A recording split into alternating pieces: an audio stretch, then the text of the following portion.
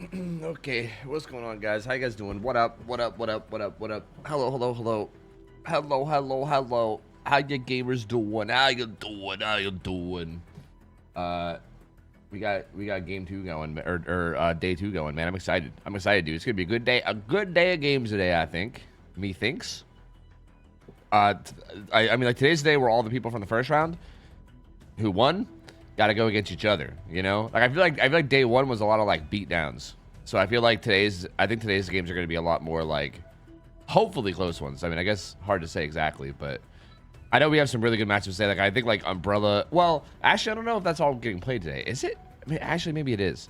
Like I know, for instance, I think like Umbrella versus Praxis Sprays. No, I think they should all play today. Actually, yeah, I'm pretty sure they should.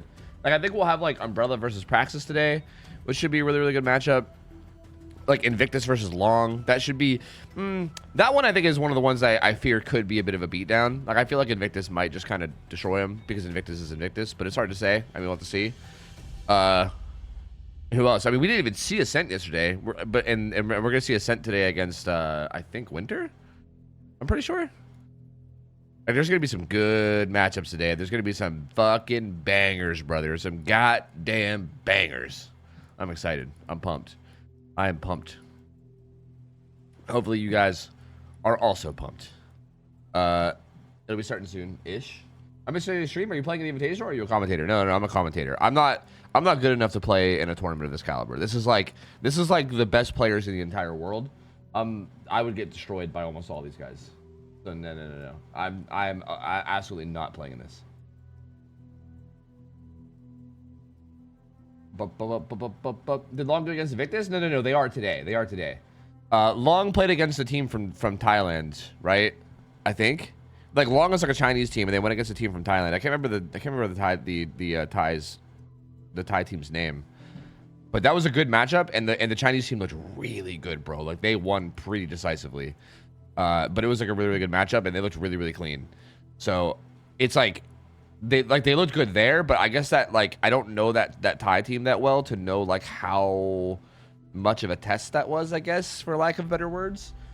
So I think it'll be really interesting to see how they do against Invictus, who like we all know is a fucking ridiculously good team, right?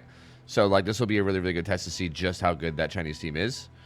To be real with you, I still fully expect Invictus to win. Like if we're just gonna be perfectly blunt, I don't think the Chinese team is like has a good chance of like winning, but I think if they even put up like a really good fight, like if they just do like solidly, like or like if they can take like one of the sets, that's gonna be like really impressive, honestly. Because even that is like really fucking hard to do against Invictus, bro. Invictus is such a disgustingly good team. What's up, Mustard? How's it going? Requiem, yeah, that's right. Thank you. Yeah. Umbrella, I thought they blew up in Raccoon City. Yeah.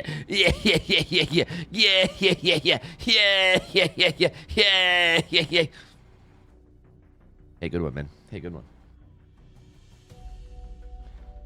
Tiger broke Crazy 3Gen versus Nightlight Nurse. Yeah, but that wasn't the exact same team. Like that was like the World Cup team. I'm not sure how exactly. I'm not sure exactly like the team that is compared to ours now. Also, no, I think you have that backwards. I'm pretty sure that was Nightlight's team that broke the 3-gen against the Thai Nurse, is it not? I'm pretty sure you have that backwards. I'm pretty sure Team Poland broke the 3-gen against Taps Nurse. So, yeah, no. I'm pretty sure Nightlight 4K'd them in World Cup, if I'm not mistaken. So, yeah, I don't know. But still, either way, like, they were definitely a good team. I don't think so. I mean, you can go back and check. I'm almost positive.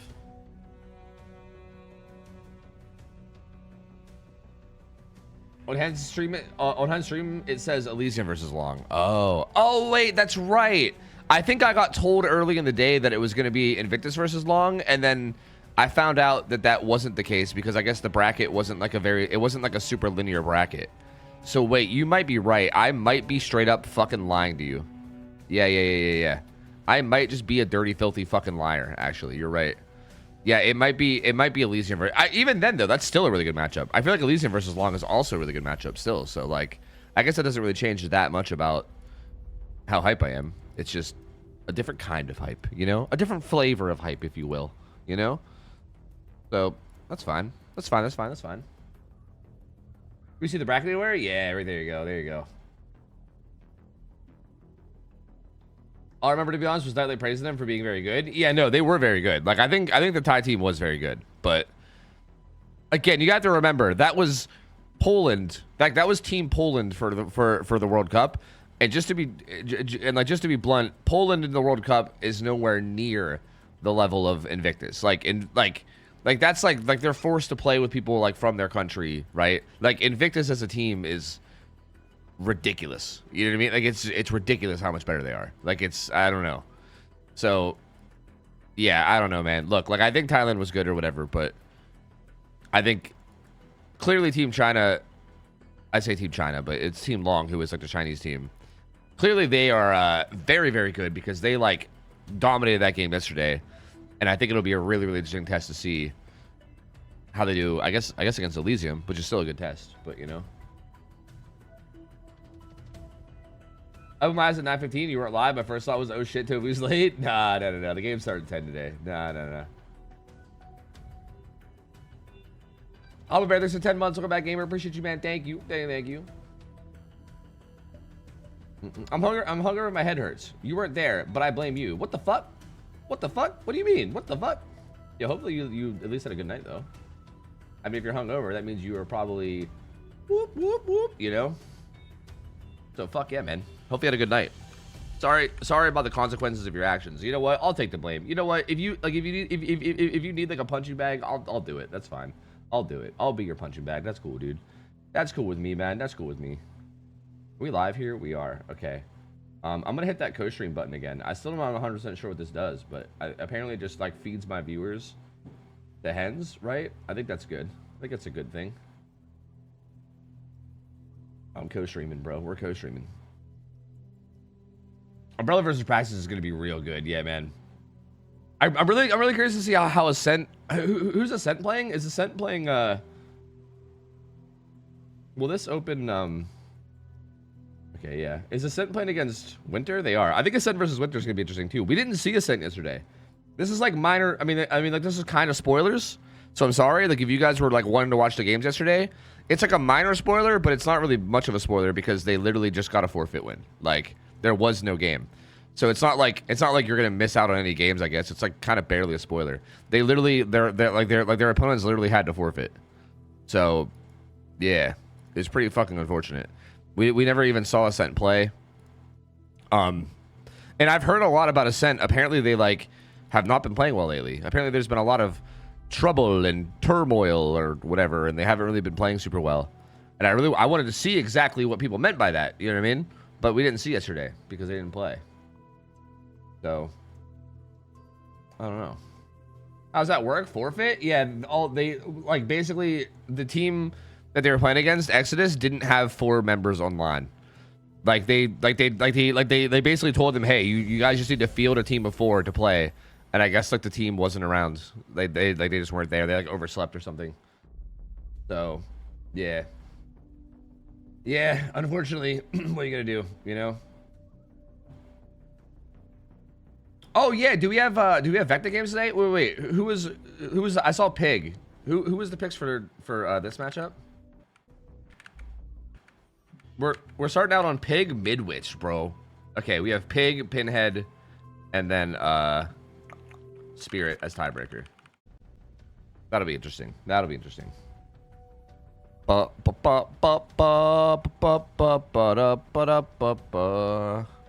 Triple Vecna today. Oh shit, bitch. Yeah, every match other than this. No, wait. This one's supposed to be Vecna.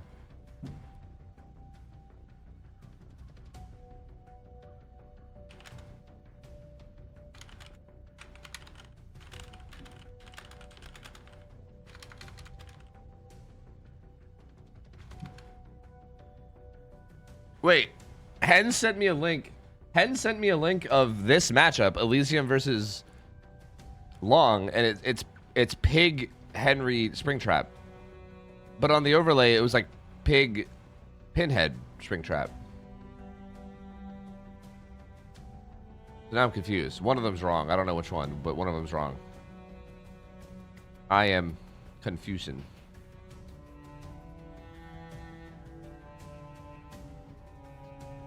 Sun versus Winter? Yeah, no, Hen sent me like an image and it shows. Oh, no, I guess the live image is wrong because he sent me another one.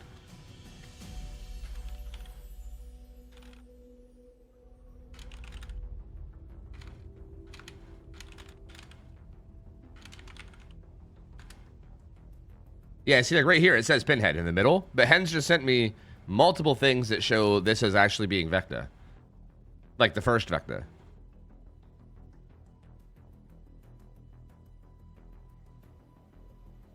So yeah, apparently that might be a Vecna matchup, apparently. He tweeted the Henry one? Yeah, he tweeted it, and he also just sent me a screenshot of, like, his Discord. Or whatever. Yeah. He said, yeah. He said wrong on screen. Okay, so it is Vecna. It is Vecna. It's gonna be Pig, Vecna, Springtrap.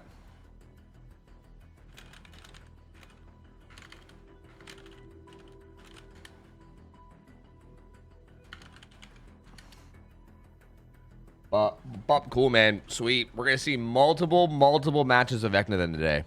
That's fucking sick, bro. I'm so curious to see how this goes. I'm so curious. I feel like this can go like multiple different ways. And I'm so curious which way it actually ends up going. I don't know. It's gonna be spicy, man. It's gonna be spicy. Saying the first Vecna is so confusing. As in the first Vecna or the first Vecna released? You know, the first one. No. You get me the first one. Yo, J-Tip, just good to see you, gamer. How you doing? Hello. Yeah, I feel like I haven't seen your name in a while. Is it one of them, like, my schedule's terrible for you things? Yo, good to see you, gamer. What up?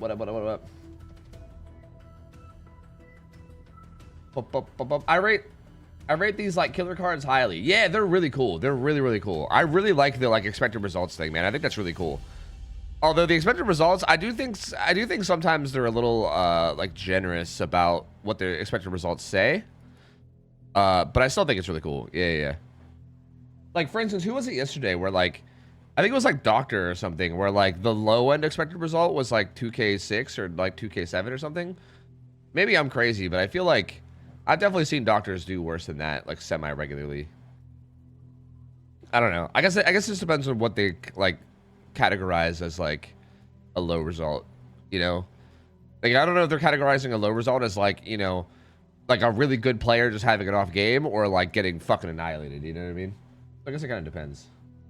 Was expecting ping from China to Europe? Probably like 200. 200 plus probably is what I would expect. But it could be as low as like 180 depending. If like there's really good routing and shit, it could be as low as like 180. Like, for instance, I connected to Japan and I got like 150 with exit lag. So it could be something like that, but it's definitely most likely higher. Hi, Jaded. How you doing? Hello.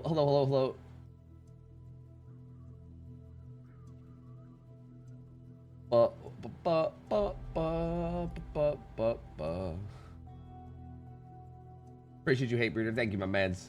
I appreciate you, gamer. Yo, Hama Bear, I might have missed your resub earlier for 10 months, gamer. Thank you. I appreciate you. Thank you.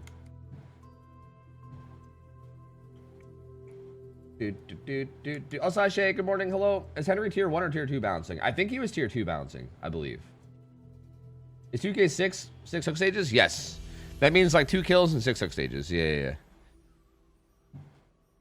How many Henry picks we got? A lot, Ralph. Apparently, from what Hens told me, it's like 3 out of the 4 sets today have a guaranteed Henry. He sent me, can I show this image on screen? This. He sent me this. Which is, The resolution's kind of bad, but yeah. Henry. Sorry, that's not Henry. Henry. 3 guaranteed Henrys, apparently. So, that's exciting. That is exciting, man. That is exciting. Crystal Blue, what up? How you doing? Hello.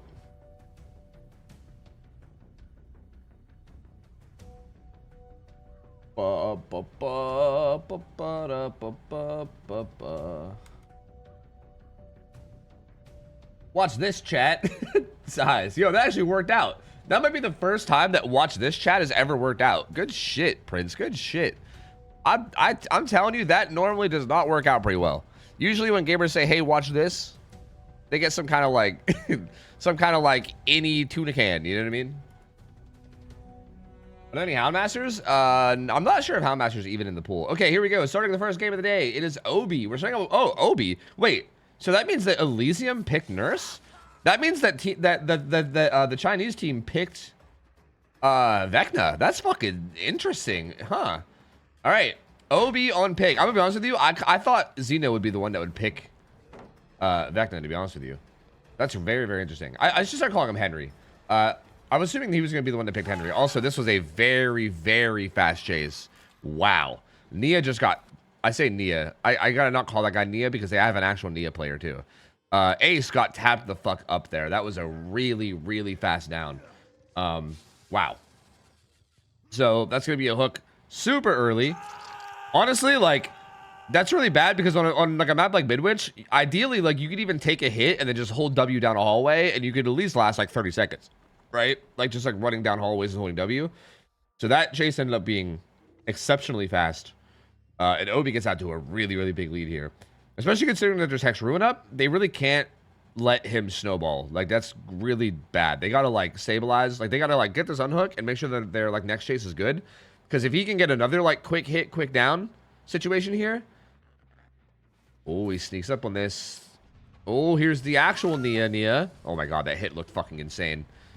If he can get like second down quickly, this Hex Ruin's gonna get out of control, bro. It's gonna regress the fuck out of everything. They broke one of the totems, so Undying's gone. But we'll see. Oh. Catches him going for the unhook. Uh-oh. This is gonna be a 1-for-1. Not ideal. They don't get this for free. And he can put Ace into deep wounds. Oh, he's actually just gonna follow him. Wait. 15-second borrowed time who? 15-second borrowed time who? He's just gonna go to the God Palette, right? Yeah, he's gonna go to the God Palette. Okay, he puts him into deep wounds. I mean, yeah, I don't know what Obi thinks he's gonna do following this motherfucker around for fucking 15 seconds. Like, what the fuck? 15-second borrowed time, bro. Like, what in the fuck are you, what do you think's going on out here? To be fair, though, that Ace can't really get on a gen, right? He's got deep wounds first off that he has to get rid of, and then he also has to start taking off his hat, so that he's going to be off gens for a while. Someone else is going to have to get off gens to come get this unhook. This is where Ruin's going to get real fucking stupid, bro. This is where it's about to get real stupid. Because gamers are like, I mean, I'm assuming this Nia might stick that gen, but I'm pretty sure Obi knows about that gen. Oh, Ace is going over there too. I feel like there's a pretty good chance that Obi goes there. Like, that's the whole way across the map. Like, that hook was at, like, 1, and that gen was at, like, 7. So, like, that's literally corner to corner away. But he is going. It's literally this gen right here. It's quite literally that gen. He's on his way to it. And that's where both Ace is. Actually, I think he might have saw Ace going in here. This is both where Ace is trying to get off his hat. And, oh, no, that was Nia. Never mind. Yeah, Nia's here, and Ace was also somewhere over this way, too. I guess the Nia just didn't see him coming.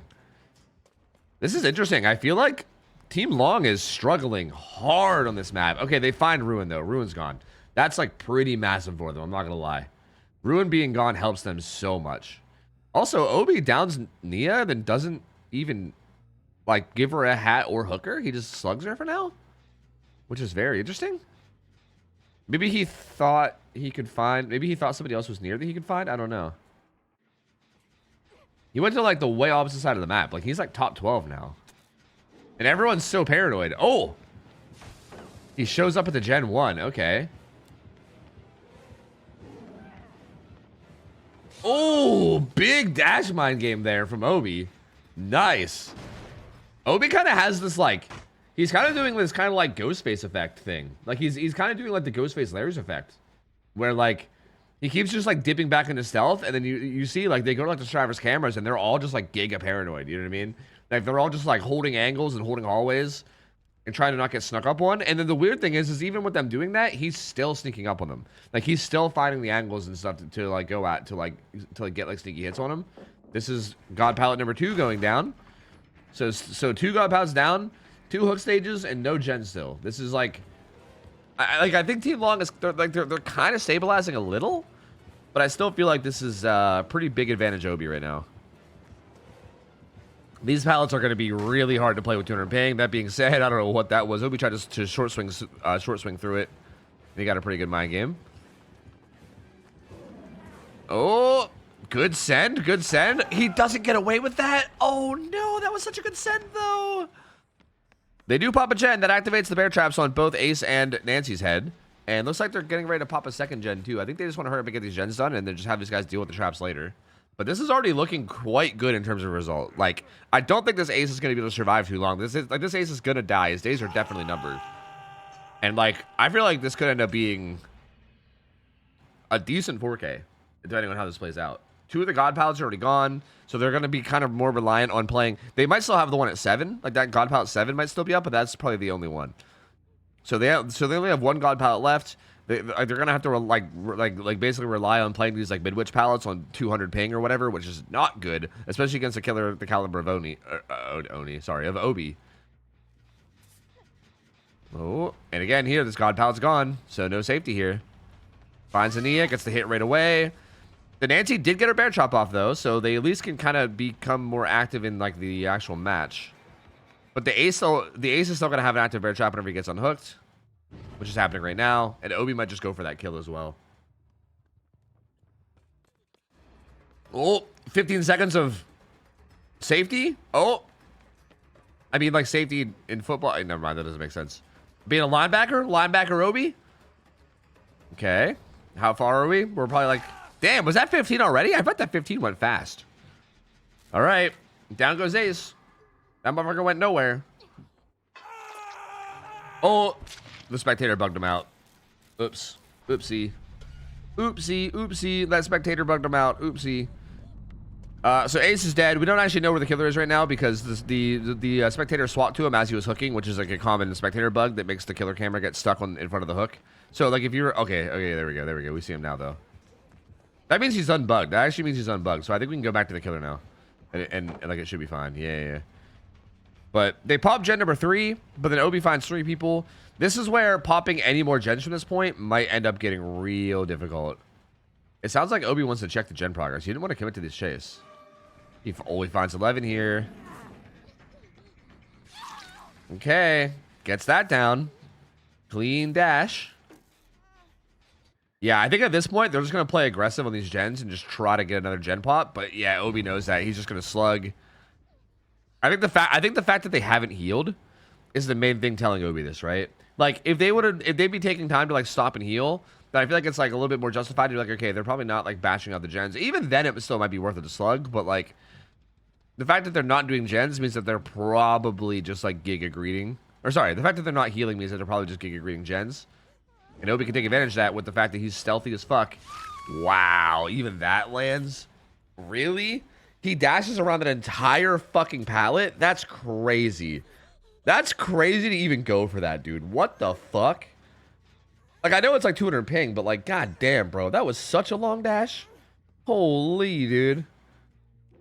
All right, puts a trap on Sakuda and then puts him up on hook. I do think Obi kind of goofed up a little bit by not quickly putting a hat on the guy he slugged earlier. I think it was that Nia. Like, I think he downed that Nia way earlier in the match and then didn't put a hat on him. And then he also didn't put a hat on that 11 there either. Like, I feel like throwing bear traps on the people that you hat, like, or the people that you down and slug, like, why not? You know what I mean?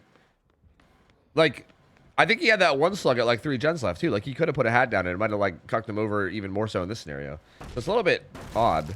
Yeah, the add-ons are Last Will and Workshop Grease. Those are like the 2 add-ons that you'll see often. They're both dash add-ons. It's like more movement speed during dash. And then, like, faster charge time and recovery. So, it's just both dash add-ons. Yeah. Oh, okay. I don't think that's going to land. 11 gets away from that one. They did heal up, though. They did heal up.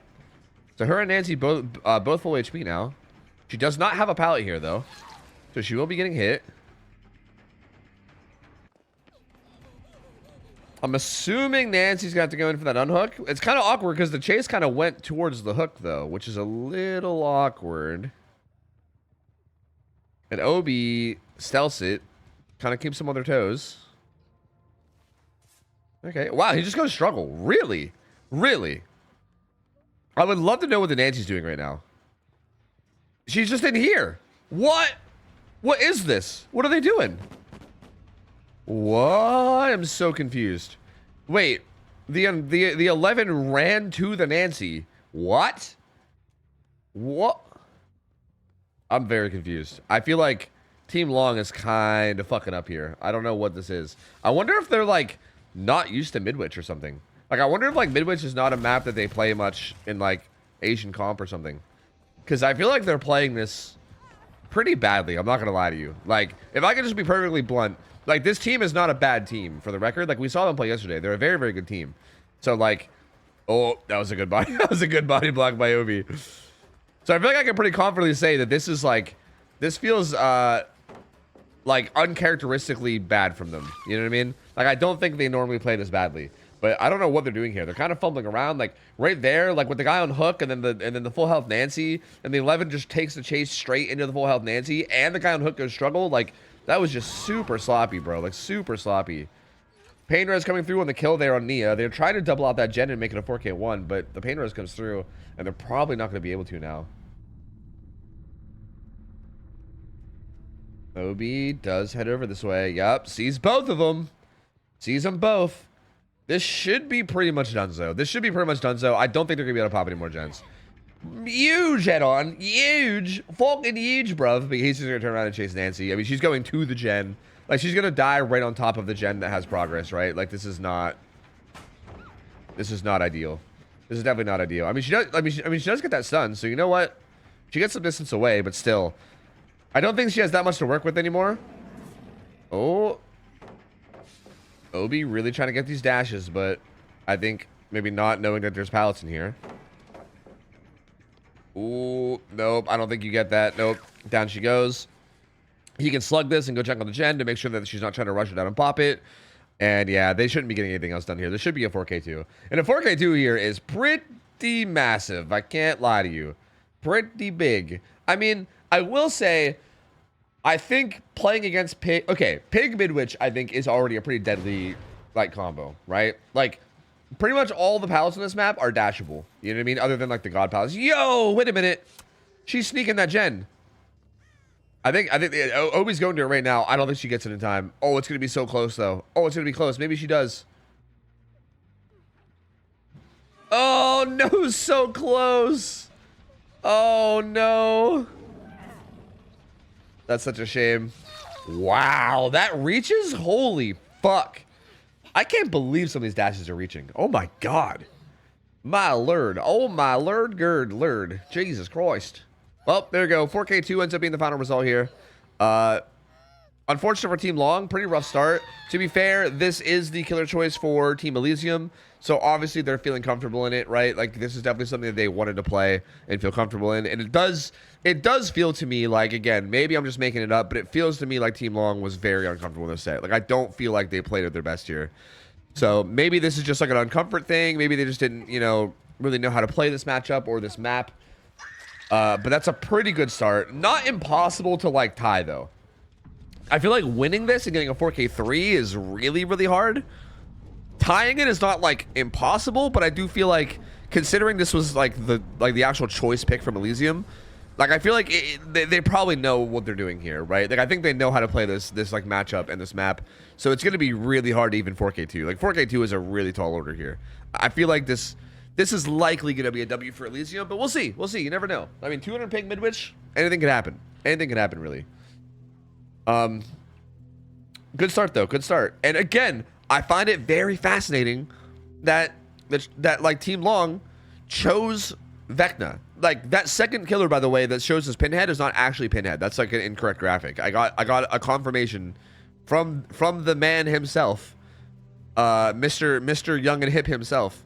I got confirmation that is a like typo. No, not a typo. What do you call it? It's a mistake on the overlay, and that's actually meant to be Henry. And I'm really, really curious to see how Henry does, bro. Like, I'm so fucking curious about it. Like, this is, like, probably the thing that has me the most interested in this entire tournament is seeing how these, like, high-level teams play around the new killer. It's going to be so, so interesting.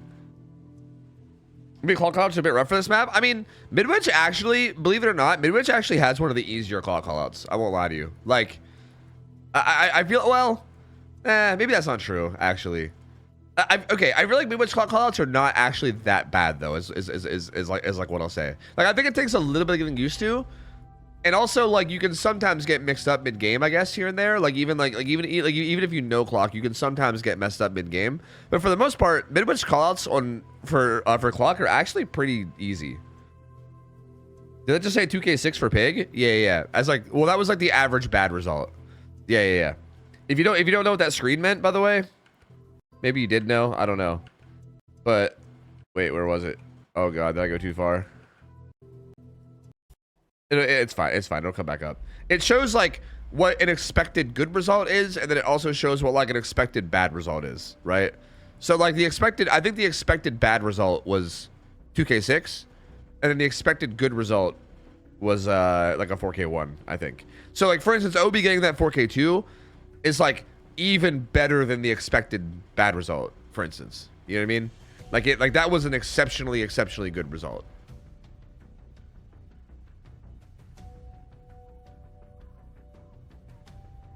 Indoor map callouts confuse me. Yeah, I do think Midwich. Okay, the thing about Midwich. Okay, I guess I should say the thing about every single like maps clock is that you use like like what's the word, like landmarks. You use like landmarks to kind of like orient yourself and like know where you are and know what you're doing, right? And Midwich has a lot of landmarks. Like there are a lot of things on Midwich that you could use to orient yourself. Like there's like the god palace at each corner is like a like static spawn, right? Like the library will always be 1. Like the corner hallway god palette will always be 11. The bathrooms are always 7. The infirmary is always 5. The piano room is always upstairs 7. The classroom is always upstairs 12. Like there's a lot of rooms on Midwich that are guaranteed 100% spawns, and then also both exit gates being like pallet exit gate and window exit gate. Like once you learn those landmarks, it's actually like insanely easy. Like you can spawn up, just like take a look in the hallway and instantly know where you are if you know that map well. So like I feel like that map is hard at first, but it becomes really easy with time. I feel like maps like Gideon Meat Plant are the ones where like, bro, good luck ever learning clock on Gideon Meat Plant. That map's a fucking nightmare. Like genuinely a fucking nightmare, bro. Fuck trying to clock call out on that map. No, thank you. No, thank you. I'll pass. No, thank you. I'm good. Thank you very much. Is this the first game? Yes. Well, this is the second game of the first set, if that makes sense. Like, we're not going into the Henry set yet. We're going into the second pig game. So, but yeah, I mean, this is the first set, though. So, kind of. Yes. Sort of. I suppose. Yeah.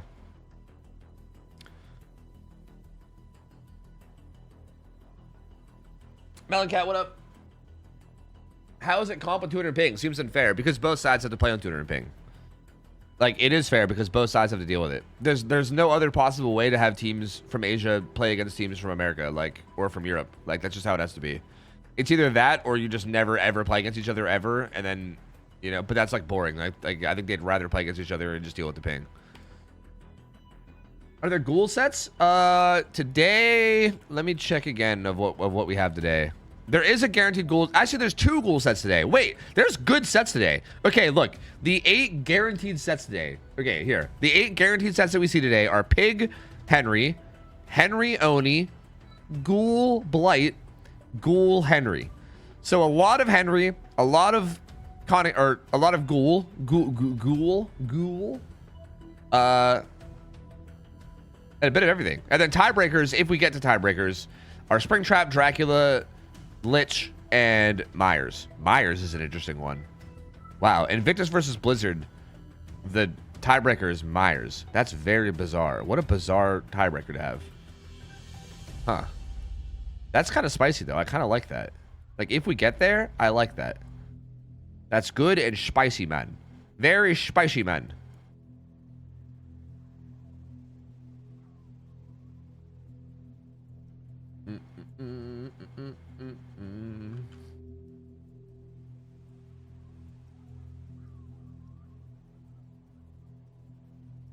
Why does it show a Cenobite? I think it was just a staff mistake. Is all it was. That's all it was.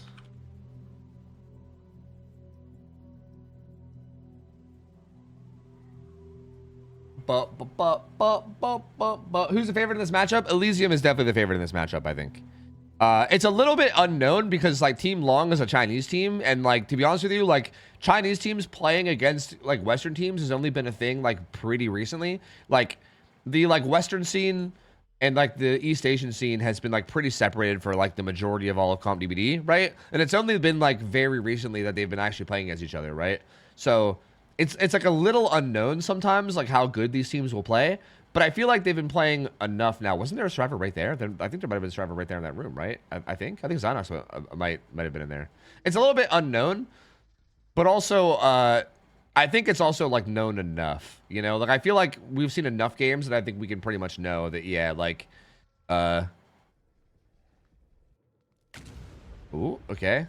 I think we've seen enough that we know that like it seems like the really like top like Chinese teams and like Japanese teams and like Thailand teams, they're very, very good, but they usually don't beat like Invictus or Elysium or like really, really high end. Like they're really the top three, like the top three teams in like the world are still basically like Invictus, Elysium, Praxis, right? Like they don't seem to do well against them typically. So yeah, I think Elysium is still the favorite here, but it's definitely not like a guaranteed thing, right? Like they're definitely the favorite on paper, but anything could happen, you know? That being said, it's kind of funny that Xeno is not here. I wonder if he overslept. It's definitely very possible that Xeno overslept. Because why the hell is Xeno not here? I feel like Xeno is always, always, always playing if he's here. That's very interesting. Because also, does that mean Obi's going to play all the killers too? Like, I hope Obi... I think Obi... You know, Obi strikes me as the type that would play Henry, to be fair. But yeah, I don't know. I don't know. I guess we'll see.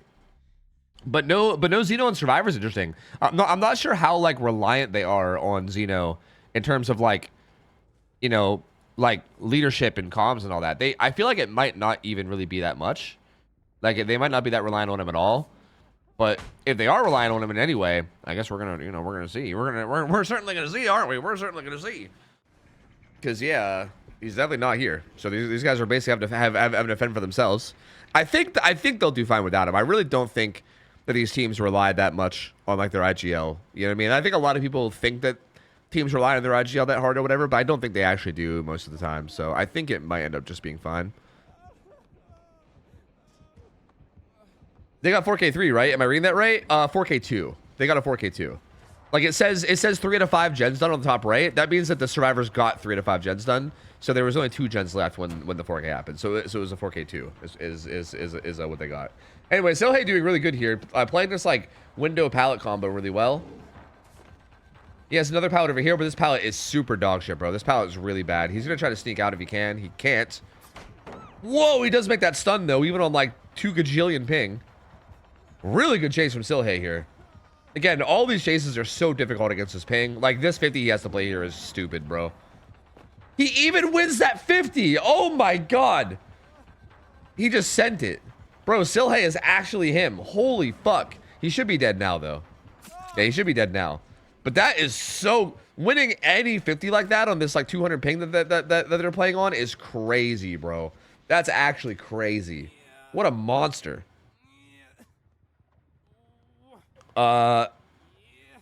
Ping's going to be hooking right here. They do pop 1 gen, so Sohei will have an active trap. But we got to remember that the win condition is just popping 4 gens. 4 out of 5 gens popping is win con. They do pop this one too, so they're halfway to win con now. Cynox kind of coming back. I think they weren't sure whether they wanted to stick that gen or not. Oh, Avon there for the unhook. Okay. So Sohei off hook now. Can go try to start getting his bear trap off. Killer is here in this bottom hallway, so they're gonna they are gonna know the position of the killer. They're running into the hex totem too. Pedro taking that hit. He's gonna go downstairs. He has another window. Okay, he has another window into pallet. Although this is a dead classroom, so. Ooh, good patience from Pedro. Oh, unfortunately loses that 50 though. Very unfortunate. A lot of these vaults are going to look really silly. And you might be like, why did he vault that so late? Like after the killer clearly doubled back. I think it's important to remember that they're on 200 ping, right? Like it doesn't look that silly for them most of the time. Like usually for them, it looks like a good vault. But then, you know, like the ping desyncs it from like what we see. So yeah. Yeah, I mean, yeah, he also could have tried to like stutter vault, but there is like a clear difference in like what they see versus what we see too, though. Like that's also a big thing as well. Like we don't always see the same thing they do because of the ping. Looks like they're holding hallways right now. Not sure where the killer is. Knox back in front of Hook, so they're gonna know now. Sohei still trying to get his hat off. I think they got rid of Ruin, right? Yeah, Ruin's fully gone, so that helps a lot. Ruin in these pig sets is like Such a killer, bro. It's such a killer. Like, you absolutely have to get rid of that. Oh. Yvonne gets found and hit. Everyone's injured now, so that's getting a little spooky, bro. We're getting a little spooky. This set could absolutely get out of control once everybody starts getting injured. Like, this definitely could start to spiral. Zynox is just doing a gen top 7, but that's right above the killer right now. You know what's funny? This killer's name is Pig. That's not like an Anon mode thing. This killer's name is Pig, and they're playing the Pig. That means Elysium chose Pig into the killer whose name is Pig. That's pretty crazy. Oh, this is really bad. This is really, really bad. This is really, really, really bad. Wait a minute. Oh no, this is very, very bad. Oh no. Oh no, no, no, no, no, no. I can't believe they both just stuck that, not having any idea where the killer is. That's a crazy play from them. To not know where the killer is at all, and being injured, and then both just sticking an objective in that room that has 0 safety is crazy. Oh, brother. I mean, to be fair, Silhey kind of had to. Like, Silhey like didn't really have a choice because he had like a bear trap. So, and also for the record, Silhey might be dead to that bear trap. Like, that bear trap was filling up a lot. Like, it was very high, right? Like, I mean, that has to be his last box, you would think. Like, I think if he can get up and search that box, maybe he lives. But if Pig can even just pay attention to when Silhey gets picked up and go and harass him, he might be fucking dead, bro. Like, he might be dead. And Ivan dies too. Bro, I was talking about how this set most likely just goes to Elysium. But they fumbled this so hard. Holy. Uh-oh. Wait a minute. Yoda comes into Zynox. Again, Silhey is like basically out of play. Like, they can't really pick up Silhey and have him do anything. Like, he can't really like for instance, if they go pick up Silhey, he can't go pick up Yvonne. He has to immediately get that bear trap off. And if Pig was really paying attention, and I think they might have been, they're going to go harass him. And he might die to his bear trap. Look at it. Look at it. Dude, Silhey's going to die to his bear trap. Pig's actually playing this so smart. Pig, like, recognizes the scenario. Like, Silhey right there had to just stick that. He has no choice. He has no choice. His bear trap is way too high. And he literally has to just stick the box. Silhey's fucking dead, bro. He's basically just dead. Yeah, he's essentially just dead. And we're still at 3 gens left. And look at all this pressure, bro. Nobody can survive the 200 ping ping. The 200 ping pig. Silhey gets picked up again. Oh, wait, Silhey maybe gets this. Wait, they're currently in the exact opposite corner. They're currently at 1, and this is happening at 7. Silhey, he might get it. He might get it. Oh my God, saved. Oh my God, saved. That might have saved the whole game. That might have saved the whole game for these guys. The pig is here, though. And he's going to go down again, but he's at least not dead right now. Like, he can get, like, another bear trap. He can get put on hook and be put on struggle state. But he's not fully dead right now, at least. So that's at least something, right? Whoo, brother. Whoo, brother. God damn, bro. And now they're resetting. This comes in. I believe that was pain res too, right? But they're right here, bro. They're right here. They're resetting right beside this hook. Oh, and final to Zynox. That was so good by Pig, bro. Pig's game sense and like knowing where people are is so impressive. Like, he does such a good job of it, man. And now everyone's here, bro. Everyone's just like holding W away from this.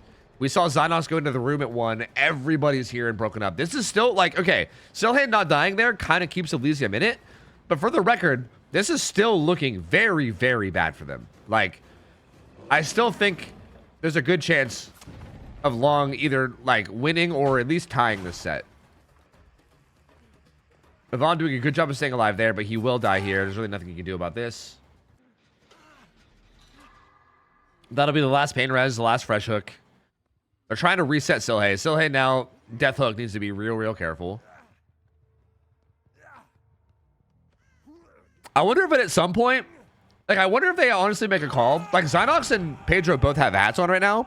I wonder if you literally make a call to go, like, I'm so curious how this goes. I'm so curious if I can go, like, watch the stream and hear their comms. I wonder if they call to play for a tie. Because I feel like maybe, like for instance, right here, Pedro was on a gen. He wasn't, like, getting his hat off. Like, I feel like they probably do, right? I feel like it's like, dude, we're so fucked. Like, this game has gone so bad that I think we just have to play for a tie. Like, we have to literally just hope for the tie and just play for that and, you know, Not like even try to get a 4K1. Just go for a 4K2. Because yeah, I don't know if a 4K1's happening here. Like even the 4K2 might be hard to reach. Like they might not even be able to get there. What's the ping? The ping's like 200. This is a Chinese team playing against a European team, so the ping is like 200.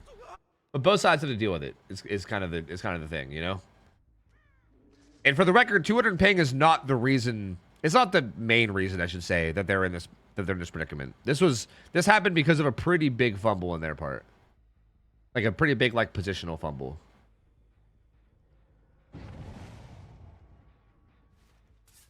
Seems like they're kind of getting it together now. They definitely calmed that killer going into 7 and going upstairs, and Yvonne definitely saw that coming. The drop down, they calmed that as well. So it seems like they're getting a little bit, they're doing a little bit better of like not getting snuck up on right now. That landing is crazy though. Holy dude. God damn, brother.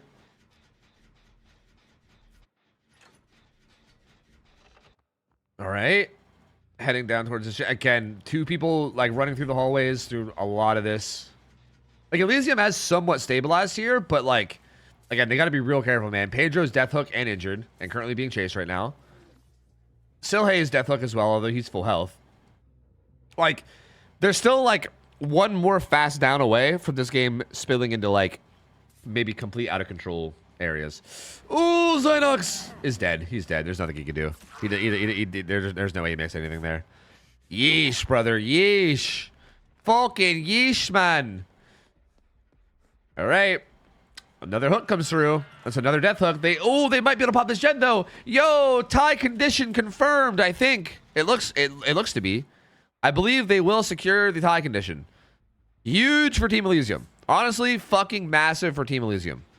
That does a lot for them. So there we go. They do just stick that in the killer's face, and they will be able to pop it. So tie condition at least. They cannot lose now. It can only be a tie. So there's at least that. But I do think this will probably be a tie. Maybe they can sneak out another gen. Is there any gens with high progress? I don't think there is. Yvonne was in a locker there. That's spooky. Or was he trying to force lock? Oh, he might have been trying. Oh, there is a gen with a high prog. Very high prog. I think. I think Yvonne was trying to force locker for that. Wait a minute. They could still do this, but they have to be really aggressive. You can see Zynox literally has an active bear trap on his head, and he's still sticking a gen. Like they are like, okay, we're either gonna win or lose this in the next like 2 minutes, right? Like there's something is happening in the next 2 minutes, whether it's a win or a loss. Something is happening. They are just sending it. They're like, it's either we pop this gen or we fucking die. Like it's one or the other. I kind of respect it. They're just going full aggro. They just really want that 4K1. And we'll see. Zynox's gen is high, bro. There's no way he's soloing that. That has to be a double at least. That has to be at least a double, right? Look at how fast that gen is going. That's definitely a double. And yeah, I think they're gonna pop. I think whatever gen they're doubling is gonna pop. I think Pig got way too concerned. I mean, yeah, they're doing a really good job. This is really smart for them. Like they're just playing really aggressive. Like they're playing like stupidly aggressive on this gen. And yeah, there you go. The gen pops. Elysium wins it. Wow, bro. That was a really good heads-up play from them. To recognize that they were like in a position where they could just play they had good gen progress there, and then they had no gen progress anywhere else. But they recognized with how high that gen progress was that they could pretty easily just like play giga aggressive on that and just play into killer's face and be like, yeah, we're gonna pop it and what are you gonna do about it? And then like basically as long as you're doing that to a gen across the map as well, then the killer really just has no options. Like the killer really just has no options, and yeah, they basically have to like they can't leave that gen and go protect the other gen or else it pops. And if they stay there like they did, then the other gen pops. Like it's just a win-win for Elysium. So that was a really good way to pressure that out and get to that win con last minute. Very impressive. Wow. I mean, this was, to be fair, this was equally impressive from the killer from Long here though. Like the fact that this was so insanely close is also saying something, right? Like, considering this was Elysium's pick, and, like, you would think that they were, like, super comfortable in it, right? Like, it would make sense, like, logically. It's their pick. It's their choice. They should be really comfortable in this kind of a set. They, like, fumbled around a lot, and this killer did a really good job of taking advantage of their fumbles and really, like, maximizing the value of it.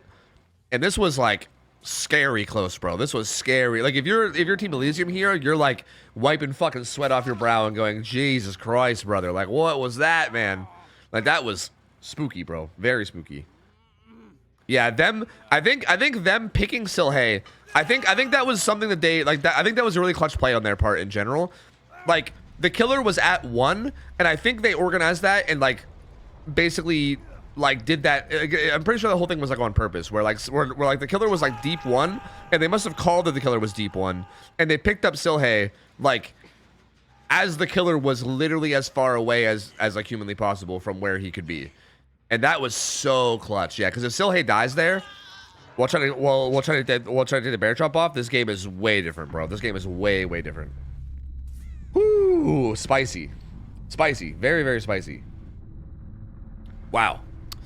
Again, keep in mind this was Elysium's pick. Okay, so like depending on how much you believe in this kind of thing, like I mean, some people say that that kind of thing doesn't matter. Other people think it does. But oh, is there some kind of difficulties? Regardless, I do think it's going to be very interesting going into what is now the pick from Team Long, right? Like, this should be their comfort pick. After this match, we'll restart the bot. Okay, so they must be having issues with something, I guess. That's totally fine. That's totally fine. Vecnussy time. True, bro. We're going to be going into some Henry games. This is the thing I'm the most excited for. This is the thing I'm probably the most excited for this whole fucking tournament. I can't lie to you. Well, I don't know if I'd say this whole tournament. Yeah, maybe, actually. Maybe this whole tournament. This is my first time seeing Henry played in comp. So I am so fucking excited for this shit, man. I can't fucking wait, man. Oh, I can't fucking wait. Oh, it's going to be so good.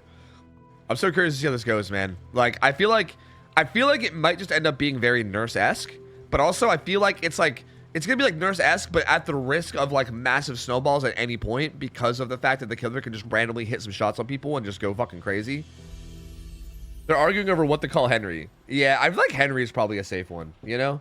Like, Henry is very, like I don't think you get, I think what's going to happen is that going forward, people are probably going to call Henry and call Lich. You know? It's going to be Henry and Lich, I think. It's probably the way to do it. Like, I just don't think Vecna's going to work anymore. Vecna's going to be Witch Vecna. You know what I mean? But Henry, you know exactly what you're talking about. Lich, you know exactly what you're talking about. I don't think anyone's going to call him the first either. The first is kind of like... Because again, it's kind of like chat was saying earlier. Like, you say the first, you're like, you know, Vecna, the first. Like you know, like the first Vecna. And they're like, okay, well, you mean like the Vecna that released first? Or you mean the one who's called the first? Like, even that's kind of confusing. So yeah, I feel like Henry and Lich. That's my prediction here. That's my prediction here. Sorry for them questions, but is there 4 sets since each team picks a killer? And then it's best of 3, 4, or is it overall gens / hooks? There's 3 sets. So each team picks a killer, and then there's a tiebreaker as well. So there's like, okay, but by 4, okay, you said 4 sets, but I think you meant 4 games. Yeah, like there's basically 4 guaranteed games, and there could be up to 6, right? Because, yeah, for each killer that's picked, right? Like, for instance, Pig got picked. Both teams take a turn playing as Pig and also playing against Pig. So every killer that gets picked, there's 2 matches played, right? They each take a turn on each side. And then, yeah, it basically goes off of 3 win conditions, right? Like, the first win condition is gens done. Like, if one team, like, for instance, that last game, one Survivor team got 4 gens done, the other one got 3 gens done. So there you go. That's win con. Like the team that got, the team that got more gens done just wins that outright, right? The second win condition is hook stages. Like, say they both get 5 gens done. At that point, it's like which killer gets more hook stages. And then if that's also a tie, there's one more tiebreaker win condition, which is fresh hooks. It's like how many people have been hooked for the very first time. So that's basically how they determine the winner. And yeah, they play like 1 game of each. And there's also a third set that's a tiebreaker in case it's like a tie. And yeah, that's pretty much the whole shebang bang. Yeah. That's pretty much the whole shebang, I believe. So hopefully that clears it up. If you have any other questions, feel free to ask. Who won Pig? Elysium. Elysium won the Pig game, man. It was very close, man. It was very, very close.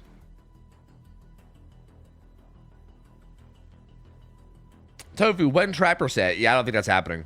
I don't know if you were here yesterday when I was talking to Hens about this, but we were talking... me and Hens were talking about the idea of, like, really obscure sets, right? Like having sets in that are like kind of odd and like not really like what people see and trying to like force variety. And he was talking about the fact that I think it was like the last tournament he did. He like put in like a set that was like, it was like Trapper. I think it was like a Trapper set where like the Trapper had no restrictions at all. Like he could run literally anything. And I think the survivors had to play like completely perkless. So it was like the most harsh balancing you could possibly have towards survivors, basically. And he like put that in as a set. And he also put it in every single pool. Like he had it set up so that okay. So like the way it works is that the killers are presented 7 killers, right? Like each matchup is presented 7 killers, and then they pick and ban. In that particular tournament, he set it up so that if a killer didn't get picked, they would just go to the next like team's like pick and ban. So basically, the Trapper set in question was in every single pick ban pool, right? Because nobody picked it, so it kept moving on to the next one. It was literally available for every single team to pick, and nobody chose it, bro. Nobody chose it. Everybody chose to ban it. So like, yeah, things like Trapper sets, as funny as it is, and as funny as I would love, as much as I would love to watch it, you unfortunately just can't really force that kind of thing. Unless you literally were just like, hey guys, this is happening whether you like it or not. We're not even doing a pick ban, you're just playing this. But I don't think they'd be very happy about that, you know? Like you can give them the option, but gamers are just not gonna play it. You know what I mean? Like you give them the option, but people are just gonna be like, yeah, no, we're good. We're good. Yeah, you know, Trapper set, nah, we're gonna stick to what we like, actually, you know? So I respect it. Oh, here we go. Here we go. We got Pig on Henry. He's got roller skates, and is that the exhaustion add-on? What even is? Is that the exhaustion add-on? I don't even know actually. What is that blue add-on? I know roller skates is haste coming out of Undergate. He goes Undergate right away. He's got ruin. He's got pain res. And he's got turn back the clock, bro. He's got the mind control. This is really hard to avoid with ping, by the way. But holding W in a straight line for Yvonne worked pretty well there. First hit comes through though. Second hit does not come through. The Undergate attack is really hard to avoid with ping, man. Like ping makes that significantly harder. So that's an important thing to keep in mind here too. Doesn't hit that one either. Okay, Yvonne does a really good job of like holding his distance there and not getting hit. And not giving power. So the killer needs to get somebody to 2 stacks in order to get power. So Yvonne getting away from that and only having 1 stack, very, very good. Silhane now in chase. Jukes into that one. Okay. What a fast vault. Oh my god, what a fast vault. Juicer fucking fast vault. Oh, but he does get hit twice. That's power start, power beginning. And there's another hit. Okay, that's Mangled and Hemorrhage on hit. Okay, that's what the add-on is. It's like sloppy on hit. Okay. That's what the blue add-on is, so we know that now. And he immediately goes into Undergate. Doesn't follow up with that. Goes straight to Shaq. Oh, finds Pedro, and there's the hit. Like I said, ping makes that really hard to avoid. And Pedro gets hit by the Undergate. They do pop 1 gen down here at like 5. Is anyone is anyone listening to the headphones? I'm curious if anyone's on clock. Somebody like pretty much needs to be on clock. I'm guessing it might be Zynox. And there's a quick 2-tap, bro. Yeah, Zynox is on clock. All right. I mean, a lot of this is going to boil down to where they die, right? Like, for instance, right here we saw Pedro. Basically, he bolted towards like the top right side of the map, towards like 1 o'clock on the clock. So I would assume that means that they're going to be trying to get gens done on the other side of the map, right over here by like Shaq. I know they had some progress on Shaq. So that most likely is what that means. Like they're most likely going to try to be doing gens far away. Wait. How did he know he was there? Wait, what just happened? Wait, what the fuck just happened? Wait, did he see something that I didn't see? What the fuck just happened? What? Wait, what? There was 2 people there. What? What? Wait, they just got destroyed. Wait, what? Wait. I wasn't like fully looking. Did I miss something? Was there some kind of tell that they were there? What the fuck? That was like a game-ending play. What? How did he know they were edge? Wow. Well, they're fucked. I mean, that's like a lot of downs. That's a lot of fucking downs that just came in. Like, they are hurting. We are suddenly hurting. A lot of pressure, and these are also downs in the gen setup. Like, look at these gens, bro. Look at these gens. This is like all their gen progress too. And the downs happen in these gens. Pedro manages to get away from that. I'm kind of surprised that the killer's not. Oh, so hey, Deed Seed. What?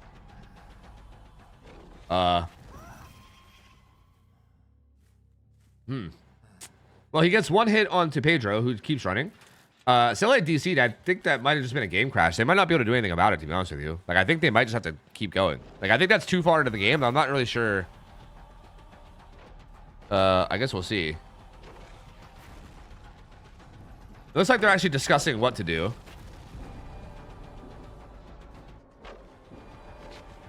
Oh, big down there. Big down there.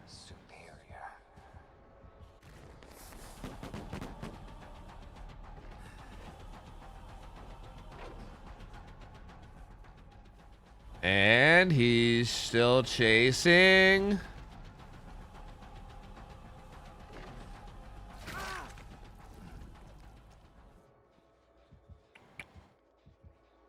Okay, I think maybe they might actually... I think they might actually go with a restart. They might actually go with a restart, which honestly, I would respect the fuck out of that call if they make that call. I would respect the fuck out of that. I think they might go. I think they might go for it. It's a little bit far into the game, but I feel like there's been so much of this lately with people like crashing and shit that's like completely out of their control that I feel like it might be fine. I mean, this was a pretty fucking pop-off game for Big though, you know? Yeah, I kind of want to go back and watch that edge map play. I'm going to do that in between games because I'm so curious what the fuck that was. That was crazy.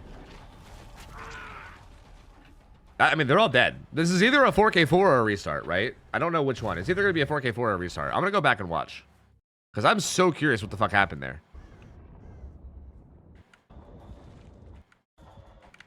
It was like, it was before this.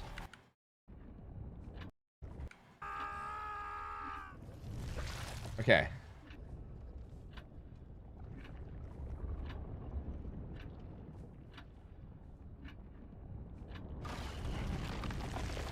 What? What?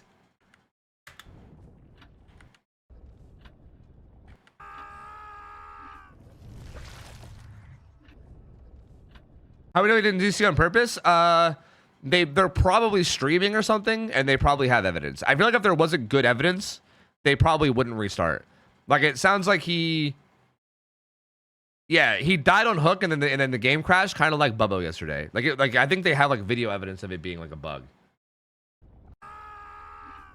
It's not hacks. Pig is known to be insane like this. I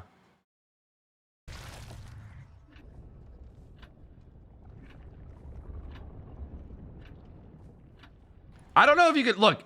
I'm not saying like, hey, let's call this guy a hacker. Like, there might be something here that I'm not getting, but this is pretty insane. Like, going directly to the exact edge map, like, set of rocks that they're at.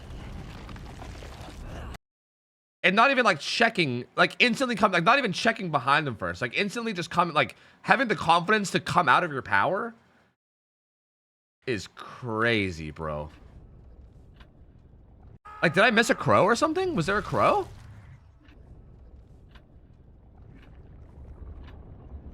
I don't think, right? I don't think there was a crow. Yeah, I don't care what anyone says. That's sus as fuck. Look, I'm not saying the guy's cheating. Like, you know, maybe it's like the craziest game sense ever, but that's definitely not. I feel like usually when killers make really good plays like that, I'm like, okay, there's something causing that. Like, there's some kind of reason that they do that. That one I cannot explain. I cannot explain that one at all. Go back even further. It's possible we saw Dustin moving that direction. I still think you guys might not be understanding that. Like, I still think the confidence of coming out of your power. Like, you don't understand that this killer, when you come out of your power like that, like if he was wrong and they weren't there, then he's just like fucked. He just has to wander around 4.4. Like, him coming out of power preemptively without knowing, without like seeing them. Unless he saw them through a wall. I guess that's possible too. I guess I don't know. Like, here, I'll see again. Yeah, like yeah. We'll go back even further. I mean, he chased. Yeah, okay, this gen pops, and he chases this guy up here and downs him. Isn't he 4.6? No, he's 4.4.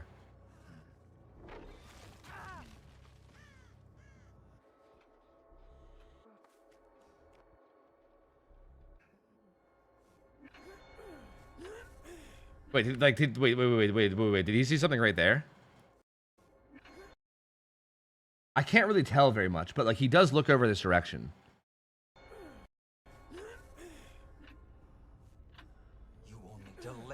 inevitable.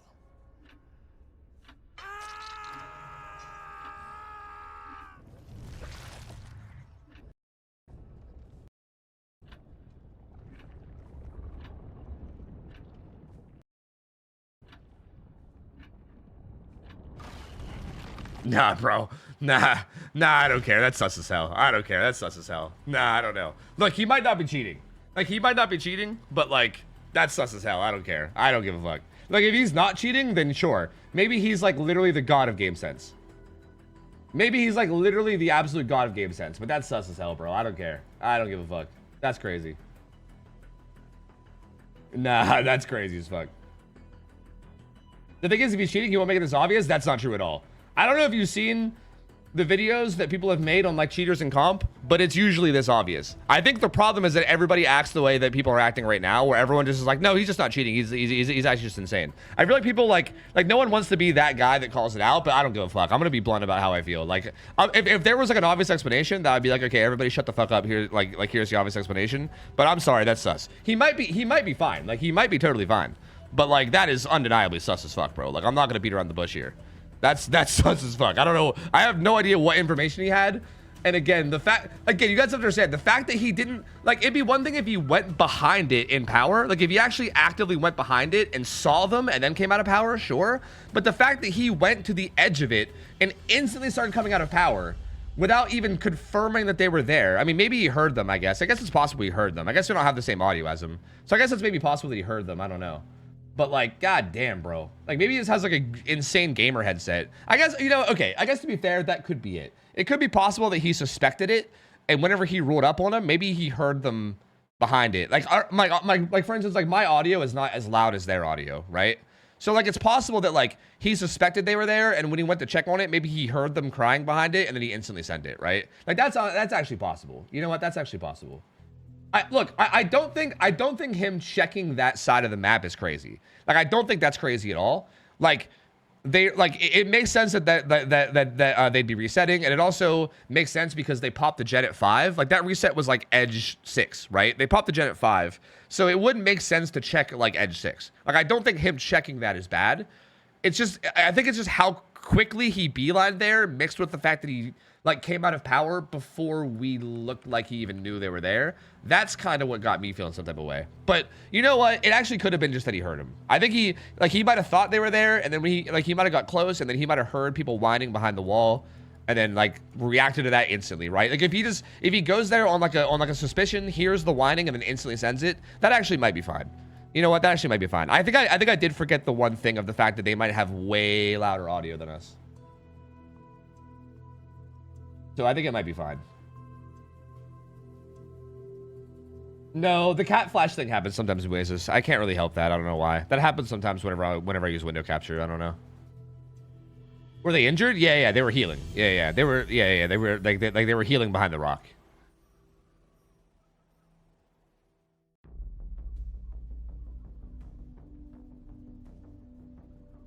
He's also playing a World Cup where they PC check every game. He's definitely not cheating. I mean, that's very impressive then. Like, that's very, very impressive. That's wild. That is absolutely wild, dude. Like, that was such an insane call to make, to go straight there. I mean, if he's not cheating, like, touche to him. Like, very, very impressive. He definitely just heard them then? Yeah. Injured, I agree. The injured and healing thing kind of made me change my mind. Again, I kind of forgot that we're like watching on like audio that is like not super great. You know what I mean? Like, our audio is kind of bad compared to like what they're hearing. So I did kind of forget about that, to be fair. So that's kind of on me. Yeah. That just felt crazy, bro. Like, in the moment, the fact that I couldn't hear or see shit and he went straight there and fucking used his power instantly, I was just like, whoa, dude, hold on a minute. Hold on a fucking second. Like, that definitely felt a little weird at first. But yeah, I think upon more review, sorry Pig, sorry guys, sorry. Look, if I see something that I think is sus, I'm gonna be real about it, okay? I'm not just gonna shut up about it and, like, you know, be like, oh, I don't want to do that. I'm just gonna talk about it. But I think you guys are right. I don't think it's actually that bad. Upon more reflection, I think it's fine. I don't think he's cheating.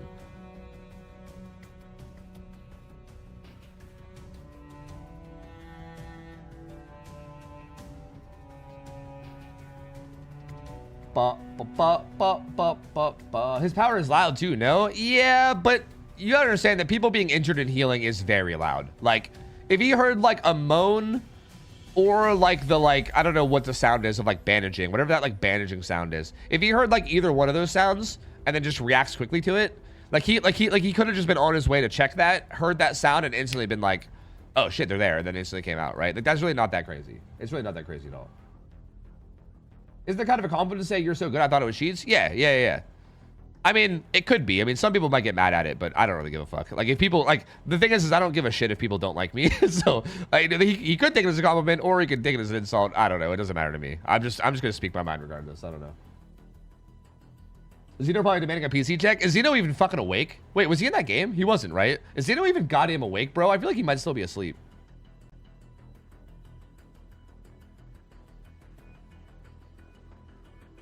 For the record, I do think they're restarting that game, by the way. For the record. People coming in here and complaining about hens or his stream are in the wrong place. Let's not do that. Wait, who's doing that so I can tell them to fuck off? Wait, who was it? Who was it? Wait, who was it? They check like deadass every game, do they, Monk? I trust them. I trust. They're not, but Pig is asked to restart. Oh. They said no crash report, no replay. Oh, they aren't restarting. Oh, so they're just taking the 4K4. Pig wants them to play Survivor again. Damn, what a guy.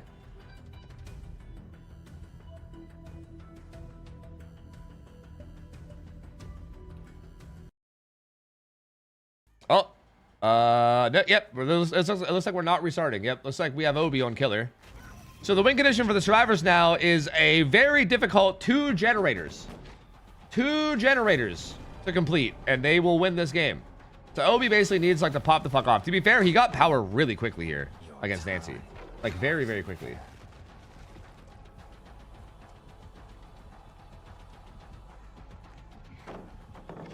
Lynn pre-throwing that pallet, which is kind of smart.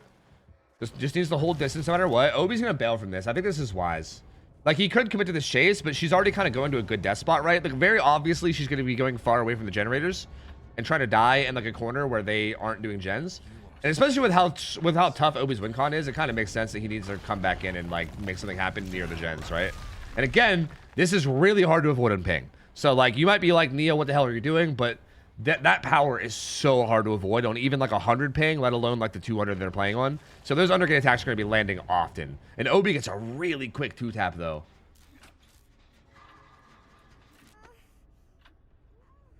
And he'll be getting a hook. He has, oh yeah, his build is built around this win con, I think. Ruin Undying Infectious Pain Res. This is like a snowball and regress everything build. You fucking love to see it. You'll love to see it. They did clock his power down to, you know, like the limit. He's got like another like 25 seconds or so in power, I think. Ooh, the head-on. The head-on from Nancy. I think Obi was sus at that locker too. I think he was getting ready to check it. So that was cutting it close. But good head-on play. Good dodges from Nancy. Hold on a minute. Oh, this Nancy. The power's almost gone. The power's almost gone. What? It's gone. It's gone. There we go. She survived the whole power. Oh, that's so good. That's such a good play for these guys. Oh, she almost avoided that one too, but gets hit. She's now full stacks. Gets hit again. We'll have to take her distance here. Is the exhaustion add-on banned, by the way, or are they just opting to not run it? They seem to all run the sloppy on hit add-on. That's interesting. I'm not sure if the exhaustion add-on's banned or not. Oh, wait, also, what's his gray add-on? Wait, what? He's not even running roller skates. Wait. What are Obi's add-ons? What's the gray add-on? Do you know? Or the brown? It is banned? I see. Ooh, the double back from Ace. Good play there from Ace. Great double back there to avoid that power. Obi sends a juke. I think that was like a juke catcher, but he didn't juke it. Nice. I mean, sends a juke catcher there and does catch him. Ooh, barely whiffs that one.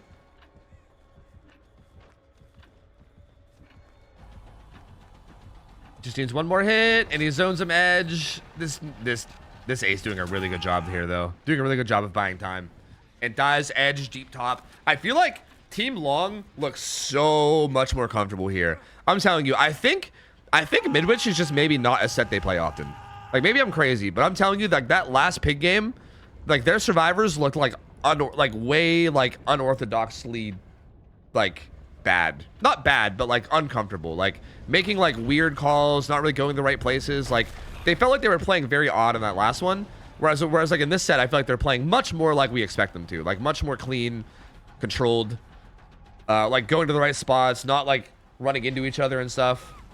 Again, I mean, Obi's kind of, like, to be fair, Obi is a beast and he's kind of popping off and getting good hits, but they're still dying in good spots. Like Sakuda there going deep edge away from the gens to die, right? Like making sure that they die far away from everyone else. Like the actual like clean macro here is so much better than it was in the Midwich game. So yeah, gen number 2 pops. That secures the set no matter what for Long, unfortunately, because of that DC. A little bit of a weird situation, but yeah, I mean, Long's gonna win the set no matter what. So we are going to our first tiebreaker of the whole tournament. The whole tiebreaker of the first tournament is gonna be coming after this. I think it'll be a Springtrap set, I believe, after this, which will be interesting. Plus 3 seconds of World Breaker for each survivor alive. Oh, is that what the brown add-on is? Oh, that's kind of good, actually. Yeah, wait, 12 more seconds? Wait, do you guys know, does that add 12 to the guaranteed time? Is that like 12, or is that 12 that can be like clocked away? It's probably to the guaranteed time, right? Because I think you get like a guaranteed minute, right? I think like the end of the clock is a minute. So I think instead of getting 60 seconds, you get 72 seconds guaranteed. Like, that's kind of good. That's like 2 or 3 more power cents, right? I feel like that's quite good. Yeah, that's a solid add-on then. That's spicy. I like that. I like that. I guess that kind of makes sense. Damn, so even with that Nancy was able to juke out power earlier too, which is even more impressive.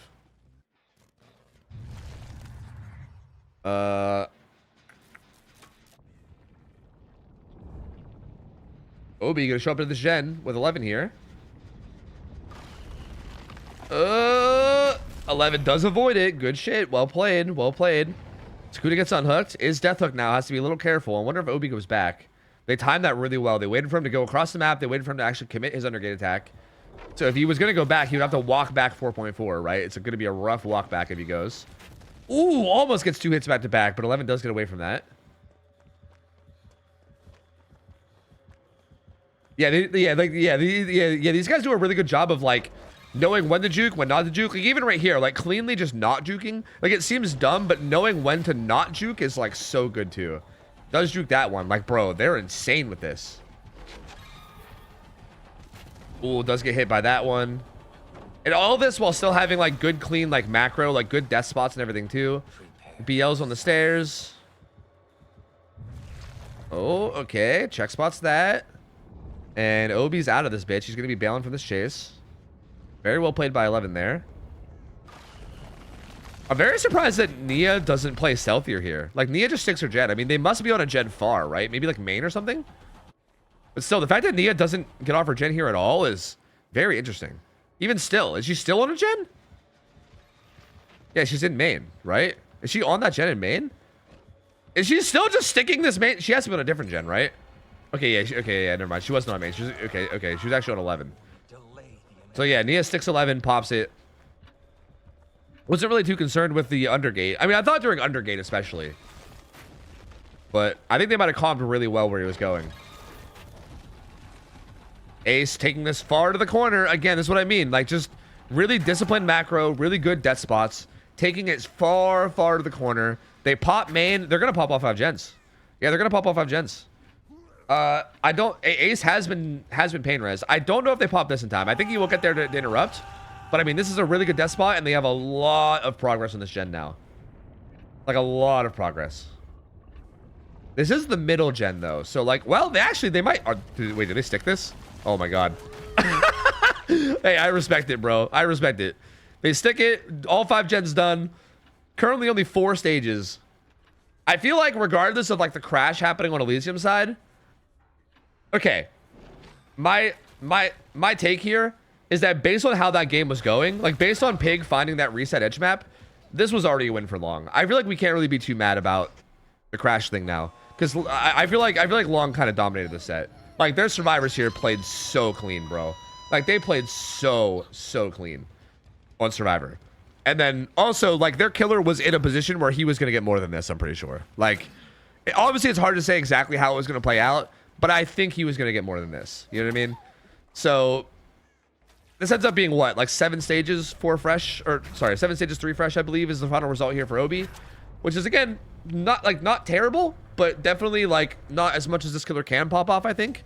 And that entire set is going to go to the way of Long. So that ties it up. We're 1-1. We are 1-1 going into the tiebreaker of Springtrap. That Springtrap one, that looks like maybe Wrecker's Yard? It's hard to tell because, like, the main building is hid behind his head. But I think that's Wrecker's. Some kind of auto-haven map, I guess.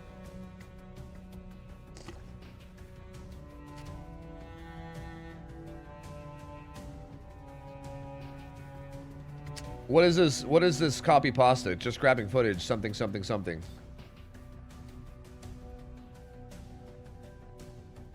What happens if winner of losers bracket win the final? Do they play again or do they just win? I've seen different tournaments do different things. I think, like, recently there was like a I heard that, like, some people were doing a thing where, like, if they have like a winners bracket and a losers bracket, the team that came out of the winners bracket, or like the team that comes out of loser bracket, has to just win like an additional set. Like if they do like a best of 5, it's like it should be like the first of 3 wins, but like the losing team has to do like 4 wins or something, like something goofy like that. Which I don't know how I feel about that. I don't know if I like that. As a matter of fact, I'm pretty positive I don't like that. But I don't know what the rule set is for this tournament exactly. I'm not sure. Like, I mean, ideally, the proper way to do a double elimination bracket is like, yeah, like if the team comes out of the losing bracket and goes to the grand finals, they have to win a best of 5 or whatever, and then do a whole nother best of 5 if they win. You know what I mean? Like, they should have to like win multiple full sets because of them being in the losers bracket. You know what I mean? Like, that's the ideal way to do it. I just don't know what the rule set is here. I didn't really check. Can we ban the nasty person? Wait, who is it? Wait. Oh, they got banned. No, I didn't see their messages. Damn.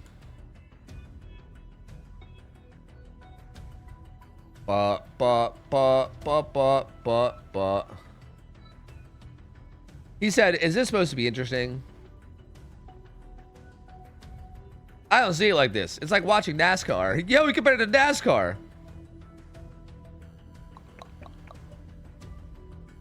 Dude is hype about someone dodging an easy attack.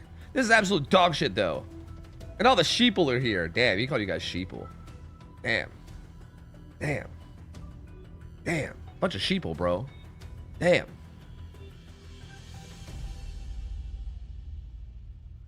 Yeah, no, that's fine, Switch. If they want to come back and be more angry, that's fine with me. I'm totally cool with that. I just think it's funny. I think it's funny, though. I don't know. I just get entertained.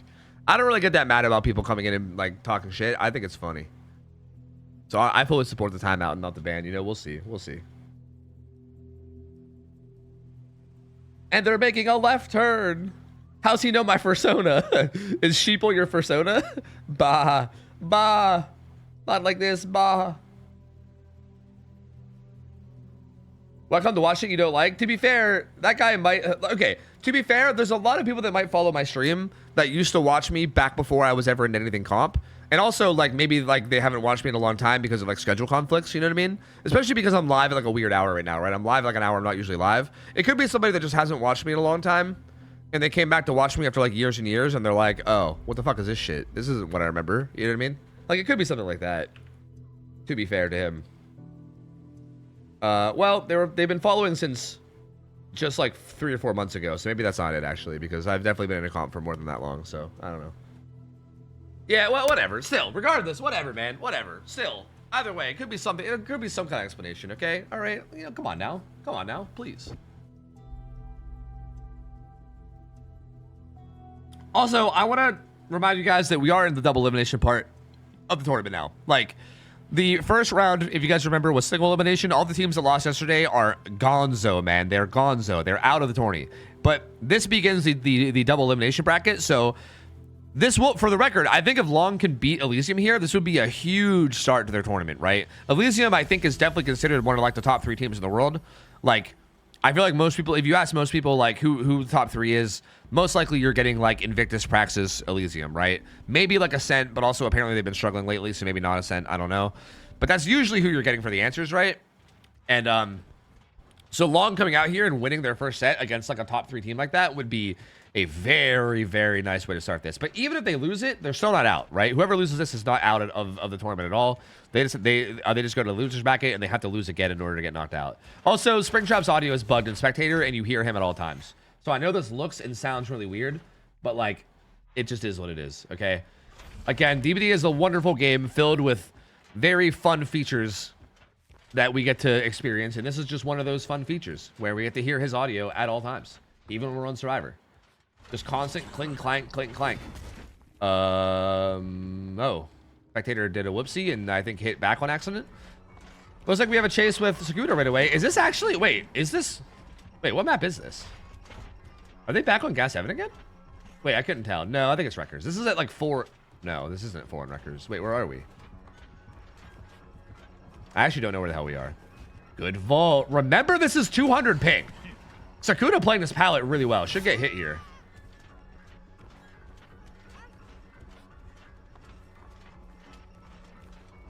I'm new here. Is that all the biggest players? Yes. These are the 16 best teams in the world.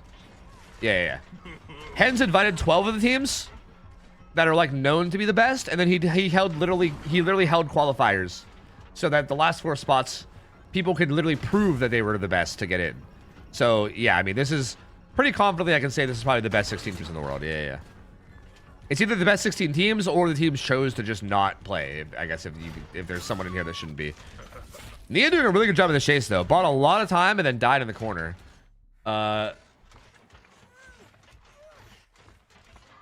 Sounds here are very weird. This does look like Gas Heaven again, right? Am I crazy? I think this is Gas Heaven again. Right? No. What? Yes. No. Where the fuck are we? It's Wrecker's Yard? Is it? So that's like 9. No, that's like 3. Oh, she died like deep 3. Okay, I see.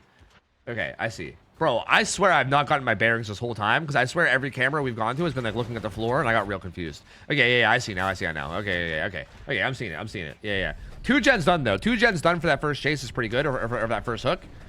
Pretty good start for Team Long here.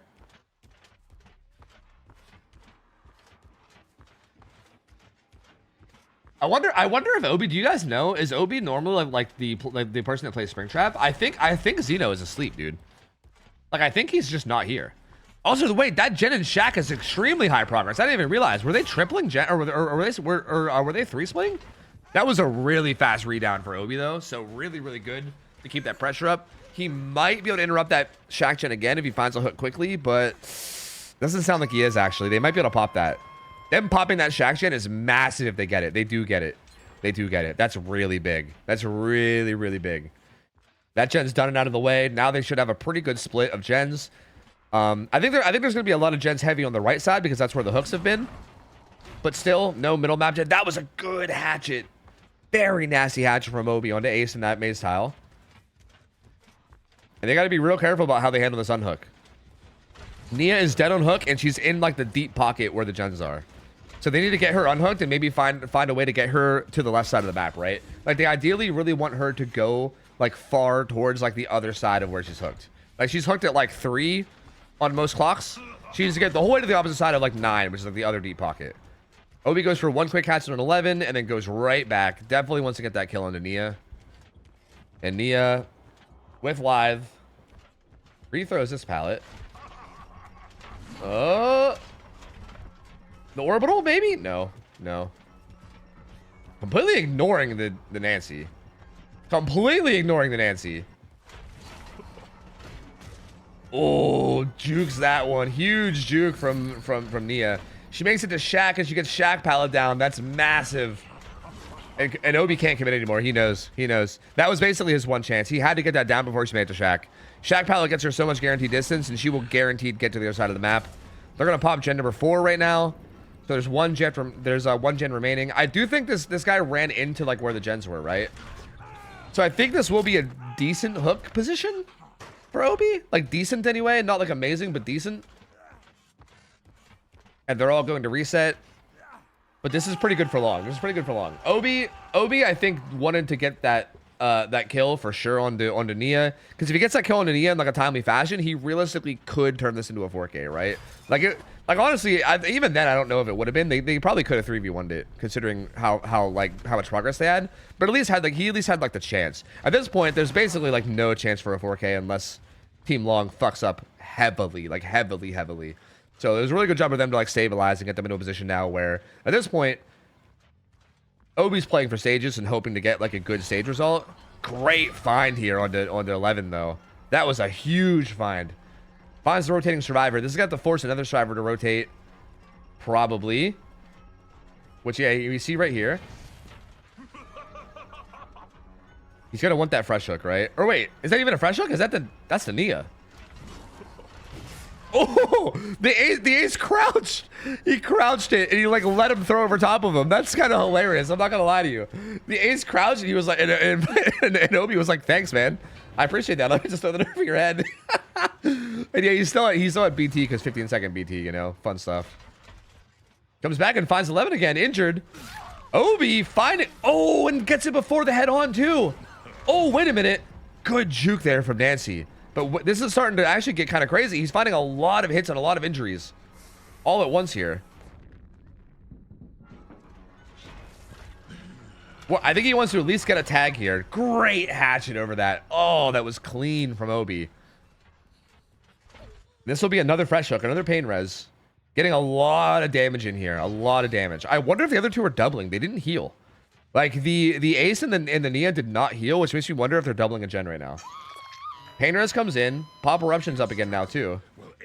I feel like they're probably doubling 6, right? I think Obi thinks the same thing, right? I think he wants to go down there. Okay, no, they are healing. They are healing. They actually were just hiding their heal. So they are healing. They just healed at the same time just now. So they actually were taking the time to reset. Ace gets spotted here. Obi goes for a pretty amphibious hatchet right there. That hatchet was practically underwater with how amphibious it was.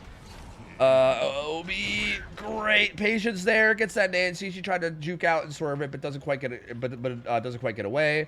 And Obi wants more. He finds Nia. Wait a minute. I was talking about how this probably isn't going to be a 4K, but like, hold on a minute. Hold on a minute. Finds this Nia and gets a hit on her. If she goes down here quick, this could still be 4K, actually. She really needs to last here. She really needs to last. This is actually getting like scary snowball levels. He's got 2 downs, or like two like people in, like basically out of play right now, and he does get the down. Oh shit! Wait a minute. Wait a minute. This suddenly might not be a Sages game anymore. This could be a 4K. Nia's dead. He still has this. He still has pain res on the Nancy over there in the corner at like 11.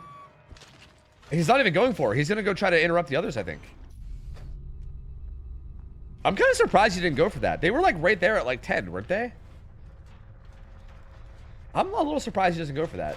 I mean, I'm not gonna try to pretend I know the game better than Obi, so like I trust his plan, I guess. But like, it's very surprised. Sends a crazy orbital there. If that would have landed, that would have been sick. I respect the fuck out of the fact that Obi just like does shit like that, bro. You know, he just sends shit. Great hit there on the Ace, predicting the side that he jukes on. And Ace is going to be in some trouble here. Doesn't get around that in time, and he does go down. That's going to be another stage on to him. The others have healed up, and they're probably going to be going into that gen to pressure like the deep 3 gen. How far they've gotten is going to be another question in general, but they're likely deep in that corner pressuring. This hook does take a while, though, to be fair. If they're doubling that gen, it's probably getting very high progress right now. Although, if they are doubling it, they might have broken away to like rotate for save, so they might not be like full sticking it. But I would guess that there should be a wow. Obi does not seem to think of the same level of urgency as me. He's not worried about that gen at all, actually. Kind of chilling and taking some time to like break pallets. Oh, catches the unhook, gets the hit on the 11, and now he wants to come put Pop Eruption down. Yeah, gen's not that high progress at all. So I mean maybe that goes to show why my game sense is nowhere near as good as Obi's. Nancy does have head on, so I think he was just maybe assuming she'd be here with head on. Oh, he TP'd right to where he thought they were resetting at like 7, I think.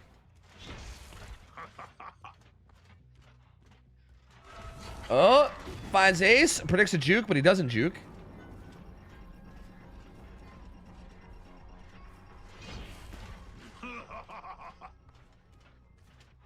What's he find here? Finds Ace again. Ace's death hook, bro. If he gets this down, oh, this bear doesn't get that. If he gets this down, pops Eruption on that gen. Ace is also running towards the gen too. So Obi can peek over at it right now. You can see he's like peeking at it in the middle of this chase. That's going to be Eruption. This is a 4K, I think. They're 4K'd. How did this happen? How did this happen? They were like so far ahead when Nia got away from that tunnel. Wow. Wow. I actually cannot believe this is turning into a 4K. This is going to end up being a 4K1. I don't think they're going to be able to pop this now. We're going into a 2v1 with one person injured. Obi already on the injured guy. Oh my god. Clean, bro. It's over. It's just over. 4K1. Wow. That was quite honestly a pretty big fumble from Team Long. I'm not going to lie to you. They were doing so well early. Like, their early mid game was phenomenal, bro. Like, did a really good job pressuring gens. Did a really good job of, like, Nia getting away from that tunnel, getting to Shaq. Big prediction on the head on, too. We saw him, like, searching for that earlier. Oh, almost hits that crazy hatchet, too. God damn. But, yeah, I feel like it was, like, a little bit of a combination of, like... Again, it must have been, like, a little bit of, like, sloppy comms. Obi really wants to hit an orbital to end this. Holy fuck. He really wants the orbital. But gets the normal M1 down. It seemed like a little bit of a combination of, like, sloppy comms. Like, the chases kind of got ran, like, into, like towards, like, 10. And then also, the Nia, who was Death Hook, kind of, like, just sprinted up, like, near where the chase was happening. Like, if Obi didn't see Nia at that, like, mid-map area, this game would have been fine. Like, I think a lot of this boiled down to the Nia playing a bit recklessly while Death Hook. Like he got that down on somebody at, like, 10, like, mid-game, and he turned around and Nia was just right there at, like, mid-8, and he was like, oh, okay, and he just, like, chased her and got the kill. It was, like perfect positioning for him to be able to bring it back. You know what I mean? Like, they just all went to, like, the exact right spot for him to be like, oh, perfect. Like, look, a fucking golden opportunity. And then he just took it. So wild, bro. Wild. Very unfortunate for Team Long, man. I feel like they had that. That was looking like it was going to be like a 6-stage game if they would have played that a little bit more clean from the spot they were in. Like, that was a really, really good spot. But Obi, to be fair, credit to Obi, did a really good job. I mean, they gave him, like, a very minor opening, and he definitely took advantage of that very minor opening and pulled away with it. So that is wild, man. That is wild. We'll see now what Elysium can do. I mean, again, we saw Pig is a crazy good killer, bro. Like, he's so crazy good to the point where I was, like, investigating him for cheating just a minute ago because I was like, I couldn't believe some of the shit he was doing. So this killer player is very good, man. Like, I feel like Pig has been impressing me. He impressed me a lot day one, too. Like, this is a very, very good, impressive player. And I don't think Elysium is out of this. Also, Xeno is, like, not here still, right? Probably. I think Xeno might still be asleep. Which also, I don't think is doing them any favors. I mean, Xeno is, like, definitely... I mean, I would assume Xeno is, like, their main IGL. I would assume most practice sessions probably happen with Xeno. I mean, that's if they even practice at all. To be fair, I don't think they're fully reliant on Xeno. Like, I think all high-level players can, you know, IGL and calm in some way. You know what I mean? So I'm sure they'll be fine without him, but they still probably would be better off with him here for sure. So, I don't know how much that'll affect things. Don't tell me Xeno's asleep. I'm assuming he's asleep because he didn't play in any of the previous games. We haven't seen him on Killer, and we also haven't seen him on Survivor either. Like, he's not played in any of the 5 games we've seen. And knowing Xeno, I don't think Xeno is the type where he would be like, no, it's okay, I'll sit out. No, I'll sit out. You guys can play without me. Like, that's not really the Xeno way. You know what I mean? That's not the Xeno that I know. You know what I mean? Pedro's a fucking insane IGL. Is he? I could definitely believe it. I think I've played one singular pug match with Pedro HC before. I think. I remember, like, back when I first, like, started getting into comp, I think, like, I played with, like, Angels, Xeno, and... No. It wasn't Angels. It was, Hens. It was Hens, Pedro, and Xeno, I think. Or maybe Angels? I don't know. It was one or the other. But I definitely played with Pedro. And yeah, he definitely, like, he seemed like he was, like, good IGL in that game I played. But it's hard to say. I mean, I don't really know. I don't really know the players, like, fully well to really know. God forbid a boy wants some sleep. True. If Xeno was playing, he would 100% try to tame the pig in set 1. True. Or the Henry. Or even this Springtrap. 100%. 100%. He can't help himself, man. It's just how he is, you know?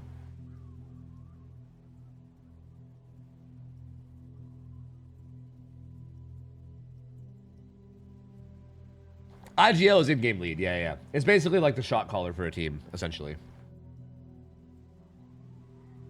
Is this Pedro and Elysium the 1v1 god? No, that's a different Pedro. That Pedro goes by just Pedro. This is Pedro HZ, who is a different Pedro.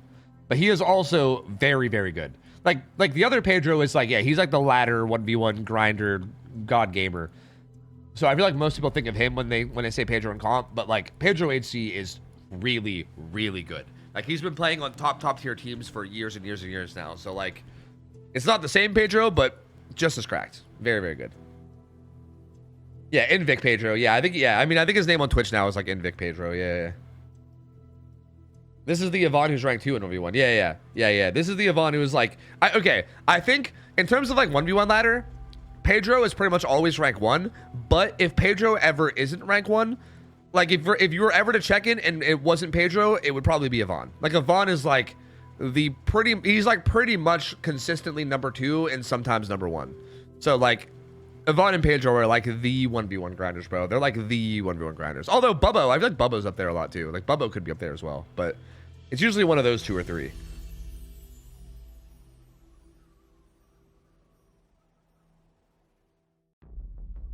And Rocket honestly doesn't grind ladder that much anymore. It used to be Rocket, but Rocket does not do much ladder anymore, honestly.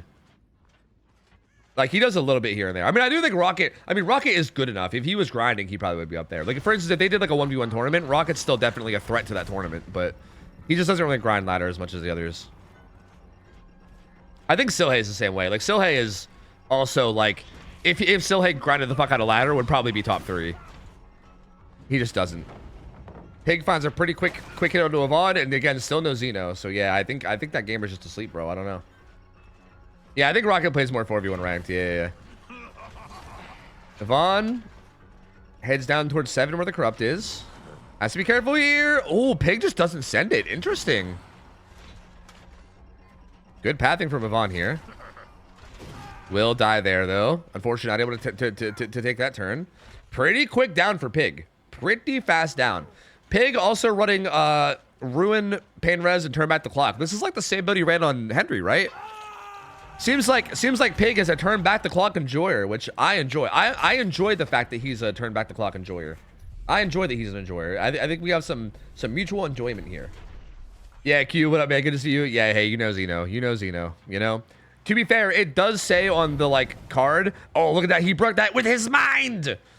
Anyway, it does say on the Elysium, like, fun fact card that their performance depends a lot on how much sleep their team captain gets. And apparently the answer today was not enough sleep because he couldn't even get out of bed, perhaps. Okay, to be honest, I'm just assuming that. I don't actually know. Like, Xeno might not know. He might not have overslept. Maybe there was something important going on. I don't know. Maybe, like honestly, maybe he's having, like, a fucking family emergency or... Like, maybe there's actually some good reason. I don't know. I like to give Xeno shit, so I'm assuming he's probably asleep. But honestly, maybe not. Great hit there on the Pedro. Tries to bait the gen, but gets a really good hit. Pig's got really good pressure right now. I'm not gonna lie to you. Goes back to the hook now. Ooh, right in time for the rotation too. Not in time to make it a 1-for-1, but does get a hit. Oh my god, bro. Elysium is actually in trouble. Elysium's in trouble. And Pig still has Yvonne here stuck.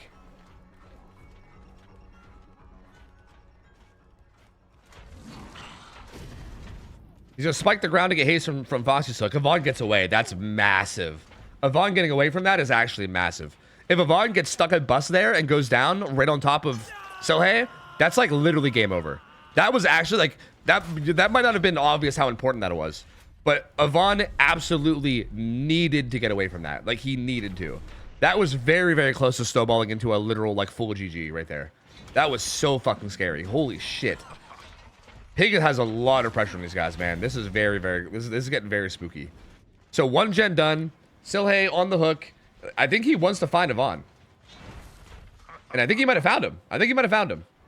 He does find Yvonne. He really wants his tunnel out on Yvonne. Beautiful hatchet there. Quick reaction to that window vault. Bruh. Yvonne finds a pretty good pallet. The Hood predicts the juke, but Yvonne doesn't juke. So unfortunate 50 loss there for Pig. Pretty fortunate if you're Yvonne. Yvonne gets a good pallet stun there too. Yvonne doing a really good job in this tunnel out chase. To be fair, Elysium needs this. They really, really need a good chase here. And I mean, who else to do it other than Yvonne, I guess, right? Oh, I jinxed him, though. Oh, right, he goes down right on top of the gen with progress, too. Oh, I'm sorry. Why did I even say anything? I should have just shut up. Oh, God. Hook here. He's going to break that gen with his mind. With his mind. He's going to get into this door. Going to go right back to 5 where he knew he saw people earlier. Survivor's here. He does not have to go for the gen kick. Wants to get some damage pressure, maybe. I think Pig is fully aware that his main... Okay, he saw the heal, though. He knows generally where everyone is now. Like, this might not be super obvious, but, like, he was chasing somebody right there, and someone else got healed across the map. So he vaguely knows that there's a survivor here, that there's 2 survivors that just got done healing somewhere probably safe. So he had a little bit of time there to pressure, and he knows that they're probably going to go for the save now, so he comes back. This is all just really, really good game sense, like a decision-making from Pig, given the info that he has. Gets a hatchet into Pedro and now follows Yvonne around. Yvonne still has 15 seconds of BT. Right double back though. The BT's running out soon and he's just dead. Dude, holy shit. Long, I think it's going to be able to beat Elysium. Holy shit. Like, the win condition right now is a 4K too, but look at this. Look at this shit. He has so much pressure. Holy fuck. We're going into the 3v1 with 4 gens up. To be fair, this is 4 gens, but I think there's probably like 2 gens with progress, right? Like that gen at 5 has some decent progress. That gen at 1 I think got completely obliterated. Like that thing I think regressed a lot. Yeah, he's using turn back the clock on this gen 5. They might have a little bit of gen progress somewhere on like a left side gen 2, right? I would assume that something over there has a little bit of progress. But god damn. Long was invited, yes. Long is like apparently one of like the top teams in all of Asia. Like they've won like a bunch of tournaments in like the Asian scene. So yeah, they were an invited team. They didn't have to come through qualifiers or anything.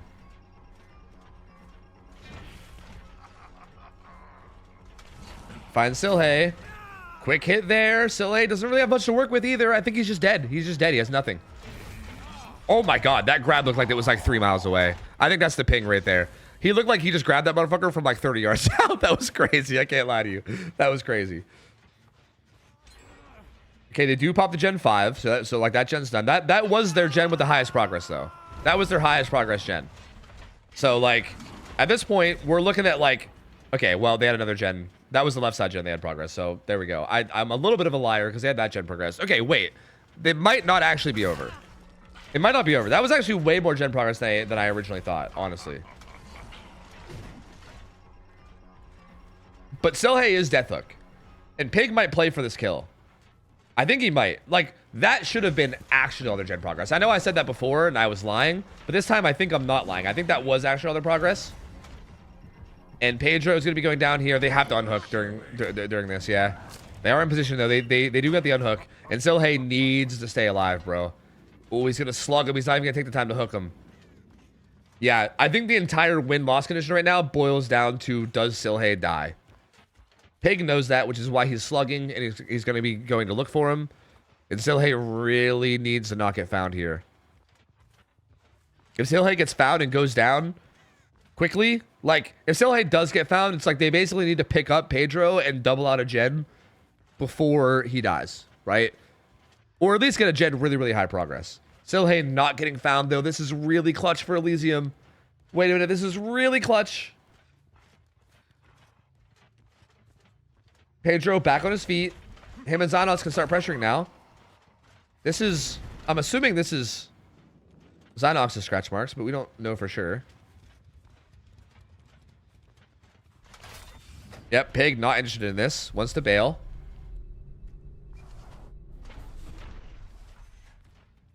Still on the hunt for Silhey, bro. He really wants to find him. He just... Okay, they just healed. They're healing, like, I think that was deep 12. It was either deep 12 or that was edge 7. Because that was near a bus. I think there's a bus both at 7 and 12. I think that was edge 12. I think my guess is that's edge 12. Pig can't find him. They both reset. He is going that way, though. He's TPing 212 right now. That was like 11, I guess, is where he TP'd. I think they might have been edge right over there, like by this bus, right? I couldn't really tell, but I think it was near this bus. And yeah, here's scratch marks, so I think it might have been. That's Xanox. Pig wants Silhei so bad, bro. You can tell. Like every time he sees Zynox, he like starts moving his camera around. He's like, no, where's Silhei? Where's Silhei?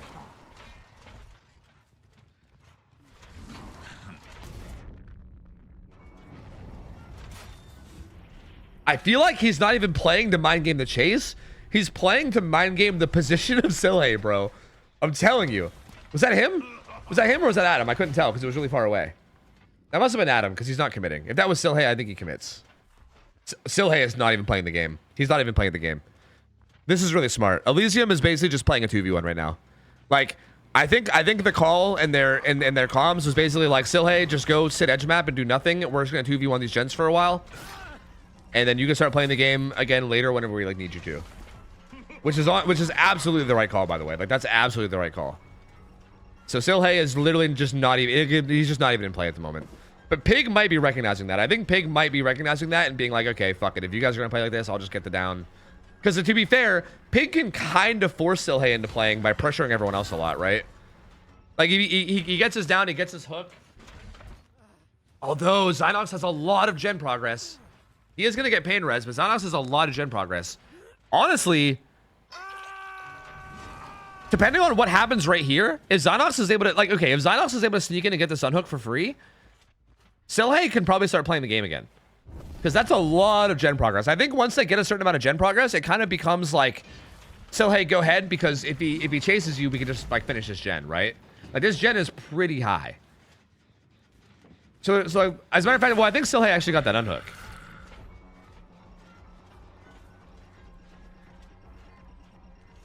A tie is not enough for Elysium. They'll lose the matchup because of total hook stages. Oh, does Long win the tiebreaker? Oh shit, do they know that? I forgot about that. I forgot that that's how tiebreakers work here. Like the tiebreakers aren't like replayed sets. Yeah. There's like tiebreaker rules where like it gets decided by things like hook stages and stuff. I think the first tiebreak condition is like hook stages. Would that really be in their favor? But every game was a 4K, wasn't it? No, it wasn't. No. They got outs against Henry. That's right. They got outs against Henry. Never mind. Yeah, you're right. Because every game was a 4K, right? The Pig both Pigs 4K'd, so that was 12-12, and then Henry was 12 to like 7, and this one would be 12-12. You're right. Yeah, Long. Yeah. Long would win. Yeah, true. Yeah, you're right. So yeah, actually Elysium's kind of in huge trouble then. Never mind. I didn't realize how much trouble they were in then. I thought it would just be a pure tie and they would like replay or something, but no, you're absolutely right.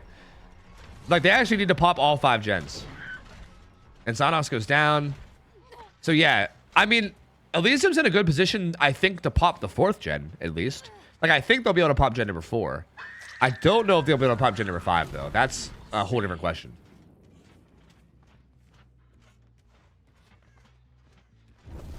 Turn back the clock there. Silhei still ratting it up. Pedro immediately gets back on that gen. Avoids that hatchet. That was really good. But this is so tough. This hook position is so good. Like, look at this. Pig can literally just sit here and camp this gen and the hook. And, like, Silhei is going to have to go for that unhook, right? But also, when Silhei goes for that unhook, Pig can maybe just commit to him. And if he does, Silhei basically has to last long enough that they pop both gens, which is a lot. Pig doesn't commit to him, actually. He's actually staying on Pedro. Breaks his pallet. Misses that hatchet, too. Predicts a juke, and he doesn't juke. Okay, Elysium stabilizing a little. The unhook comes in. They're getting the fuck out of dodge. Kind of? Was that scratch marks? Pedro gets spotted again. Pedro has to play this edge map area. This is not the most ideal place to be. Gets away from that hatchet, though. Is able to take his hit and go to bus. Why has the gen popped? Because Pig has done a really good job of, like, getting hooks near gens. Like, he's been getting downs and getting, like, pain reses and also turn back the clock procs. And then getting, like, hooks, like, near generators and interrupting gens like this, right? He's done a really good job of, like, being very aware of what they're working on and then showing up to interrupt it. And then getting downs and putting the hooks near the gens so they can't really finish the gen because there's a hook near it. Pig's just been doing a really good job of, like, preventing it. He's pressuring the map really, really well. And here we go. Silhei finally gets found after being in fucking, like, goddamn sleep mode for the last, like, 5 minutes of gameplay. Silhei finally gets found. But yeah, we're kind of at a point now where Pig doesn't even want to chase him.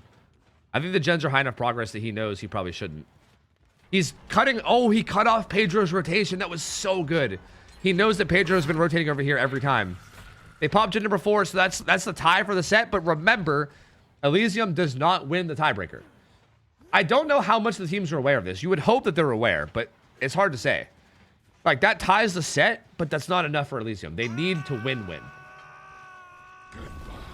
Yeah, no, they don't replay. So yeah, they have to start Shaq. They have to start Shaq is what they have to do. Oh, Basilic gets caught going for this. Wait a minute, this is really bad. This is very, very bad. This is really bad. This is really bad. This is really bad. This is really bad. This is like game ending right here. Because Zynox is injured and he's also in Shaq. We saw that he was in Shaq. We know exactly where he is.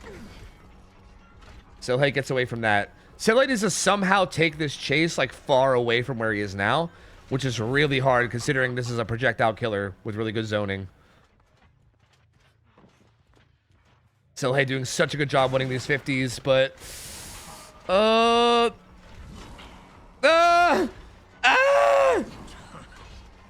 Zynox is just hard pressuring Shaq. I think they're just letting Pedro die. I think they're just letting Pedro die and just trying to hard pressure Shaq. Oh my god. Silhate. Holy fuck, Silhate. How much progress is in main though? Unless main is like really, yeah. I mean, it looks like Zynox was trying to go for the save. I don't think there's enough progress in main. I think it's over. I think it's over. I think if there was enough progress in main, then Zynox wouldn't even be trying to play for the unhook at all. Yeah, there's not enough progress here at all. They basically cannot go down now. They need every chase to be like flawless if they want a chance, which is so hard against a killer like this. And speaking of which, yeah, this is about that. He's about to go down. There's no way they have time to pop. Like he can just turn around and go Shaq. It's over. It's over. It's over, man. It's over. 100%. Long is gonna win this best of 3. That's crazy, bro. Dude, Pig is a fucking monster of a killer player, man. God damn, bro. This motherfucker is good, dude. Holy shit. Wow. I really like the survivors from Long. I'm like kind of torn. They seem like good, but they also like they get a little like throwy here and there. Like for instance, like I feel like in this Springtrap game, okay, against Vecna they played like mwah, like chef's kiss, like perfect the whole way through. Like they looked so impressive there. In this set, I feel like it was like a bit odd. They like came out of the gate really strong, and then they kind of just like fumbled around a little bit and kind of threw what was like potential to be a really, really good result. It was a bit odd. But definitely Pig on Killer is fucking disgusting. And if their like survivor team can get it together, that would be wild. Hen says it's a replay. Wait, really? Oh, wait. Maybe the tiebreaker rule was only for day 1. Was that only for day 1? Okay, I asked Hens yesterday what the tiebreaker rule is, and he said because it's such a long day, we went with. Oh yeah, he just said draw set gets replayed. Oh. Okay, so it's not over. It's not over. Sorry, I lied. It's not over. They're actually gonna replay the Springtrap set, I think. Okay, sorry. Apparently I don't know the rules. Apparently we're all in confusion about the rules. Okay. All right. I'm sorry, guys. I'm sorry. I don't know. The rules are confusing and I'm dumb, okay? I'm dumb and everything's confusing, okay? I'm sorry. Bear with me here. Bear with me here. But yeah, it looks like, yes, they are going to replay the set. It will be the Springtrap set again, and this will be for all the marbles, man. For all the marbles. The marbles. The marbles. Bimbo ass tofu. Please, man, please. Look, I was told yesterday, I feel used. Bro, come on. I was told yesterday by Heads that it would go off hook stages, okay? But I guess that was only for day 1 because day 1 was so long. All right? So I'm sorry, man. I'm sorry. I'm sorry. I was going off of previous info. I'm sorry. I'm sorry. Did I hear marbles? Yes, but not the marbles you're thinking of. Calm down, crackhead. Stop scratching your neck. It's fine. Calm down. Calm down, man. Calm down. Is this like a huge upset or something? I don't know these teams. It's be an unknown team beating Agony / Eternal? Not really. Not really. Okay, so let me turn this music down a little bit. It's kind of weird because, like, okay, Elysium is like a top 3 team, right? Like, I don't know how to explain it. Like, imagine Agony versus Oracle, but imagine one of those teams, like we'll just say Oracle, has a tendency to just not practice for anything ever and play really badly, but everyone knows that they're really capable. You know what I mean? That's basically what like Elysium is. Like everyone knows that they're super capable and they can win any single tournament that they play. That's just Oracle. Oh, well then yeah. Then it's Oracle. Then yeah, it's Oracle then. Yeah, it's like Elysium is like so good and they literally could win any single tournament they play, but they like just don't practice. And they just like I don't know. So they like end up not really playing to their potential a lot, but they're still like a top 3 team. And like even with them not practicing, they still beat most teams, right? It's just like the top 2 teams of like Invictus or Praxis usually beat them. Usually, not always, but usually. Because probably just because they don't really practice a lot. You know what I mean? And then Long, to be fair, Long is a very like I wouldn't call them like a completely unknown out of nowhere team, but they're a team from China, right? Like it's a team from like the Chinese scene. And I guess the Chinese scene is unknown to us, right? Not fully unknown, but like it's like a little in the air, right? Like I'm pretty sure like the meta of comp in Asia is way different than Western comp. So like these Asian teams are like now joining like Western comp scenes. In China, they're insane. Yeah, I think they're like the best Chinese team, I believe. Like they win a bunch of tournaments in China. But the thing about like the Asian scene and the Western scene is that they're very, very different. Like Hens even did a showcase one time like a year ago where he like had like some of the best teams from like Japan play against the best teams from the Western world. And the rule sets were like very like different, like how they determined wins and like how they played on maps and what they allowed for perks and stuff. Everything was just very, very different. So I think a lot of the Asian teams are like having to adapt to these like Western comp rules and everything, right? Like you gotta remember, all these Western teams have played with these rule sets and have had practice with everything that's been going on here for like 5-6 years. Like I mean, like for instance, like Xeno was playing on Oracle like 6 years ago. You know what I mean? Like they've had plenty of time to like perfect the art of this rule set, whereas like these Asian teams are kind of coming in and having to like learn the rule set that they're not used to. So yeah, like the Asian teams' is like performances are kind of like it's hard to say, right? Like they're good skilled teams, but it's like how much have they adapted to like the meta and stuff, right? Like I think thus far as I'm aware, I don't think any of the Asian teams have like won tournaments in terms of like Western tournaments. I mean, not yet. So I do think them beating a top 3 team like Elysium would be at least a bit of an upset. Not like a huge, I don't think it would be like a crazy upset, but definitely at least a bit of an upset. Because like, I don't think any of the teams from Asia have been like, yo, we're going to come in here and like beat like Invictus or Praxis or Elysium. Like not yet, you know what I mean? So yeah, this would be a pretty big thing, I think, for the record. I mean, I think already, even if they end up losing this, the fact that this was so close, like, this team is fucking scary, bro. This team is scary.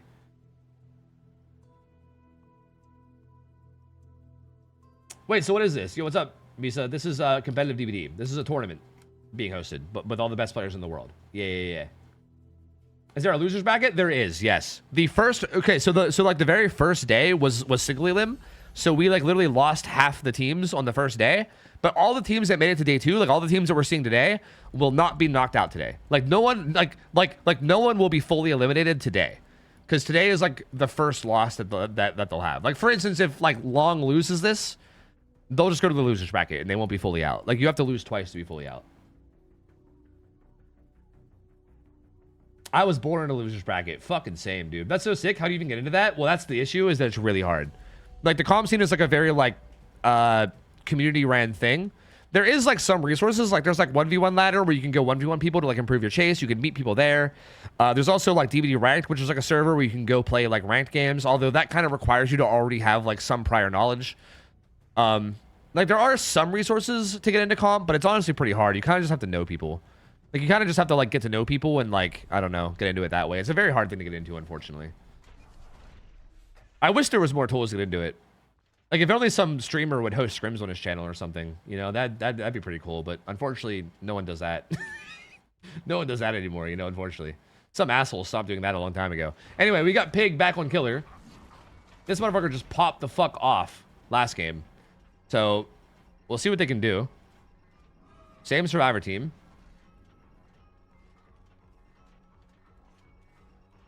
Ooh. Foxy's hook again, gives him haste whenever he goes to knock the aura of his hatchet. Silhei looked really good last game in chases. I mean, I know he was like he was like the tunnel target early, but he did really good in some of his chases. Great stun there from Silhei.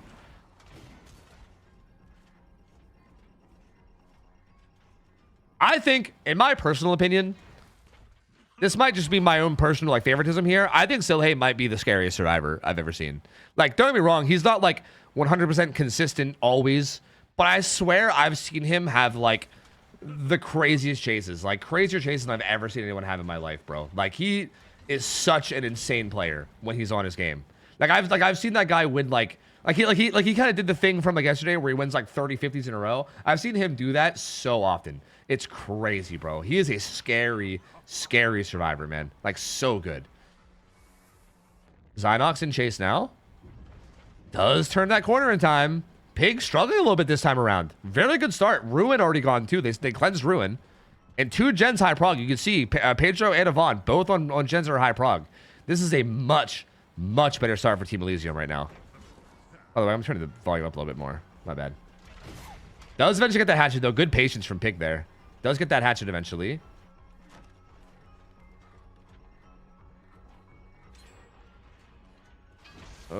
Yeah, I don't know if Pig streams. I don't even know if Pig can stream on Twitch because they're all from China. I don't know if people from China can stream on Twitch without, like, elaborate VPNs and stuff. Don't people from China stream on, like, Panda TV and stuff? I think they have, like, different sites they stream on, I think. Anyway, first hook comes in, but 2 gens done for this first hook. So this is a much better start than we saw last game for Elysium. This is a very good start. So assuming they keep up this kind of a pace, Elysium definitely in a spot where they can get a much better result and hopefully not get 4K'd. Pig does spot the survivor going for the unhook. It looks like that's Ace, I believe. Oh, Yvonne will probably eat this hatchet. Yep, eats this hatchet, but does get the unhook first. Quick little hit on Zynox to put him into deep wounds. Does he stay on Zynox? He does. Is that live from Zynox? Maybe. I think that would have been live. Yeah, Zynox vaults that window with live to try to get distance. He's bolting the fuck out of here. He's running into this area where there's no gens, right? They did pop the gens here. So Zynox going to this area to die. Just going to try to stay alive as long as he can. Has a decent tile here. Very good pathing on this. We'll probably run back to the pallet. Yep. Ooh, Pig tries to bait the vault. So good from Zynox to not fall for that. Zynox playing this chase so well. Remember, these players are playing on like 200 ping, bro. This is China to Europe ping. So Zynox chase here, very impressive, man. Playing this really good. Avoids that hatchet too. So good. Going down to this deep corner 7 by this bus. Will he make this bus pallet? He might not make it. Oh, that's the ping coming in, you can tell. Does go down, but still, Pedro will pop a gen for that. There might be another gen about to pop too. Like, the HUD's not always perfectly accurate. There might be someone else on a gen too. Hard to say unless we go spectate him. But at least one more gen pops, so 2 gens left for that second hook stage. Oh yeah, there's a gen being doubled. That's gonna be another gen. We're gonna be down to 1 left. The gen pops here at like 4, 5. Is that where we are? No. Where the fuck? We're at like 10, aren't we? I'm fucking dumb and blind. I don't know. I think we're at like 10. Yeah. So 1 gen left now. I don't know if Pig can actually commit to this tunnel out now. I think this might be the stage where Pig might have to start playing for stages. Oh my god, wait, even that gen's high prog. Holy shit. Elysium, efficient as fuck right now. Wow, that gen right there at 3 was also high prog. He had to use turn back the clock on it. But wow, the gens are flying, dude. Holy. In chase with Yvonne now. Goes for a really aggressive hatchet. Doesn't quite land it. We'll get Fox's hook value from the haste here, though. Yeah, at this point, Pig needs to get fresh hooks. He needs to get some, like, pain res procs. And just try to, like, delay the endgame as long as possible. But if Yvonne has a good chase here, it might not happen. They might go endgame. As a matter of fact, Pedro's here to take a hit. This is, like, the Elysium that we know, bro. This is the Elysium that we know. They get far ahead, and then they play in a way where it's really hard to bring it back, right? Like, they know that they just need to buy enough time from to pop that gen. So Pedro comes in, takes the hit. Silhei and Zynox are almost surely on that gen at 1 right now. Or, sorry, 3, I mean. Yeah, and they are. They pop it. We're endgame now. We're endgame now with only 2 hook stages. So, at this point, we're looking at, like, a maximum of, like, 5. If Pig can manage to find one of the fresh hooks and down them, he maybe gets 5 hook stages. Maybe. Wow, bro. What a fucking comeback from Elysium. Head on there. From, I don't even know who. Pedro, who's injured. Zynox is going to try to die for him. So in this scenario, for the record, I guess for the people that might be not into comp here, the win conditions are based on the amount of hook stages total they have. So, like, what's happening right here is this person that's been hooked twice is trying to die for the rest of them. Oh, that hatchet was disgusting, bro. Oh, brother. The Nancy was trying to die because she's only worth 1 stage, right? Her dying only gives him 1 additional stage. If Pedro dies, he has all 3 stages still. So this gives him, like, him basementing him here is really good. This gives him an extra 3 stages almost no matter what, because there's no way you can save this. They did pick up Zynox, though, and they might be able to get Zynox out. If them and Zynox are both able to get out, that will be 5 stages total, 2 fresh, which is still a very good result for Elysium. Like, that is still, like, very, very good. Yep, that's what's going to be. That hatchet does not land. They're out. That was a really good salvage at the end for Pig. Like, if it would have ended up being a 3-stage game, that would have been, like, nightmare level bad result, right? Like, that's, like, impossible to play around. 5 stages, 2 fresh. Still a pretty good result, though. Still a very, very good result for Elysium. Definitely not what you're hoping for if your team long. Looking good for Elysium. Now, OB on Killer just needs to go in and get either 5 stages with 3 fresh hooks or 6 stages, and he wins. He doesn't even need to 4K or really get any kills, right? If he just spreads around hooks a little bit and is able to get to 5 stages with more than 2 freshes, he wins. So, insane performance from fucking Elysium there. They played that insane. Wow. After all the games today where Pig has just been kind of like rolling over him and playing like out of his mind, that was such an important comeback. Wow. No hedge. I guess the total hook tiebreaker was only for day 1. That was for day 1 because they didn't want to do replays day 1 because day 1 was like day 1 was scheduled to be a 12-hour day. So they didn't want to like have a 12-hour day and have replays. So I guess like the tiebreaker rule only applied to that day, apparently. And today, if there's ties, it's a replay set. So yeah, I lied. Basically, I lied to you all. Essentially, I am a dirty, filthy fucking liar, and I lied to every single one of you. Get fucked. Now it's play until a winner. Yeah. So like essentially, if they were to keep tying, they would just keep replaying over and over again, I think. Yeah. Yeah. That's fair. That's fair.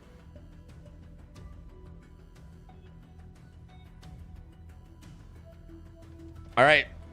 Can't trust streamer. I know. I'm sorry, guys. I don't have all the info. I'm sorry. I was going off of what I was told yesterday, but I guess what I was told yesterday was only for yesterday. I'm sorry. I'm sorry. I'm a dirty, filthy liar. I'm sorry. Tater Top, thank you for getting a sub to Misa. Misa, welcome in. Thank you. Panic resubbed earlier. I might have missed that. I'm sorry. I think I might have missed a lot of subs earlier. If I missed any subs earlier, I'm sorry. I have alerts off because of the tournament, but I appreciate you guys, man. Thank you. I appreciate the support a lot. Thank you. If losers bracket winners win the final, do they play again because the winners of winners bracket still has the same score? They should. They should. That's how most double elimination tournaments work. So I would hope so. I do know that sometimes they do different things in DBD. I'd have to go look. I'd have to go look at like the info. I don't know. I'm not 100%. That is ideally how it would happen though. I'm not 100% sure. How dare you not let alerts interrupt the tournament? I know, bro. Fucking Aztec, this piece of shit, was trying to do the fucking TTS monster shit yesterday. He was trying to hit us with the I feel it coming. I feel it coming. Which, to be fair, that would have been pretty funny. Had it worked, it would have been pretty funny. But also, yeah, fuck you, Aztec. Yeah, that's right. Fuck you. Yeah, that's right. That's right. Fuck you, buddy. That's right. I did Tom Nook. Oh. Okay, to be fair, I feel like Tom Nook usually goes hand in hand with that, right? No. Actually, Tom Nook usually gets tied into something else. I can't remember anymore. My whole life's a lie. I don't know.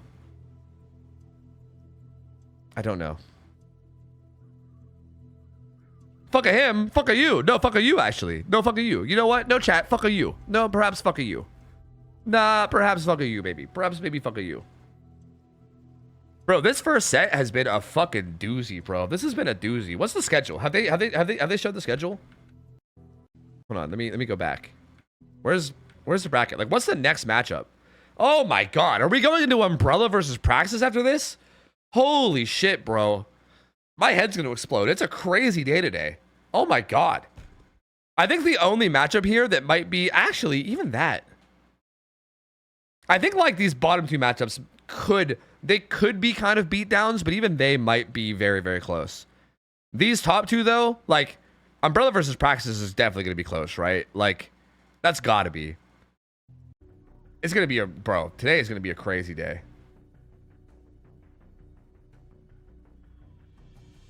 Who is Team Winter again? Team Winter is basically Team Petroleum. Like, if you remember Team Petroleum, it's like Momo, Julian, Kenshi, Exotic, I can't remember who else. So, just, I guess, okay, should I treat this whole thing as if I'm talking to a bunch of people I've never watched comp before? That might be a good idea. I know there's a lot of people in here that have never seen it. Right now, like the #1 teams in the world for the most part are like Invictus at the very bottom, Praxis. Like Invictus and Praxis have been winning most of the tournaments. So Praxis right here and Invictus are probably like the two big dogs in comp at the moment. And Elysium's like the sleeper one where like they are capable of winning tournaments, but they kind of just don't ever practice because they're, I don't know, lazy, I guess. But like if Elysium practices and they're actually like invested in a tournament, they're like a major threat. Like for instance, the most recent biggest tournament that had like a $20,000 prize pool was won by Elysium because they actually hard practiced for it. So Elysium is very capable. But Invictus and Praxis are like the top teams right now. Umbrella is like a really old school Russian team who is disgustingly good, and they can absolutely sneak out wins on people. So I think Umbrella versus Praxis is going to be really spicy. Ascent is like the current NA God team. It's like the God roster of NA players, but they're kind of going through some rough stuff right now. One of their main players got banned from all of comp, so they're out of it. And I think they've had like a rough string of tournaments where they might not be playing their best, so I don't really know what to expect out of them. Winter is like another top tier NA team that like on paper looks really good, but they've been struggling too. So don't really know what to expect out of them. Both these teams could pop off or do really badly. It's hard to say. Blizzard's like the best team out of South America, and they also were able to pop off. They recently had like their main killer player come back after a long hiatus. I'm missing gameplay. My bad. Apparently, Effect already got hooked. My bad. I was pausing and I missed some gameplay. I'm sorry. I don't know what happened. You know what? Let's just go back. Let's go back and watch it. Fuck it. I'm gonna go back and watch it. I mean, we have the means of doing this. Sorry, we're gonna be a little bit delayed. Sorry, we'll catch up later. Why did Finesse get banned? He apparently snuck a banned player into a different tournament, which a bit disappointing, to be honest with you. I kind of love the boy Finesse, but that was pretty fucking stupid. I can't lie to you. That's pretty fucking stupid of him. I should probably talk to him about that. I don't know what the fuck he was thinking with that shit. Yeah, that is real dumb. When did he do that? Like 3 months ago or something, apparently. Or James of the Fog, yeah. Yeah, that's really fucking dumb. And like disrespectful to tournament staff. I don't like that shit at all, bro. I don't like that shit at all. All right, finds a chase with effects.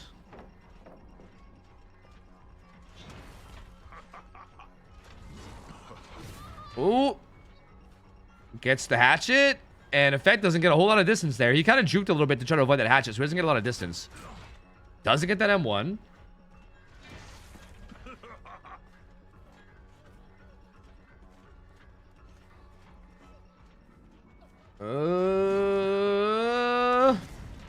Good juke, but yeah, Effect will still be dying, so down he goes. 3 gens are being split, so there's a lot. Actually, are they? Is that being doubled? No, looks like they're doubling a gen. They're doubling a gen, and then there's a second one being split. But that double gen's gonna get interrupted by Pain Res. If that was main, are they doubling Shaq?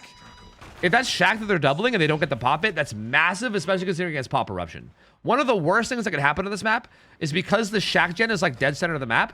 One of the worst things that could happen is getting a lot of progress on it. Okay, it's not this gen.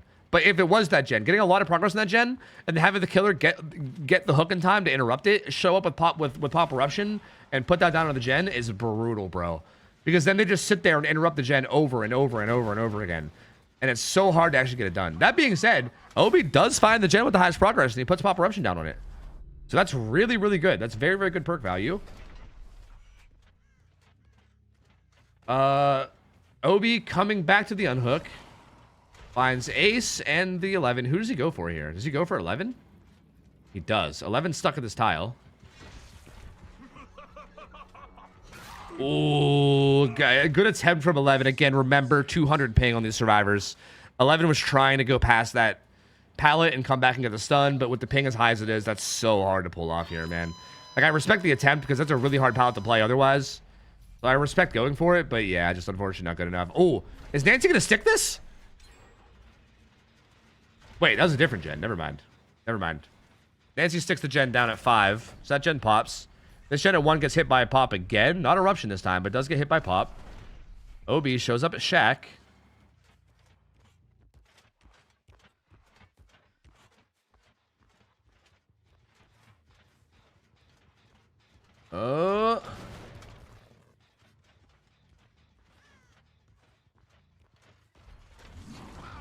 Hatchet coming through onto the ace during the unhook. Does he even go for the 11 here? He might just stay on the ace. Remember, the win con here is not that bad. The win con is 5 stages, 3 fresh. So, like, Obi doesn't have to play for the tunnel out. But you can see here, he's, like, staying on the ace. Like, he can get this. Oh, the ace right into the hook. Oh, no. Oh, lordy, lord. Not like this. Not a pain res, but the hook does come in. That's going to be pop up again. They do pop a gen. They pop that gen at 1 that he kept hitting with pop, so that gen's done. But still, we're at 3 hooks now out of 5. At this point, Obi just needs 1 more fresh hook and then 2 more stages of any kind. Oh my god! Obi, that was a disgusting hatchet. Oh my lord, bro. Oof. And 11's dead. So at this point, yeah, I mean, this is pretty much over. At this point, if Obi downs either Nancy or Nia and puts them on hook, it's over. Or if he gets 2 more stages of any kind. Yeah. Angels was on Team Ascent. We actually didn't... what's sad is we actually didn't see Ascent play yesterday. Ascent, unfortunately, got a forfeit win yesterday. Like, the team that they were meant to play against, apparently they, like, overslept or something, and they didn't have enough players on, so they literally just had to forfeit. So we actually haven't even seen Ascent play in this tournament yet. Today will be the first time we see them play.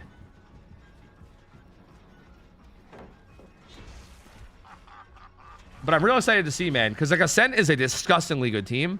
Like, on paper, their roster is so good that they should be able to win the whole tournament in theory, right? Like, they could be, like, a tournament. Like, they're, like, a top 3, top 4 team on paper. But I've heard from people that apparently they've been struggling a lot lately. Like, they've apparently not been performing as well as they otherwise could be. So, I don't know. I'm curious to see what they look like today whenever we see them. Like, whether they look like really clean and good or whether they look kind of sloppy. Bro, these hatchets from Obi are fucking disgusting. Oh my god. Oh my god. That's game over. That's game over. There we go. That's 5 stages, 3 fresh, which is the win con. That will be Elysium winning this matchup. Best of 3 goes to Elysium. Long put up such a good fight here, though, bro. They put up such a good fight. This was like... So Long, for the record, Long is not out of the tournament. They're going to be going to the losers bracket, so we're not going to be, you know... We're not going to be seeing the end of them. Can I go look at the... Do I have the bracket open still? This is... What is this? Loser of 1, loser of 2. Okay, yeah, so... Long is going to play against whoever loses the next matchup. So Long, unfortunately, has a pretty rough schedule, right? Because, like, Elysium's like a top-tier team. They basically have to play the loser of Praxis versus Umbrella. And Praxis versus Umbrella are both disgustingly good teams. Like, really, really disgustingly good. Like, they're basically playing against, like, maybe, like, the number 3 team in the world right now, I guess, maybe number 4, 3 or 4. And I would argue Praxis and Umbrella are, like, number... Like, Praxis is either, like, 1 or 2, and Umbrella is probably, like, 5 or 6 in the world, you know? Like, those are really fucking good teams. So, yeah, they have a bit of a tough... But, I mean, to be fair, I guess this is maybe a good way to figure out how good Long is, right? Like, we're talking about how good these guys are. They seem really fucking solid. I mean, I'm sitting here talking about Umbrella being number 6 team in the world. Maybe Long's number 6 team in the world. You know, maybe they're number 5. Maybe they're number 4. I guess we'll see, man. I mean, maybe this is actually a really good matchup for them. Maybe they can prove exactly how good they are by going against these, like, very, very good teams. Yeah, taking Elysium 2 tiebreaker and then extra sets is, like, massive, bro. Like, they have played this so well. Like, it's very impressive. Very, very impressive, man. Like, I'm really excited to see how they do in losers bracket against whatever team they have to go against. This team looks really, really good, man. I still think if their survivor team can just be a little bit more disciplined on, like, some of the macro. Like, I feel like that seemed like the big flaw to me in their play. Like, Pig is really good on Killer. I mean, I know he got 5 stages, you know, this, like, on like, this last game, but honestly, Elysium does that to, like, every Killer player sometimes, right? Like, that happens to everybody. There's, like, no way to avoid that happening on occasion. But their survivor team has been a little sloppy here and there in their macro, and I think if they can sort that out, it's probably just, like, it's gonna be disgusting.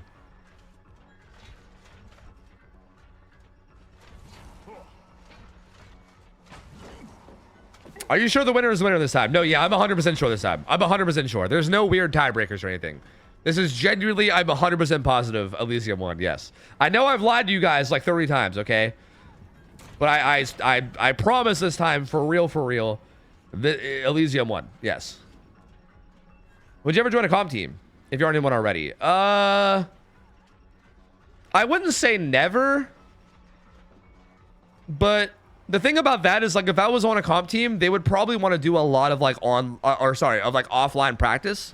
Like, I might have to commit, like, a big chunk of time to, like, doing, like, practice and shit off stream and also, like, playing in tournaments, right? Like, I don't...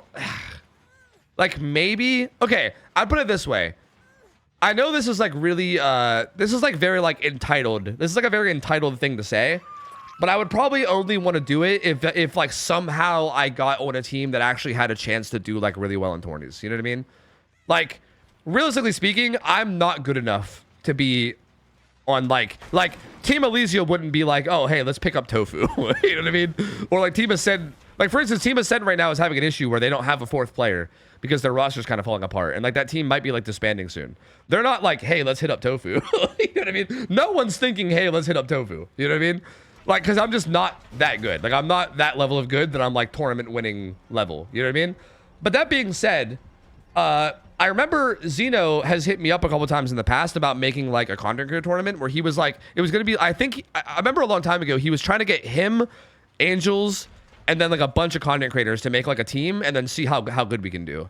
It was going to be like Zeno, Angels, and then like me, Albie, Hens, like Ollie, like basically all the streamers that are like into comp. Basically he was trying to make that like that team, and I feel like if he made that team, I would maybe play in that team. Yeah, because like not only does that sound like just like a fun thing to do with other content creators, but also with people like Zeno and Angels on our team, we actually realistically could do pretty well, right? Like if we have Angels and Zeno putting up like huge killer results for us, we actually could make some stuff happen, like honestly. So like, yeah, I don't know, it's hard to say. I don't know. Nobody has a team like Elysium to carry him. I don't even know if they could. They probably couldn't carry me. I don't know. To be honest, okay. To be honest with you, I don't know. This is like a really weird topic where like, okay, also the WinCon's already met. Do you guys mind if I skip ahead? Like we're actually not live right now. I went backwards. I'm not super invested in how the rest of this game goes because the game's already kind of over. So I hope you guys don't mind. I'm just gonna skip to live.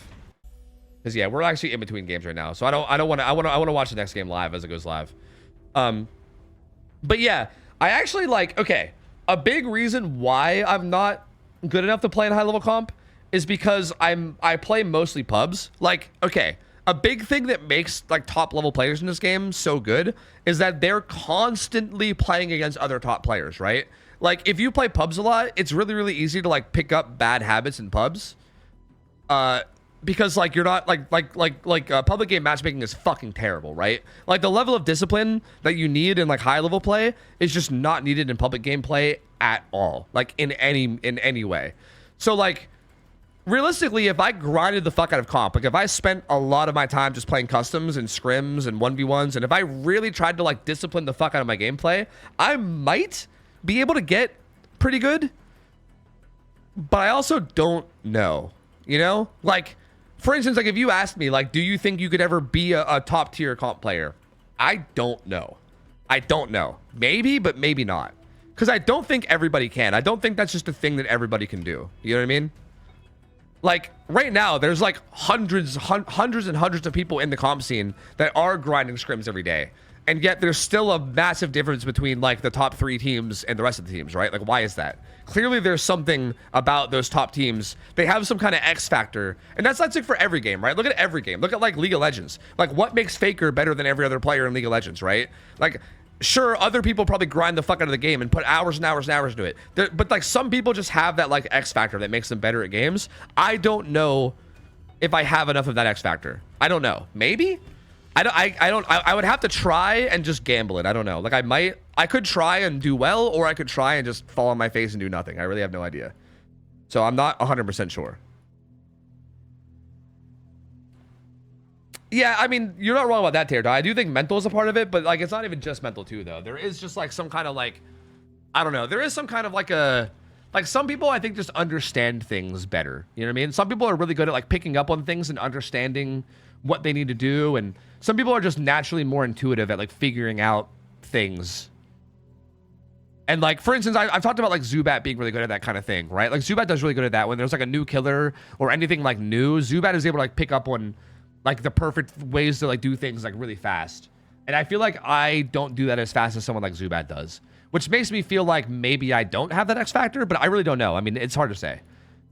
Again, if I had a good opportunity, like if I had an opportunity where like, I don't know, some people wanted to make a team with me and it was actually like a very promising team where it either looked like either A, really fun, or B, like we actually realistically had a shot at doing something, then I would maybe consider it. I mean, that's my. I'm sorry. I know this is like a super long-winded answer to your question, but I just don't think there's like a simple answer. I don't know. Like, I would consider it for the right team, but it would have to be like the like a really good scenario, because the idea of like committing a bunch of time to like practicing at scrims or like playing in tournaments on the weekends, right? Like the idea of getting on the weekends and playing in like fucking tournaments when I could just be chilling on the weekend, you know, that's I'm only gonna do that if I really am enjoying it. You know what I mean? Anyway, here we go. Alrighty, we're going to Praxis versus Umbrella.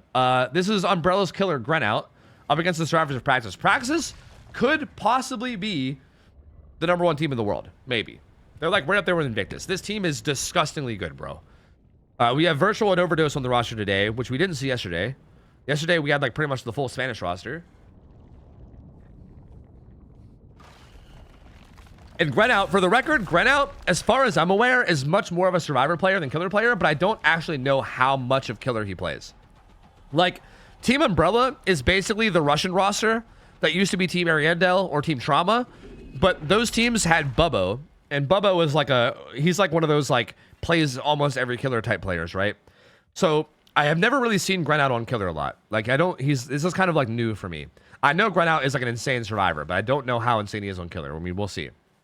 I think Grenout's performance here is going to determine a lot about how this matchup goes, because Team Umbrella's survivors are going to be very good. We know that for sure. Doesn't quite get that. Overdose doing a good job of avoiding that. I hate this skin on Adam. I got to be honest with you. Why is he wearing a jacket like that? I hate it. I know it's like fashion or whatever, but God, it drives me nuts. Why? Put your sleeves on. Put your arms through the sleeve holes. What are you doing? It makes no sense. Put your arms in the sleeves. Okay. Grenout has power now. He got the second hit on Overdose. He has power now. First hit coming through. Overdose kind of going towards the middle of the map. This is not a very good death spot. If he dies here, this is actually like pretty decent for Grenout. Where is Overdose going? He gets M1. Goes down to M1. They do pop Shack. So one gen is done. You see Virtual over there on the clock trying to get rid of power. He's going to carry him back towards the side of the map and put him on this. He has Agi. This build's interesting, by the way. Deadlock, Agi, Pain Res. The add-ons are 12 more... the add-ons are 4 more seconds in... 4 more seconds in World Clock mode for each alive survivor. So plus 12. And Roller Skates, which is like a little bit of haste coming out of the undergate. Ooh, good hit on the Zaka there. Catches him on the rotation and gets a clean hit on him. That's out of range, so he can't get that hit.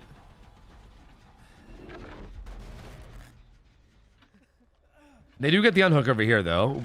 Bulletar is able to get it. Should I call Bulletar Ward? I feel like he's clearly trying to change his name. Maybe I should respect that and call him Ward. Doing a good job avoiding these so far. Ooh, does get that hit, though. Ward in trouble. No, good fake from Grenout. Faking it again, and then sending it. That was nasty, bro. He kept faking it, and Bulletar just couldn't figure it out. I can't, bro. I can't. He's just Bulletar to me. How do I call Bulletar not Bulletar? That's so hard. Fuck. Rebrands are tough, bro. Look, as someone I've been there. I've tried to rebrand, and no one it did not work. Everyone called me Tofu. It didn't matter. I mean, that was a long time ago, but, you know, still. Anyway, down comes through. That's a Pain Res. Is his name on Twitch Bulletar? Yeah, it might be. I think he just plays under the name Ward now. Yeah. What'd you try to rebrand to? It was a long time ago, and I'm not telling you, okay? I'm not telling you. It wasn't really like a rebrand. I just tried to... I mean, I didn't even have a brand at the time. It was just me trying to change my name. Good pathing from Zaka here. I don't think Grenout even realized where he went. Gets hit by the first one. He's out of power now, by the way, so he needs to get back into power by getting these hits. Lithe coming through from Zaka. Very well played. What the fuck are these skins they're playing, by the way? Like, why is he playing Alucard? Like, actual genuine question. Why the fuck is Zaka on Alucard? What is this? This big, bulky cape motherfucker? Like, what the fuck? This is so bizarre looking. I don't think I've ever seen someone play Alucard in comp before. Zaka did such a good job of dodging that, though. That was crazy, bro. That was a lot of jukes. That's going to help out Praxis a lot. This is actually this is looking really good for Praxis. Like, this killer has the capability of, like, popping the fuck off and getting a bunch of hits and downs quickly, but you also have the possibility of having chases like that, where you kind of just have nothing going for you, and you just kind of just get juked for a while. And if that happens one too many times, the game could really spiral out of control quickly. Find Zaka again. He'll only need one hit on Zaka to get power. Oh, doesn't get that one. Morning CFB, how's it going? Yeah, wait. Bulbatar went second. Wait, what? Oh. Wait, nobody rotated for that? Wait. What? Wait, how and why did that happen? Okay, wait a minute. This might be trouble now. If Bulbatar dies here quickly, and that's power, he might die quickly. How did he not? Why did he not send that on that pallet drop? What? Is Grenout an unk like me? Is Grenout like fucking 40 years old? How did he not react to that? He was stuck in animation. 15-second BT? There's no way BT was still up, right? I know it's 15 seconds, but there's no way it was still up, right? Are you sure? Maybe he thought it was still up. I don't think it was still up. I bet it wasn't. Maybe you guys are right. Maybe I'm wrong. Because, yeah, that was a... that looked bizarre to me. I guess that would make sense as to why Bulbatar threw the pallet, too. I guess, right? Yeah, honestly, maybe you guys are right. Maybe, yeah, actually, maybe you're onto something. Because, I mean, that would make sense why Bulbatar threw it. I think he was hoping for a stun, but, yeah, he could have still had endurance. Anyway, Bulbatar is dead. This is very weird from Praxis. I don't really know what happened here. I feel like, okay, my guess is maybe they assumed that Grenout wouldn't commit to Zaka for as long as he did, so they just maybe made the call to let Bulbatar go struggle and get gen progress for it, I guess. But that did not pay off at all. Because now Bulbatar is dead. We're in a 3v1. And don't get me wrong, they do have a good bit of gen progress though. They have a lot of progress on main, and Zaka's on a separate gen high prog. So honestly, maybe they're actually okay here. Whoa, they're on 2 separate gens. Wait a minute, never mind. Praxis is totally fine. Holy shit, they're totally fine. They have so much gen progress. What? Never mind, they're actually totally fine. They're actually in a totally fine spot. Wow. Main and this gen wherever at 9 are both really high progress. So at this point, as long as they don't get like insta 2-tapped and chase, which is probably not going to happen because the killer's not even in power right now. The killer's like out of power. The killer needs to get into power and then get damage. Why are we stealth? Is that a bug? It like shows stealth, but I think that's a bug. I don't think we're actually stealth. They have so much gen progress. They're actually resetting virtual right now. They're kind of slow playing it at the moment. So they're all gonna go and get they're all gonna get full HP. That main gen is definitely kind of sketched though. I'm not gonna lie. Like, could you actually even avoid this undergate attack in there? I feel like if he shows up in the undergate while you're in main building, I think you just get hit by it, right? I'm not sure. I guess you can try to hold W out, but that's gonna be mad sketch.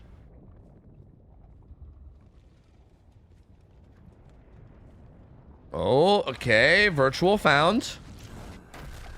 Avoids the undergate. Locker? True. I guess it's a good point. You could locker, yeah. Lockering is just rough, though, because you lose a lot of your distance. So, like, yeah, you could avoid the undergate, but then he's going to start chasing with you really fast. Wow, and that gen pops. Wow, dude. Wow. Wait a minute. Wait a minute. This could be 4 stages. He's not even in power yet. He has to get power and then hit somebody twice after he's in power. So he needs, like, 4 hits before a gate's open. They're currently open. They're opening the gate at 2, and they're going to start heading over that way. And Grenout can't get his power. He just can't land it. Oh, he can't land it. Oh, they're out. They're out. They're gone. They're out. 100% they're out. They can hold W out of the door and they're out now. They're out. This is going to be 4 stages. Wow, bro. Wow. Yeah, that okay. All right. See, this is why I shouldn't be doubting on people like Praxis, bro. Like, I was a little bit confused on why they were letting Bulbatar go struggle, but they knew exactly what they were doing, I think. I think they knew exactly what they were doing. That was fucking crazy. Wow. Wow, wow, wow. I mean, he shouldn't have taken the M1 either. He really had... I think he did the only thing he could have done. He needed power. Like, if he takes the M1, then he still has to... Like, he can't follow... Like, if he takes the M1, he can't follow up with his power, right? He has to follow up with another M1, and there's no way you can follow up with another M1 as a 4.4 with people there to body block. Like, there's just no chance. He, like, absolutely had to get power. He had to. There was no other way he gets that down. Yeah, the M1, with the M1, he's out 100%. Like, there's no way. He really had no other play than to try. It's just that he just couldn't land a hit, and Virtual did a really good job of juking it. That is a Very unfortunate start to the set for Umbrella, considering this is also Umbrella's pick, right? Umbrella chose this killer. Like, this is the killer that they chose in the matchup. So, not what you want to see coming out of your coming out of your first killer pick. 4 stages 1 fresh, or sorry, 4 stages 2 fresh. Not a crazy good result. And I feel like unless Umbrella has like the most absurd strive round ever, which to be fair, Hens was telling me yesterday that he thinks this is the best driver team in the whole tourney, which I feel like is a pretty crazy statement, but honestly not that crazy because Umbrella is a really, really good driver team, bro. They are disgusting. As a little bit of like a history lesson here, Team Umbrella is like historically Team Ariandel, Team Trauma, probably had a bunch of other names throughout the years. These are like the OG Russian gamers that like revolutionized comp.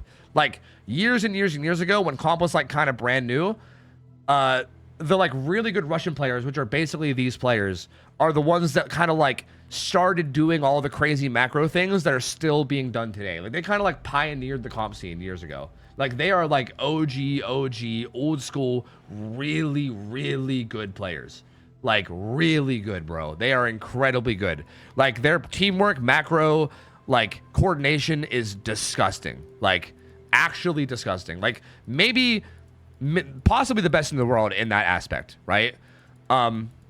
So yeah, like that being said, even the best teams in the world can still fumble around sometimes. Like no one's immune to having a bad game here and there. So like, don't get me wrong, I could be Caster Kirsten, then maybe they'll, you know, fumble around and fuck up a little bit. Like no one's immune to having bad games, but they definitely are good. I feel like if there's a team that can pull off some kind of crazy win con, like 3 stages, Umbrella definitely is one of those teams that could do it for sure. This is Trauma? Yeah, this is basically Trauma. Like it's like Hardwell, Grenout, yeah, like all the old school like Trauma gamers. Yeah. Do you watch enough comp to make a power rankings? I could try, but mine not. The English language is hard. Mine might not be that accurate, is what I was trying to say. Wow, my brain was just like malfunctioning, and I could not say that. Mine might not be that accurate. Mine might not be that accurate. Mine might not be that accurate. Okay, mine might not be that accurate. So I don't know. Maybe somebody that follows comp a little bit more would probably be able to do a better job than me. Like, again, like, in this tournament, for instance, like, I think I did this earlier in this tournament. Like, if I was trying to do a power ranking for, like, the teams that I see here in this tournament, I would say, like, Invictus is probably still 1. Praxis is number 2. Elysium number 3. Ascent number 4. Umbrella number 5. Maybe Blizzard, though. Umbrella and Blizzard are 5 and 6. I don't know which one. I guess I'll put Umbrella 5 and... No, I think I'll put Blizzard 5. I think Blizzard 5, Umbrella 6. Winter's... Well, Long's too unknown. I don't know. After seeing what Long just did, I think I would say Long 7, Winter 8. It would be my top 8 here. Like, I think that would be the order of operations for me. Yeah. And Long even might be higher than 7. Long might be like 5, depending on how they do later. Like, Long's too hard because I don't know them because they're like a Chinese team. I don't really know them that much. Match started? Okay. Grenout gets hit twice. Killer's in power. We didn't miss a whole lot. Ooh, gets him on that window. Who's on Killer, by the way? Is it Zaka? Who plays this for them? Yeah, look at this roster, bro. Swatter, Grenout, Hardwell, The Magic. This is like the classic old school Russian juicers. Oh, that was unfortunate, though. Quick down. See, the problem is like, I believe in their ability to have really good macro, but they need to have like really good chases as well. Oh, it's Bullatar. Okay, Bullatar on Killer.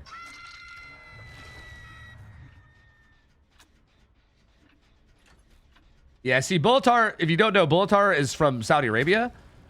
And his ping to his own server is pretty high. Like, he's one of those gamers where, like, he gets 100 ping to his own server. It's wild. Which makes it way harder on the survivors, too. To be fair, the Russian team's also kind of like that. The Russians also get, like, 80, 90 ping to their own server. So everyone here is kind of playing on, like, 90 ping. Like, I don't think anyone here is on, like, 30. But that does make things a little bit harder in terms of chases, for sure. Hardwell, he's kind of running towards the hook right now. This is an interesting decision here. Gets hit once. If he dies here, this is pretty much game over. I don't know what he's trying to make it to the hook to 1-for-1 is what he's trying to do. Okay, if he gets close enough to the hook, he gets the anti-camp stuff. And yeah, he does get the 1-for-1. This is This is a rough spot to be. Oh, that shot lands too. Gren out and deep wounds right away. Oh, good juke from Gren out. He's almost out of power. Okay, he does survive the power. 2 gens pop. Like, if Gren out dies there, it's game over. It's just game over. That's crazy. Pickup comes through. Hook comes in. Yeah, Alert. I'm kind of surprised Alert's allowed too. Alert has gotten a lot of value in these games. We've seen a lot of matches where Alert gets a ton of value. I'm a little surprised too, but I think it's because Henry's like a tier 2 killer, but still. Shows up, finds Gren out again. He's not in power, so he needs to hit Gren out twice to get power, and then follow up with another hit to get the down. So Gren out could buy some time here if he has really good jukes. Jukes another one. They see the Hex here too. That's the Ruin. So, I mean, he's leaving. Gren out's going to immediately get on that Hex. So Ruin's going to be is going to be going away. This is where Umbrella could recover a little bit. They get this unhook mostly for free. That's 1 hit on the Hardwell, though. Does he land the next one? He does. Power is up. Hardwell needs to be really careful not to get tapped up here. Remember, WinCon is 4 stages, 3 fresh. Boltar taking his time. Lands the shot. Oh, man. Umbrella is in trouble now. They're in trouble now. This is hook stage number 3. Hook stage number 3 with the second with 2 freshes, which means after this hook, if Boltar gets a hook on either La Magic or Swatter, it's just over. That would be that'd be 3rd fresh. And considering this killer is very hard to stay alive against, this might be curtains. We'll see. We basically need a completely flawless, perfect game for the rest of this match from Umbrella now. He finds Swatter. Swatter is a juker, though, bro. This motherfucker is a juker. But how much of a juker can you be against this killer is the question, right? Like, how reliably can you juke? I don't know. It's kind of just a guessing game. Avoids that one, though.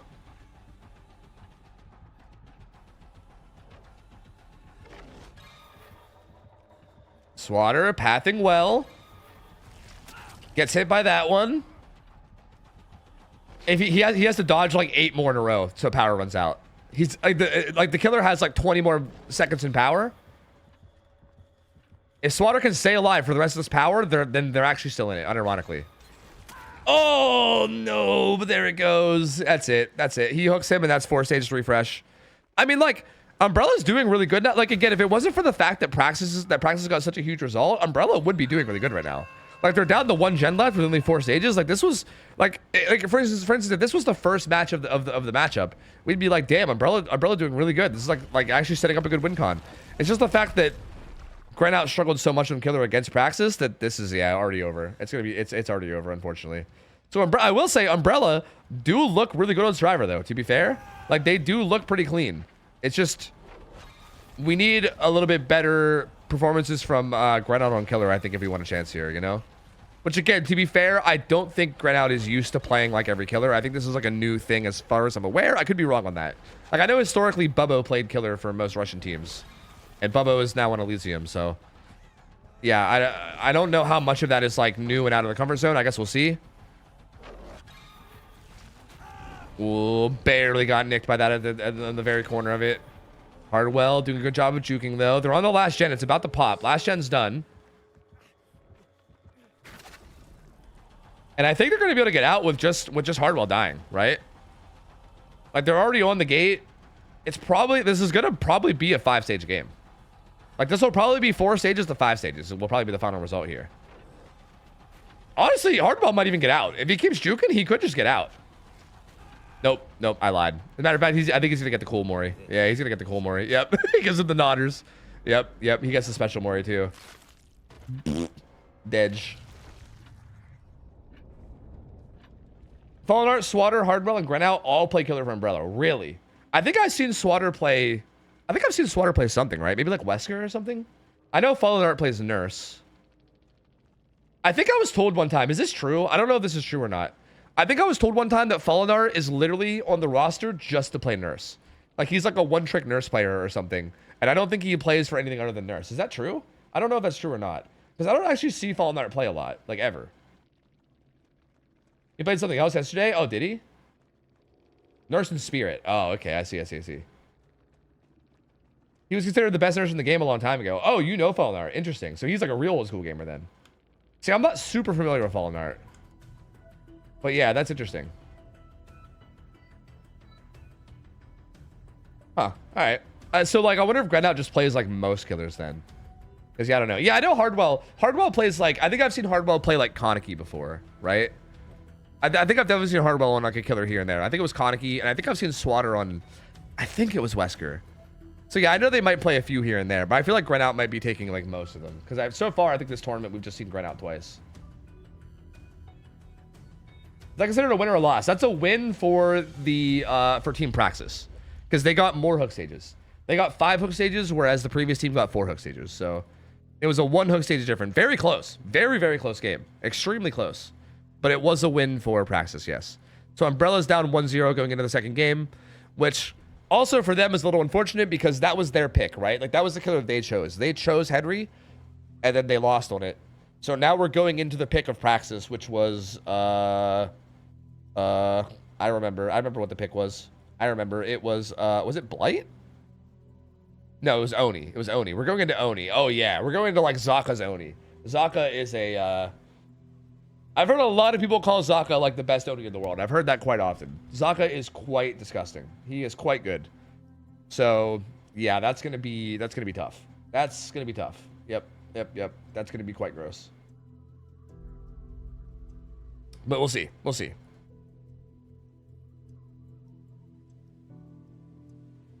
Swatter was trick shotting Ascent last week on Slinger. Oh, was he? That's kind of sick, bro. I want to see some of that, man. That's cool. I can't lie to you. I as like a caster slash like comp watcher, I do have certain players that I'm kind of like becoming big fans of, and Swatter's definitely one of them, bro. Swatter is so good, bro. I swear I've seen that motherfucker like single-handedly carry games on Survivor so many times. It's crazy, man. It's crazy. Isn't only just M1 chase? It's definitely a lot more than that.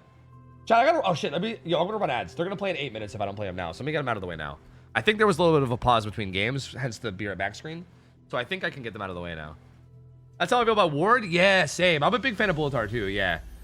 I actually am a huge fan of Bullatar. Yeah. I'm a big fan of Bullatar. I'm a big fan of Swatter.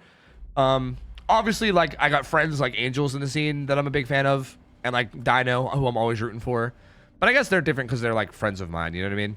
I guess like it's different if I'm a fan of somebody just from purely watching them, you know? I think like Silhay is one of them. I love watching Silhay. He's so fucking good, bro. Like, just does like the craziest shit. Dino plays comp? Yep, he was in this tournament, actually, but he lost round 1, unfortunately. He had a bit of a rough set of games. Close, though. They came really close to beating Winter. Like, it was actually very, very, very close. But yeah, Dino was in this tournament earlier. Yeah.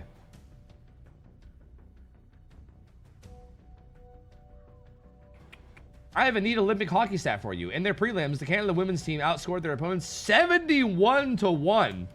Let's go Canada, bro. God damn, let's go Canada. Fucking poggers, man.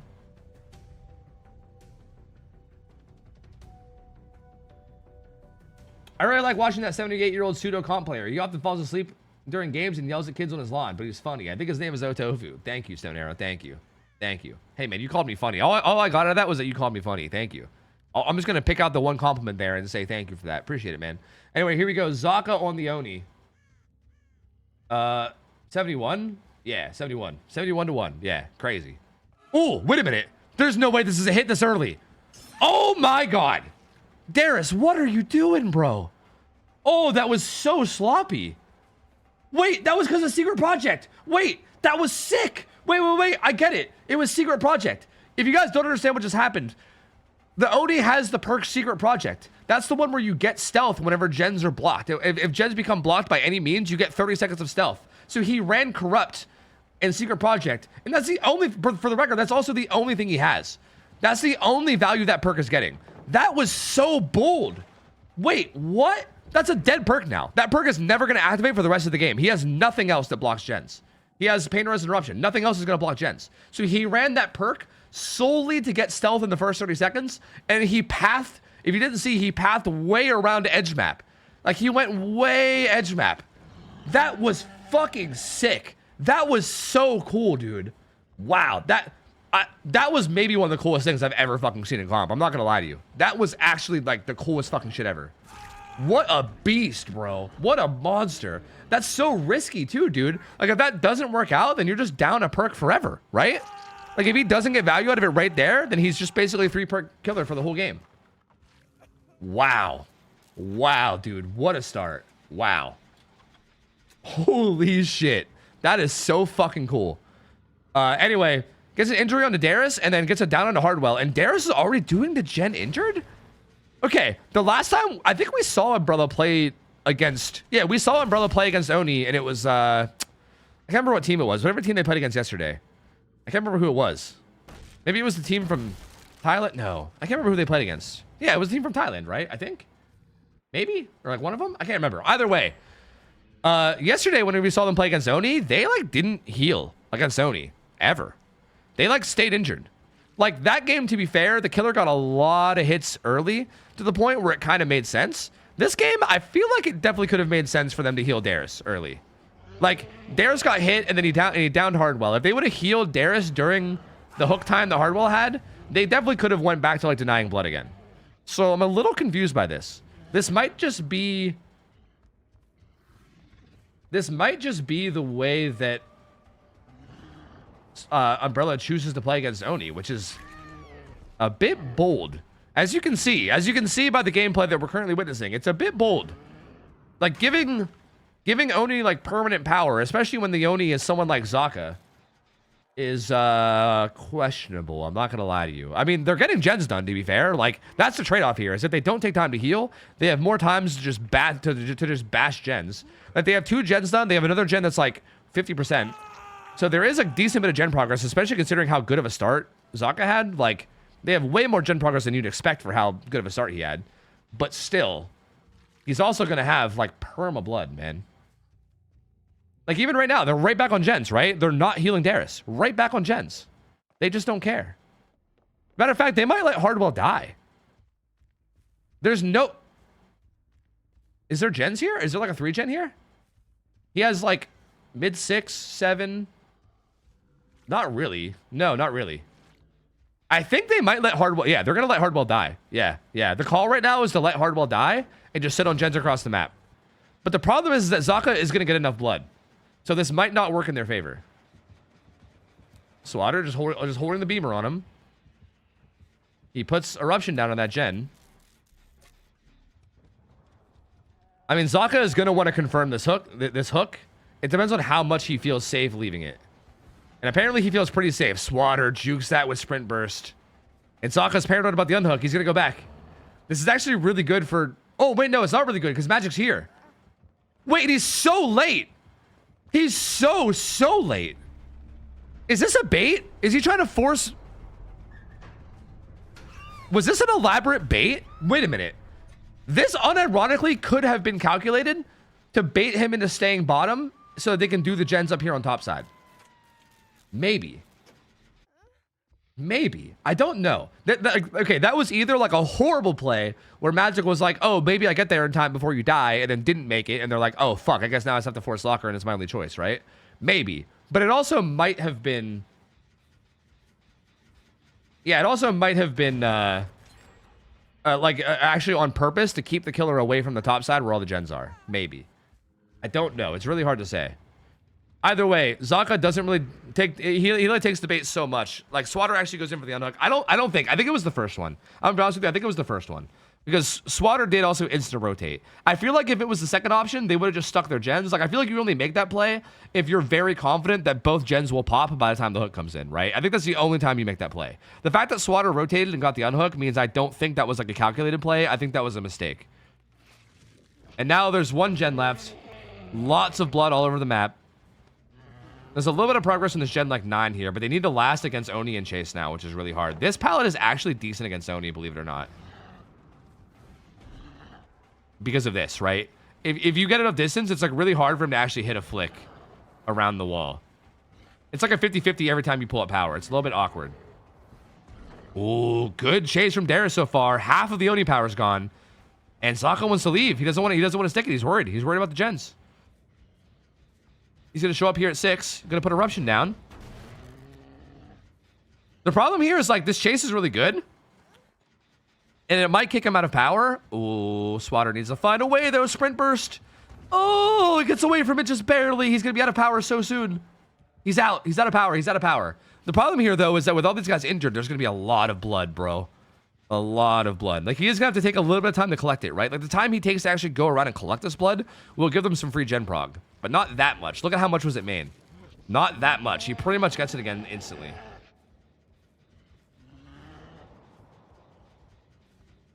Ooh, Swatter tried to juke it one more time. I think if Swatter jukes that, they might pop that gen. Like that might be enough for them to pop that gen. But unfortunately, he does go down. Doesn't win that 50. I mean, he was winning a lot of 50s, but at some point, it's got to, like, you know, like the fucking luck has to end. You know what I mean? Darius is here, but he's dropping blood. He's actively dropping blood. Yeah, I was going to say, I don't think you're going to be able to stealth here. Actively dropping blood. Like, the Oni's going to see the blood coming out of you, you know? Has an okay palette here you can play. This is a really hard palette to stay alive. Yeah, that's a really hard palette to stay alive against on Oni. Magic goes back for the unhook. They look like they might be 4K1 now. They're looking pretty 4K1s.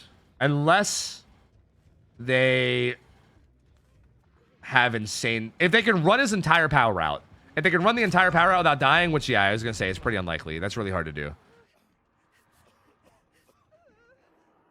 They are staying alive, though. Pickup happens. He's out of power. He's out of power. Okay, he's out of power again. This is, like, weirdly working kind of okay. Yeah, guys, if you missed the Secret Project thing, I think ads might have been playing during them too, and I'm very sorry. But I'll go back and we'll rewatch it if you guys missed it. The top perk that Zaka has is a perk that he ran solely for a play early game, and it was only active for 30 seconds, and then it was gone forever. So it's like it's almost like a Lethal Pursuer Corrupt Intervention S perk, at least in this context. But he got such good value out of it. Oh, he got such good value. So, yeah, I'm going to go back and show it after this game's over, like while we're waiting for the other game. He finds Darius and gets it down, by the way. Is Swatter just sticking the gen? Oh, no, he's stealthing now. I think they're 4K1'd. I think this, like, hyper-aggressively... Yeah, they're 4K1'd. It's over. Yeah, it's 100% over. The hyper-aggressive play ends up coming back to bite him. Zaka just gets a little bit too much pressure. Yeah. All right.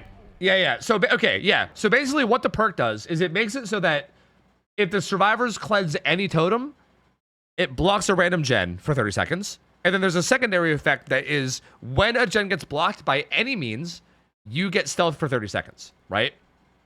So basically in this build, there's really no reason for them to cleanse totems, right? So basically the only effect it has in this build is that Corrupt will block 3 gens right away. So basically off spawn, he gets stealth for 30 seconds. And he has no other perks to block gens, right? He has nothing else that actually is able to block gens. So the only function it has in this build is to give him stealth for 30 seconds at the start, right?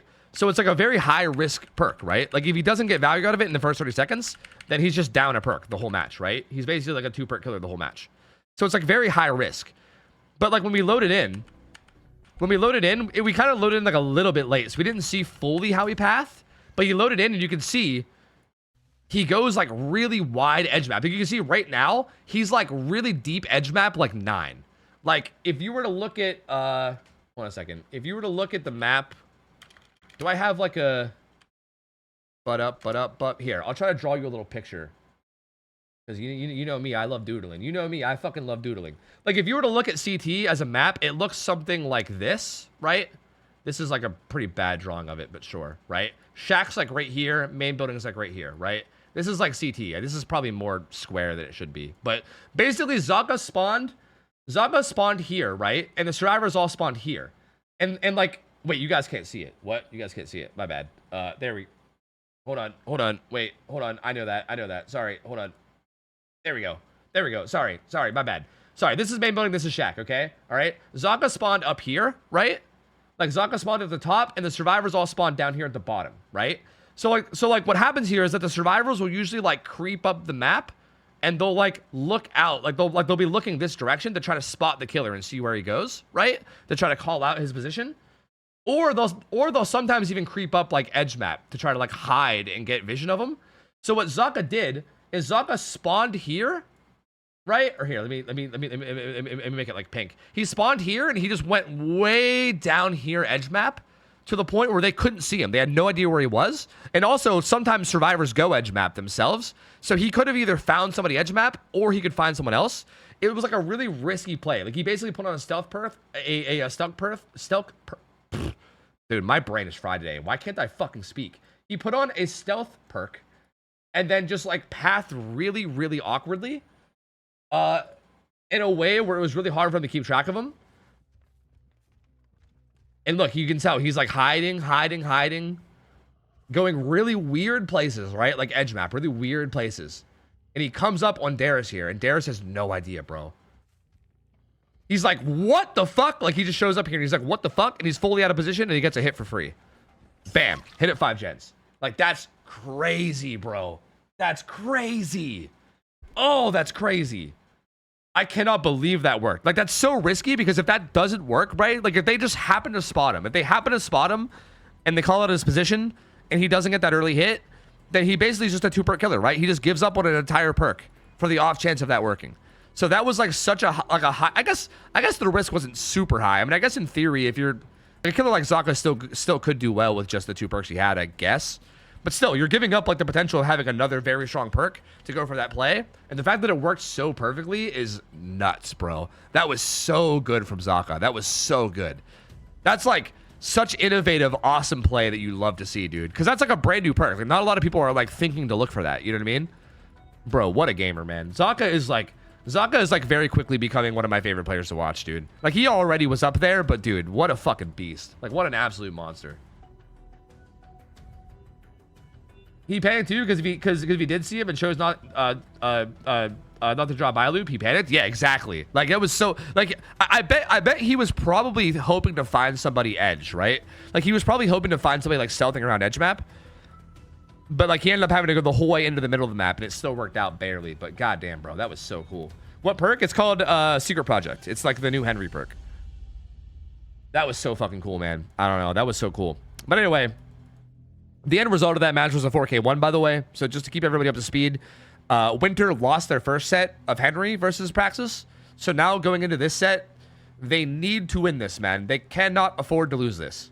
If they lose this, they are, well, not donezo. They go to the losers bracket. They're not like completely out of the tournament, but if they lose this, then the best of 3 is over. They go to the losers bracket. So they need to pull out a win here, and or a tie. Or a tie is good enough. They need either a win or a tie. And a 4K1 is tie. A 4K2 is the win. So they need either 4K1 or 4K2. They cannot afford to let all 5 gens pop. If all 5 gens pop, then Praxis moves on, and they go to the next round of games. And Praxis, they look real good, man. They be looking real good. I'd be real scared if I was any team that might have to play against them. If I was any team that had to play against them, man. Like, they're fucking scary. They're looking scary good right now.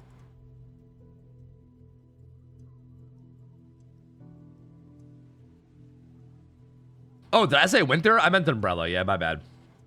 I meant Umbrella. I think I might have saw Winter's name and then just said it because my brain does that sometimes. Yeah, my bad. Umbrella. I did not regret. Actually, I did. I got some hot chocolate. Does that count? Not really on purpose. As soon as I was done streaming yesterday, Mariah was like, "Hi, can we go pick up weed?" And I said yes. And we went and we bought weed because we live in Canada and it's great. We can just go buy weed. Actually, maybe you could do that in America too. I don't know. We went and bought weed, and I got some hot chocolate. We got some weed, some hot chocolate, and I got some McDonald's fries. Oh, it was lovely. Oh, it was lovely. Oh, it was great, bro. It was great. But yeah, it was fun casting yesterday, Regard. It was fun casting, man. I had a good time. I was kind of sad we didn't get to cast that last game, but it was a good time, man. It was fun hanging out. Legal in Cali. Oh, yeah. Probably Colorado, too. Isn't Colorado, like, the first state that'd be doing all that shit? Fuck yeah. Are you casting today? Me or Rue? Who are you asking? I mean, obviously, I'm casting, I guess. I'm casting with Hens the next set. Like, the next set after this, I'll be joining Hens. By the way, just a heads up, I guess I'll let you guys know. I didn't really fully say this yesterday. The second half of games today, I'll be casting with Hens. And when I start casting with Hens, I'm not really able to read chat at all, right? Because, like, I don't know. I'm kind of, like, bouncing back and forth with him, and I'm trying to make sure that there's, like, no dead air as much as I can. So, like, I probably won't be able to talk to you guys much or at all once I join Hens, so keep that in mind too. Like, if Praxis wins this Oni game right here, then next set I'm joining Hens, and I won't be able to really talk to you guys as much. But just know that I love you guys. So you hate us. Yeah, of course, Cabo. Yeah, of course. That's essentially what I'm trying to say here. Yeah. Grind out on Killer, by the way, has Brutal, same build except Brutal instead of Secret Project. So not going for anything fancy is Grind out. Going with the old-fashioned, old reliable. I love how everyone's using the bear skin. I wonder if that's pay to win in some way. Everyone's rocking the big bear. 2 people here at main. You're casting the Battle of NA? Yup, that's right. That's right. I'm very curious to see how it goes, bro, because we haven't even seen Ascent at all. Like, we didn't see Ascent play at all yesterday. I keep hearing that, like, Ascent is apparently not playing as well as they otherwise could be or whatever, but I haven't actually fully seen it for myself. Overdose should be fine here for now. Has this pallet. Although, he is kind of stuck here. He can't really make it into main in, like, a reliably safe way. He could absolutely get hit here. And he's going to. Very fast early hit from Gren out there. Overdose, unfortunately, kind of getting caught in a rough spot there. But great play from Grenout to force out that hit. He's going to follow him around and collect blood. It looks like they're 3-spitting. It looks like they're 3-spitting? Well, no. Actually, Virtual and Zaka are doubling. They're doubling one gen and splitting another. He's worried about head-on. Oh, he's worried about head-on, but there's no one here with head-on. He almost has enough blood. They're going to pop that double gen for sure. Like, that double gen is 100% going to pop. Also, worth noting that we see Marcos in now. I think we did see Bulletar before, right? Bulletar not on the survivor roster this time around. We see Marcos filling in. Ooh. Virtual and Chase has to throw that jungle gym. Sorry, let me get my mouse off screen. Can't hear the audio. Wait, really? I think it's just you. I see it, right? It's there. I know it'd be a little bit quiet, but it's there. Hook coming through. That's gonna be pain res. So that gen that Marcus is on will get regressed a little bit. And he has a gen. He has his hook to. Oh wait, this topside gen setup is disgusting. Wait a minute. Grenout's got a 4-gen top. Look at this. He's got 11 main, 1 and 3. I guess it's like 10. It's like 10. It's like 10 main, 1 3. Wait, did I say that backwards? It's 10 main, 1 and 3. So there's kind of like a tight 3-gen top right, and then if you count that gen 11, there's kind of like an overall 4-gen top side. That's actually quite gross. I'm not gonna lie to you. That's quite gross. Yeah, Hens is going to be louder because he has a direct feed. I'm going to get a direct feed once I cast with him too. They have this set up in a very fancy way where like Hens is looking at like a very, very direct feed in his OBS. And whenever I'm casting with Hens, I also get that very direct feed. But right now I'm watching like the streamed version of it. So my feed's not as direct. So yeah, it's going to be a little bit different. But it'll be the same starting next game starting next set whenever I'm casting with Hens.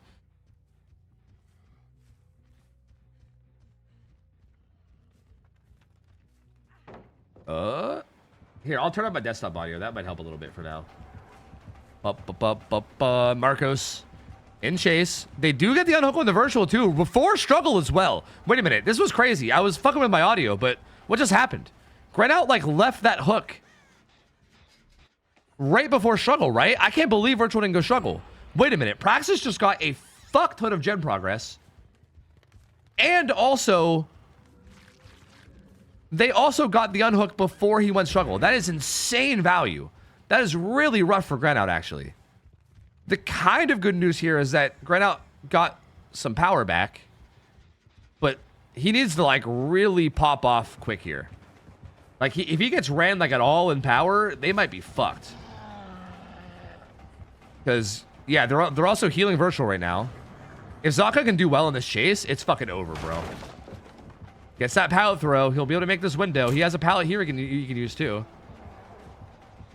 Opts for the window though. This Orn window is deceptively strong against Oni. And I jinxed him. He goes down. Still a pretty decent spot, but Grenout once more. Wait a minute, Grenout once more.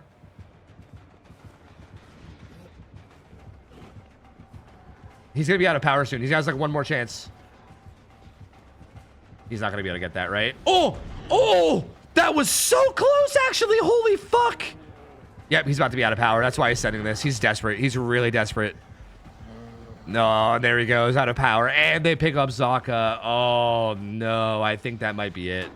That might be it, bro. That might be it. Zaka can now... And I bet Zaka and Marco... Actually, they're actually just full healing.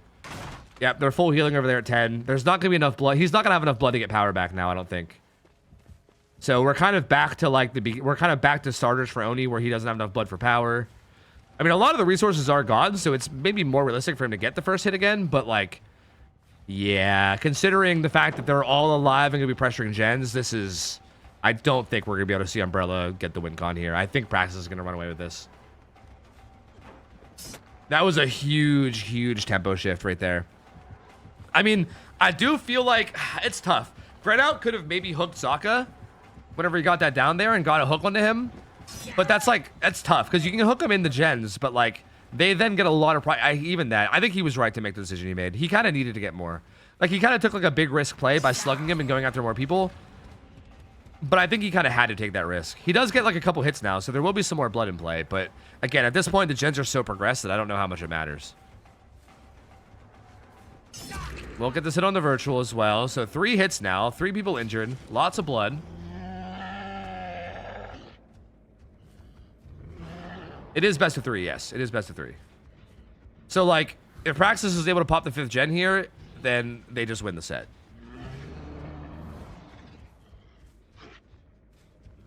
Zaka, where did he go? Zaka makes it around to main window. But Grenaut right on him. I mean, is there a chance here? They did all have to run away and heal. They did all have to run away and heal. There's going to be a lot of blood at like main and also 2. I guess there's like a tiny minuscule bit of a chance here, but it's like so slim. Like I think Grenaut's gonna need them to like throw, and to be honest with you, with the way that Praxis has been playing, I don't think we're gonna see a throw. I really don't. Like, yeah, they definitely need someone to fuck up, and I just don't. This is like one of the least likely teams to fuck up. I feel like, you know what I mean? Like they're all so good and disciplined. You got people like fucking Zaka IGLing. Like, this is such a rough team for relying on fuck ups. I do think Overdose will give a hit here, actually. This, you know, that was a little bit of a fuck up. I won't lie. That was like a minor fuck up. That wasn't enough of a fuck up, but that was at least a minor fuck up. But the heal comes through.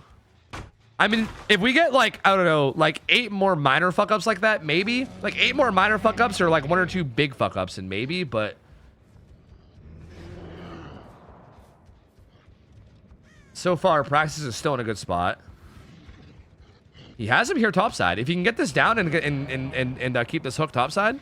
Are they in locker or is it locker with head on? It is, right? Yeah, I think it's head on in locker. Right now, baiting it. It's not! Is it the other locker? Or did they just stealth away from it? Was that the biggest bait? Yo, that was like the biggest head on bait ever. Oh, that was so slick from the survivors. I think that was on purpose. That had to be on purpose, right? For the record, if you guys don't know, it's very meta to run head on here, right? Like they're like based on like the restrictions that the survivors have, there's gonna be a head on survivor. Like one survivor is gonna have head on every time, right? Oh, doesn't get that flick. No, he gets ran for his whole power. Oh, welp. So we were talking about the survivors fucking up. That was a pretty big fuck up from Grenaut. So yeah, that's looking like curtains now. Now we need to get hits again in order to get power, and they're gonna be all over these last gens. That's gonna be pretty much it. So yeah, I think that was like a bait where they sprinted to the locker and then walked. I think that's what that was. Like whoever was getting chased there, I think that was like a super elaborate bait where they sprinted to the lockers and then started walking to bait him into thinking it was head on, which is literally like 10,000 IQ shit, bro. That's so good. Virtual with the greed. Gonna be in some trouble with that one, though. Has to break away to the Z-wall. Oh, try to play the 50. I respect the attempt of just sending. You kind of have to try something there. Doesn't get away with it, but they're all over this gen tag. Yeah, that's over. It's over. It's over. Praxis undeniably wins this for sure. Wins this in strong fashion, too, bro. Like, this team is looking fucking gross, bro. Oh, my God. Like, I see now why this team has been winning so many tournaments, man. Like, I'm told, like, apparently from what I understand, like Praxis and Invictus are like the 2 teams right now. But Praxis has been like winning a lot over Invictus even, which is interesting to see. But bro, I can see why. This is fucking gross, bro. This is super gross.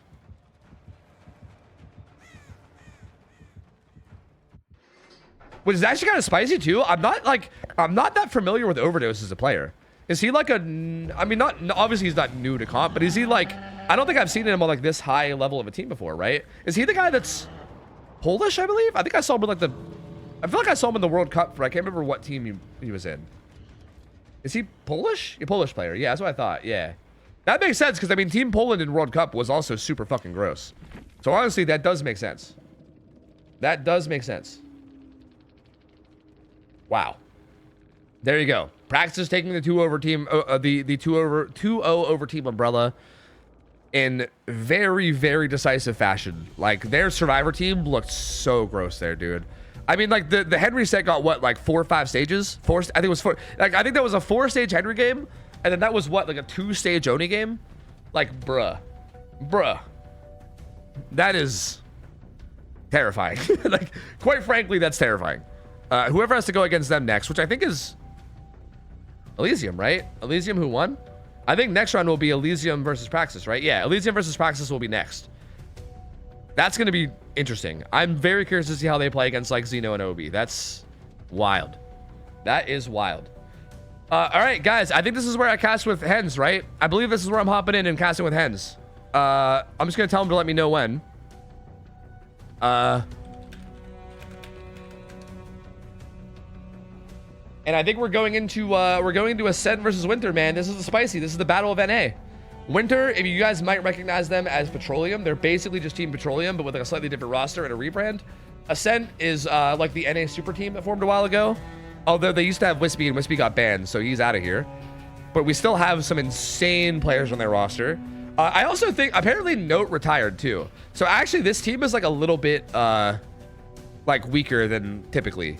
Like, with Note retiring and also Wispy being gone, that's, like, 2 of, like, their best players.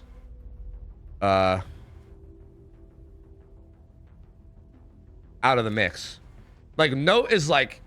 I've heard a lot of people call Note like the best survivor in all of NA. Like, he is disgustingly good. And apparently he like retired. Okay, I'm gonna hop in call with Hens. So again, I won't be able to talk to you guys much at all. Wispy was just back on their bullshit. Is basically the quick answer. He was just back on their bullshit. He like rage quit during a tournament or something. Like he like got dead-hearted and then just rage quit a tournament and was just acting like a baby like he used to. So it was just very clear that Wispy had not grown from last time. So I think it's the right call just to ban him. Like, he made it very clear that he's going to continue to be a pain in the ass. So, yeah. Yeah, that's it. I mean, Nikki, if people ask, like, it's fine. Like, I don't really care. Like, I don't really give a shit about this kind of thing. Like, I mean, I'm just going to... Like, I'd rather just say what it is than having people sit there and ask for the next 3 hours. Like, that's literally what it is. All right. I'm going to hop and call with Hens. I won't be able to talk to you guys anymore, okay? Because I'm going to be in call with Hens, so I'll be, you know, having conversations there. So I won't really be able to talk to you guys much at all, but just know that I love you guys, appreciate you guys. But yeah. I'll be kind of tied up. Yeah. Yo.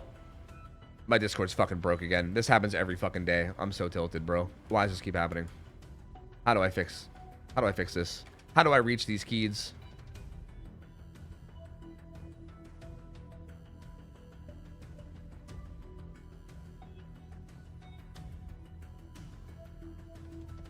I'm guessing Ascent roster is going to be Angels, Jaws, Zaphis, and Patrol. Maybe, yeah. I would assume so, I guess. Yeah, I don't know. I really don't know who their fourth driver is going to be.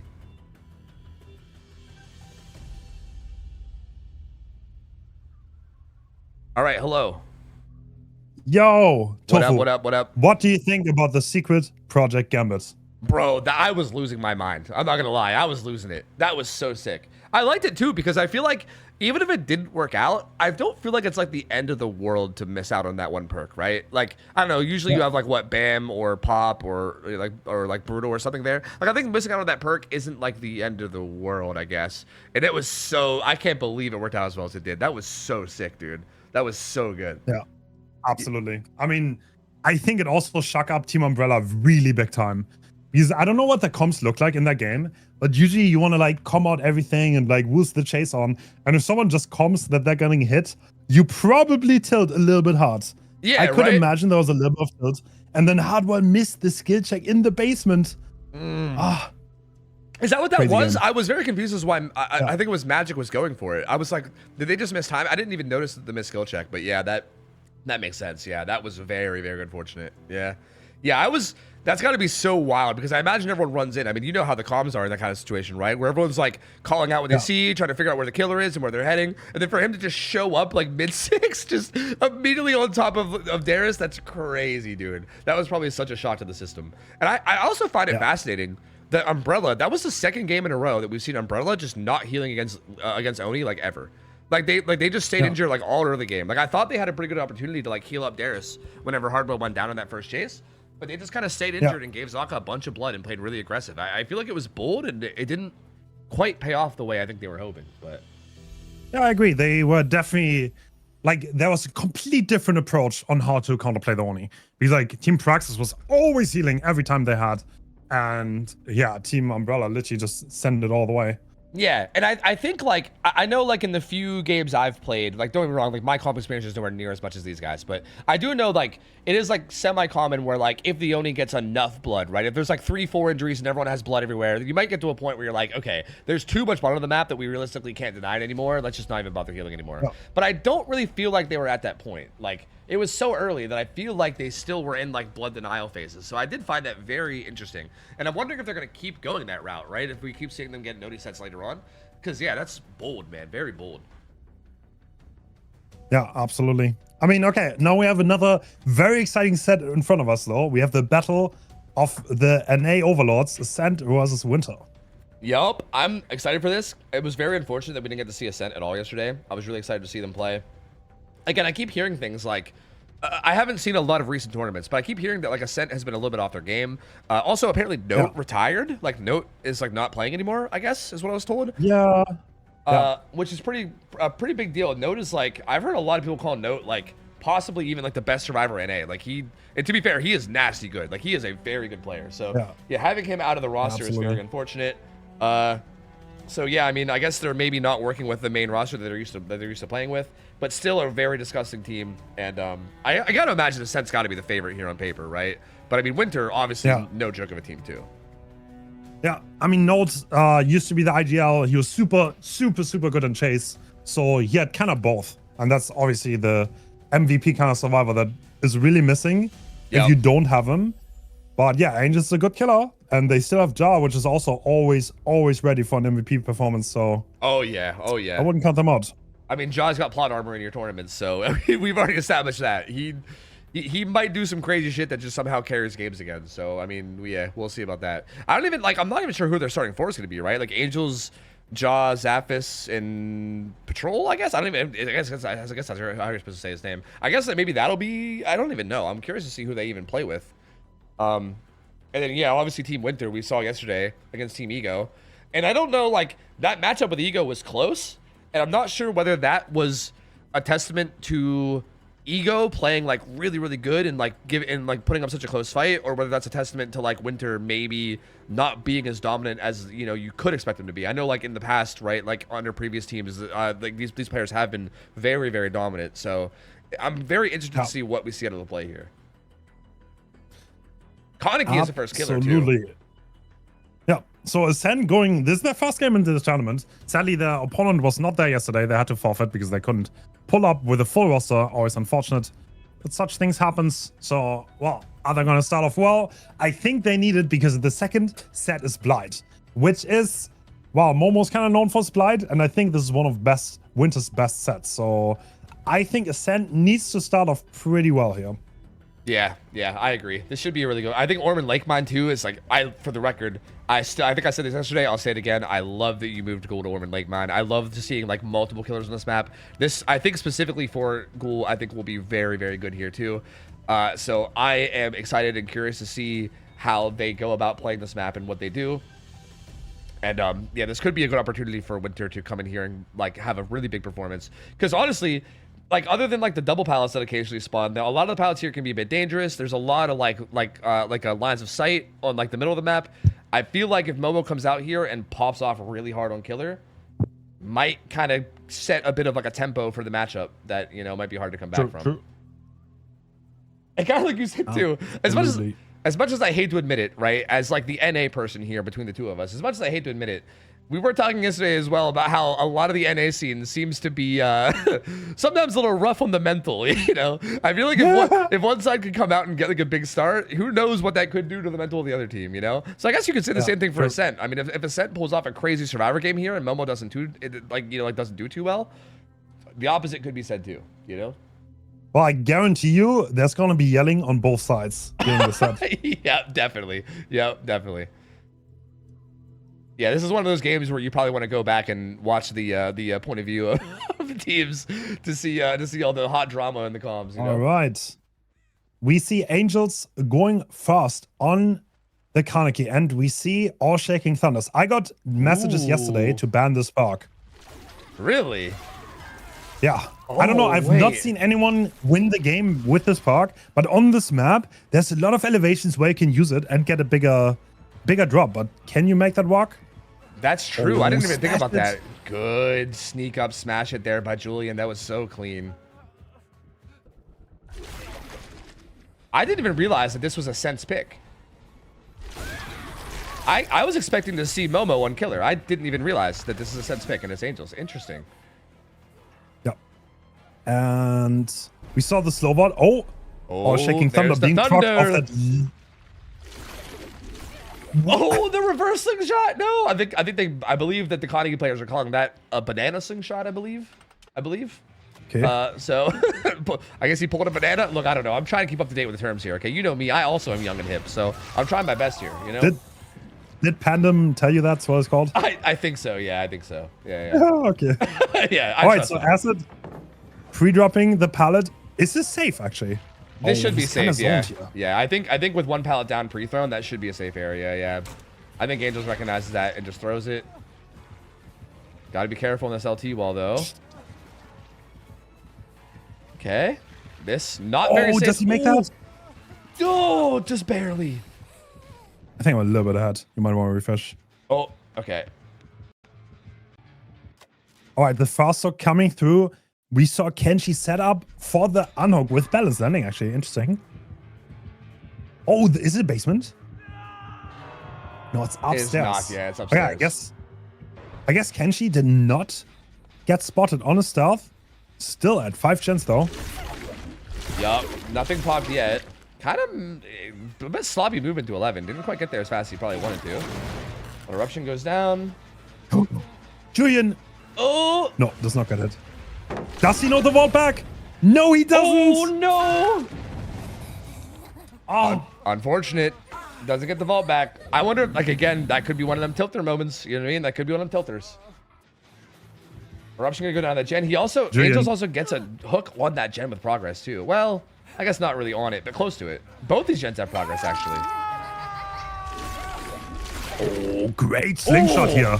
Oh, bro, fucking Tony Hawk in this bitch. Holy, that was crazy.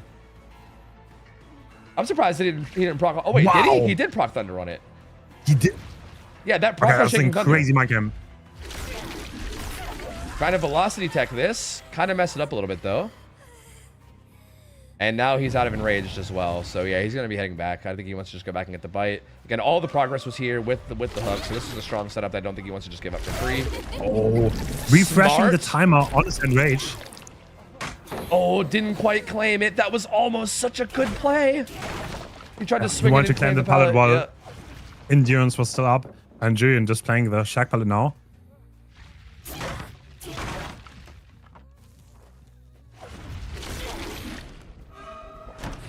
It's all on him now. This is not the safest spot to be, though. I think Angel's not respecting the revault on Julian anymore. Maybe after that first messed up one, right? I feel like you can maybe decide to go for Scampers here, but he's dead anyway for that. Was that Thunder? Was that? I think that was an extended one, I think it was. Yeah. I think it was. Gets a bite on the Momo, too. He spotted Momo out nearby. Although I think the pal's still up in the tile, so I don't think that'll be like a reliable down. Okay, we're still at 5 gens, but for the record, they have like 3 gens high proc, maybe even 4. Like I think they're about to pop 2 of them, but I think maybe both those gens left side might still be like mid progress. So it might not be as bad as it looks from the overlay here. Or Shaking Thunder being procced again. Honestly, yeah, maybe the park is actually like the absolute goat on this map. Yeah, I feel like there's just constant opportunities. Oh, we tried to get a cut off, but got the bite instead, unfortunately. Good old auto aim coming through. Yeah, not quite gets the conversion. They're just doing gens. I guess Momo's playing for the Anok here. Looks like it.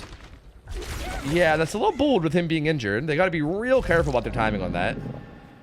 Yeah. We'll see what Angels, if he decides to go back and try to cut him off or what he decides to do. Looks like he is. Yeah, I think Momo may just be staying close enough that if Angels commits far, he can just run in and get it. But like, not. I don't think he'll make a move himself. You know, I think that's probably the play at this point. Oh, is Kenshi? I think Kenshi might have been wanting to run in and save, but yeah, I don't think he even makes it in time, so he has to bail. Momo does get there though.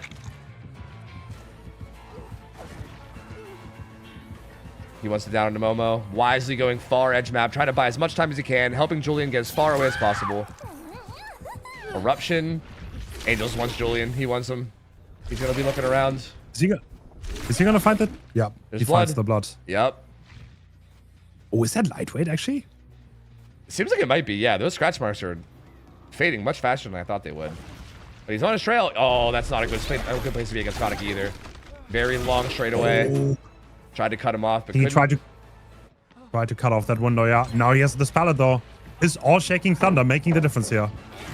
Ooh. Wait, what? Okay. This pallet also not the safest. Oh my god, Oh! Smash it being active though. This is huge. Julian making his way over, but is he gonna get anything? That was No, such he a- doesn't. That was such a good dash. Like flying over the entire hole and getting straight to him, and there's the kill. And gen progress doesn't look that crazy, right? Is this all they have? Okay, they have 2 gens at like 40. I guess it's not terrible. But I don't. This still could be potential 4K territory. Especially if the next chase is not super great. Gen progress is kind of like center map. I think Angels knows where it is. It's both these 2 gens he just checked. Oh! Wow. Oh, that was nasty, bro. Oh, that was nasty. Is hard. This is a fast hook now on Momo. This is even a pain rush. I think Team Winter needs to watch out to not get 4K at 2 gens left. Yep, pain res coming through. Oh, they have it. Okay, they have a gen that is higher pro. Oh, they have 3 gens progress. Oh, yeah, you're right. They do. Okay, instant. And one of them is pretty far as well, so. Actually, well, they're all kind of. Yeah, you know what? I thought that was farther away than there was. They're all like relatively close, to be honest with you. But Eels isn't checking on him. I think he was trying to find the person going for the pool. Maybe. Perhaps? I think he might lose that one far gen here. Oh my god, Kenshi stealthing this unhook, but he's the whole way at Shaq. Acid found, doesn't actually get bit, but Enrage refreshed. And Eruption's gonna go down.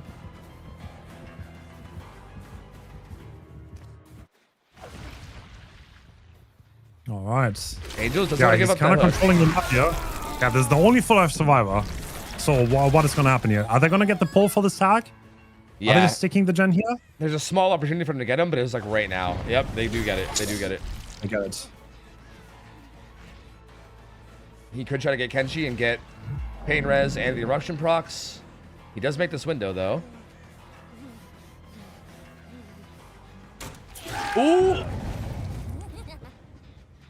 Very, very good bait Wins the there. mind game, gets that down. Yeah, and it's eruption again. Oh, Satchel! Oh, the cutoff from Satchel! Angels is clean with it, bro. He's clean with it. I cannot lie to you. My Yeah, it's a lord. 4K too. Yep, that's got to be a 4K too. Wow, Angels was clean on the Kaneki, bro. This was very great to watch. Wow. Yeah, honestly, very impressive mechanics by Angels here. Showing why he's considered one of the best killers in North America. Ooh, that one didn't quite go as far as he was hoping, but he should still be. Oh, live coming through from Momo. But yeah, I mean, what's he do here? He's like playing his chase, but unless Angels like gives him a stun the whole end of the map or something, realistically, even if he lasts a while here, how are you gonna recover here? It's next to impossible. Honestly, if Julian gets that vault back right, I think we're looking at a completely different game. Yep, agreed. And I don't, you know, I probably need to shut up about this, but I still feel like the vault back is like RNG, and it's like it's just got like an 80-90% chance of working. I'm telling you, man, I don't know. It's such a frustrating mechanic. Yeah.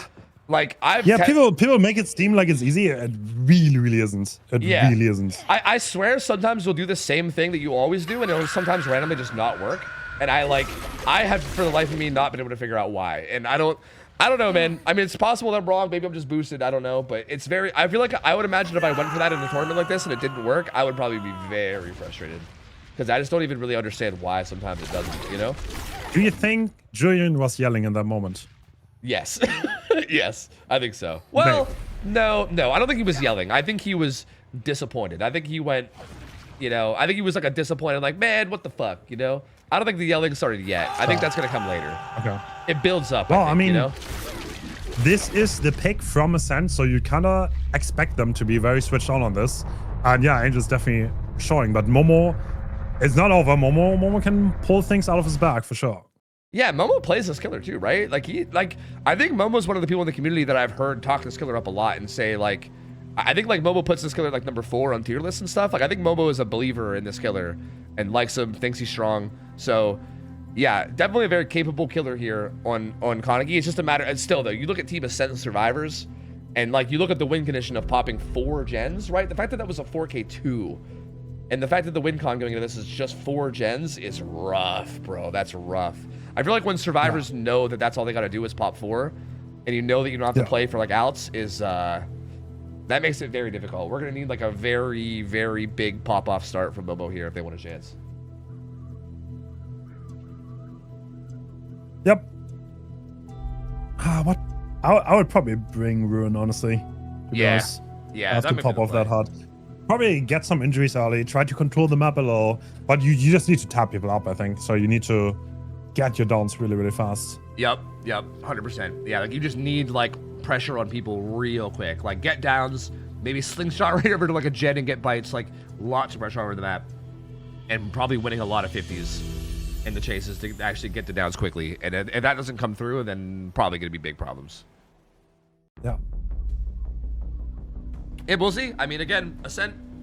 This will be our first time seeing them on Survivor this whole tournament because of the unfortunate circumstances yesterday.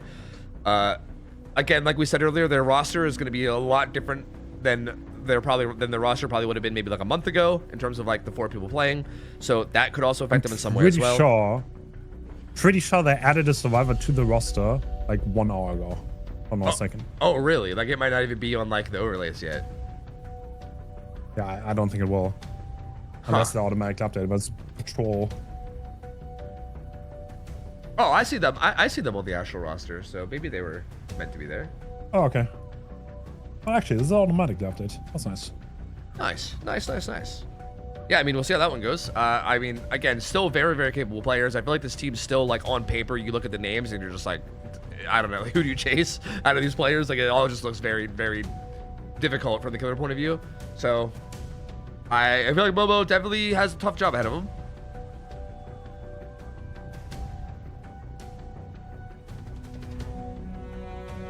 Do you think we'll see All Shaking Thunder again? Like, do you think Momo is also in the know?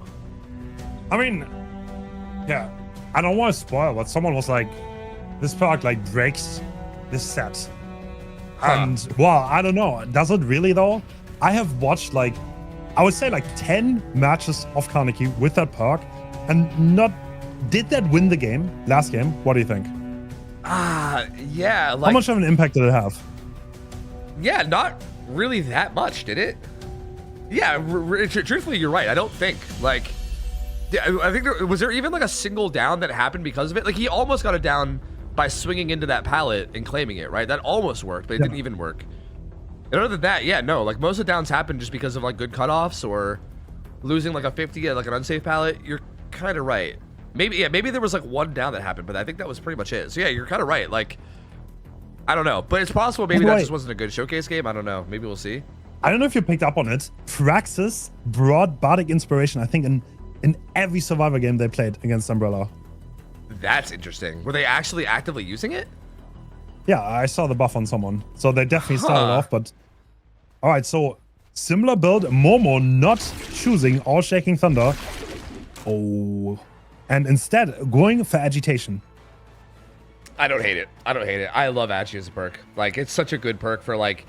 hook positioning and also just speeding up the process of like those little downtime moments of like hooking. Like I think it's a very good. I think popping BL there before the bite is a little questionable. I think maybe they were hoping to deny the bite longer, but now you don't have it for actual chase. But I guess that's okay. Momo opted not to chase here, so ends up not actually mattering that much. Ooh. Gotta get those injuries on the board. Oh yeah, gets a bite on the jaw though. Ja with his iconic Renato fits. Yup. And this is where this gets a little bit hairy because these pallets are not super safe. Ja, though, such a good survivor in situations like these, but still has to play a little risky. He makes his way to this pallet, which is safe. Wait. Does he What get the- back? Fails again. Oh, no. The same pallet. That Oh my pallet God. is the killer, bro. What the hell? They just can't seem to land on it. They can't seem to get But it. Twitch said it's easy. True. I don't. You're right. You're right. I guess these players are just bad, and Twitch chat is just better than them. Is what it is. I don't know. Maybe. That's the only explanation. I mean, Twitch chat's just better than all these guys. I don't know. All right, so this is exactly the kind of start that Momo needs here. Yeah, this is. He got an very injury. good. He got it down. Oh, fine. Zappis too. We'll probably get another free injury here. Wants to go put Eruption down, it looks like. Wow. This is such really play. But nobody's unlocking yet, and now he can go back, so might work out for him. This worked. Yeah, this was like a big risk to possibly just allow a quick pull here, but they don't end up going for it. I think they're just all pressuring gens. And yeah, this ends up working out pretty well. And interestingly, Kate is following behind the trail, going from 12 side. That kind of means they don't have that much force, honestly. If the Kate is also on the rotate. Yeah, The yeah. free tag. Yep. Almost everybody injured now other than Angels. And what does Momo opt to do? He's going to actually head back and maybe check out this injury on Angels. Oh, weird whiff there. Oh, my lord. Funky stuff going on. But there you go. All 4 survivors injured now. Getting into a little bit of awkward territory. If a down can come in quick here, this could start to get a little out of hand. Ooh. I swear he Oh, my crossed one. God. Yeah, that was risky. Trying to save his life. Oh my God! Oh, what a That's an cutoff. insane dash. He doesn't get it, and the Oh. stun comes through. Wow, that was such a crazy series of events there. And the gen here pops right as Angels gets there. So this becomes a perfectly fine place to take chase now with the gen here being done. Zap is in trouble. Gets caught out on that pre-throw. And they gotta be worried. If Angels dies here fast, Yeah. this could be big problemas.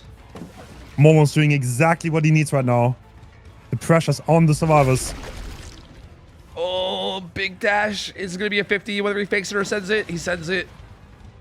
Oh, Angels is playing so well, though. Dude, he's playing this setup so fucking well. This should give time. I think someone's gonna. Yeah, I was gonna say Zappis should be up soon.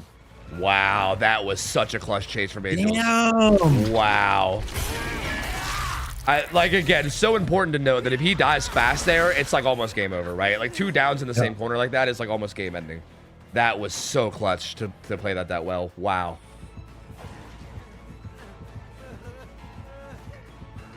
John now. We gonna test revolt again? Nope. Gonna be in some trouble here though. I don't know if you make it around. Oh, 99 SP. Khalid makes it to the Such a orbital. good play, though. Bloodlust though. Bloodlust. He should be dead to Bloodlust. This is the survivor that is dead on hook now. So 2 gens being first, but everyone injured here, and the hook is gonna be right in the middle of the map. Yup, this is still a really tough spot for Ascent. Like they did such a good job of kind of like bringing it back like tempo wise within the last like 30 seconds of gameplay, but yeah, like this is still a good spot for Momo, all things considered. They got to be real careful about they go for the sun hook, right? Like, they could like fast pull right now, but then also you maybe like speed up the tunnel out. Ooh. Okay, they force lock right as the unhook comes in, and they're gonna try to full heal Ja. How do you feel about that decision to full heal? Rather than just maybe running somewhere safe. I guess maybe they have time to do both? I don't know. That will be interesting. I mean, he saw Ja, right? The fact that they stopped and took time to heal him means that Momo knows exactly where he is, right? Like, alternatively there, they could have taken that opportunity to run away and try to, like, hide Ja's position.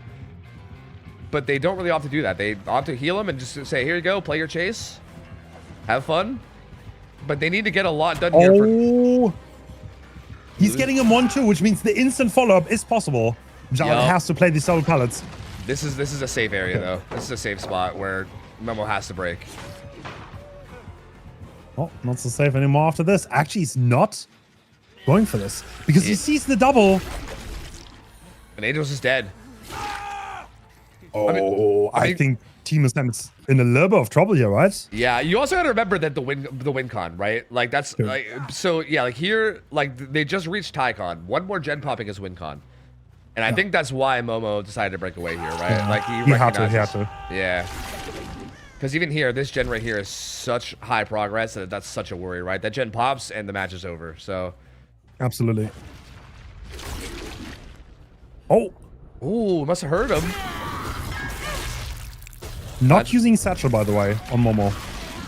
Oh yeah, he's using handkerchief. True. Yeah, you got that extra 1 meter range. Interesting. Resets coming through in main. Looks like they're trying to slow the game down now, right? Ascent kind of relaxing, not really like going full pressure yet.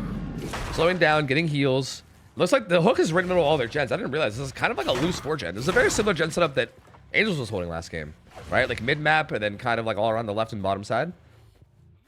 And the hook is dead smack in the center of it. So a bit awkward. This is the BL survivor, so she can BL off this hill. Momo recognizes that, doesn't even bother committing to it. Oh, do they actually want to trade this? I guess they have to, but this is going to be a pain res. Yeah, it's going to be a pain res and then another hook right there in the center. Should probably go for a Tracker? bite to cancel that. Ooh! Wait, what? Why do we want to bite Angels? Because of second wind. He's got second wind. I think it makes sense. Ah, He doesn't want to okay, look at that okay. heal for free, yeah. That's actually really smart. I didn't even see that. Flashlight. Oh No! my god. Jaw, you son of a bitch, don't do it! Jaw, no! Oh no! No way. The pain res is denied. And now the gen is so high. Oh my lord. Kate on the gen. Momo's gonna be going back. Do they maybe start pressuring that gen up by 11 now at this point? I think they probably have to start pressuring something else. Or do they heal? I don't know. This is where it's interesting. I don't know whether they slow play this or get really aggressive. Zaph is taking chase to Shaq. I don't think he makes this, or Pallet is, yeah, Pallet is on the side. He does make. Still up.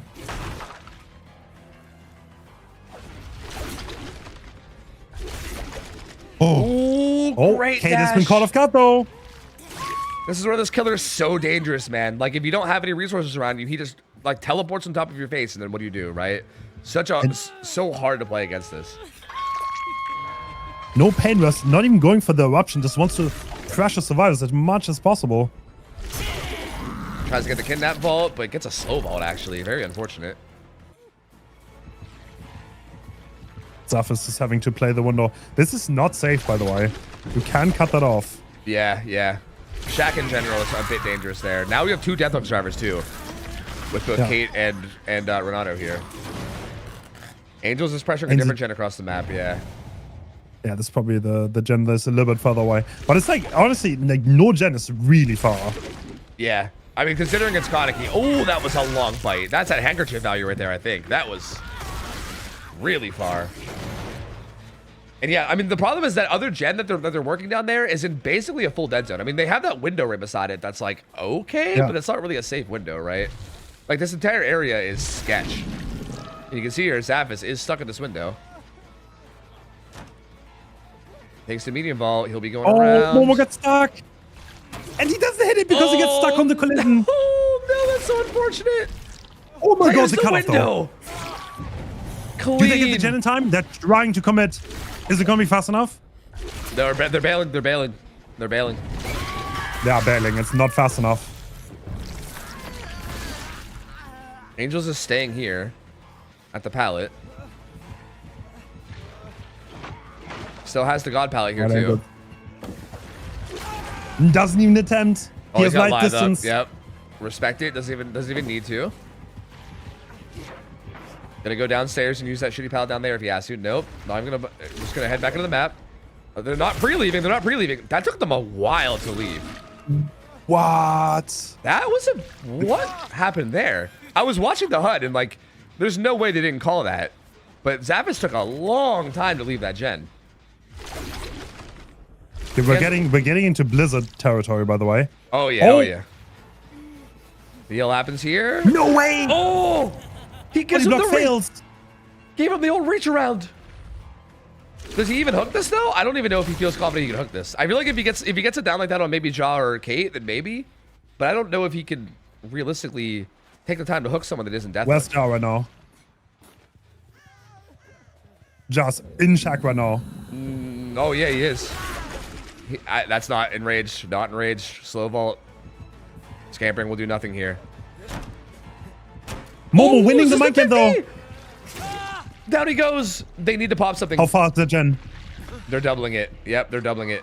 Oh, it's not. He's gonna go that- straight there though. That is he's not ranged. gonna pop. He's not ranged. He's not ranged. He won't be able to slingshot. Oh no! He won't get there. He won't get there because No because way! of lack of rage. In range. Oh, the lack of rage. They're just gonna stick it in his face. Is it eruption? It's not. It Oh would have already my been. God. Oh my god, that was so close. Wow, dude. He had so many Gen kicks left too. Yup. Yeah, that gen was like barely contested. It was mostly just that gen on the other side of the map. Yeah, that gen had still so many more regression events possible. Wow, does this revolt work? Okay, that one works. Okay. Patrol is showing us how it's done. Yeah. Until someone hits it on that corner pallet, though, I don't know. I guess that's maybe the cursed pallet. Hard to say. BL coming through here. What a set from both of these teams, though. Holy. Down to the absolute wire. Eruption coming down to this gen.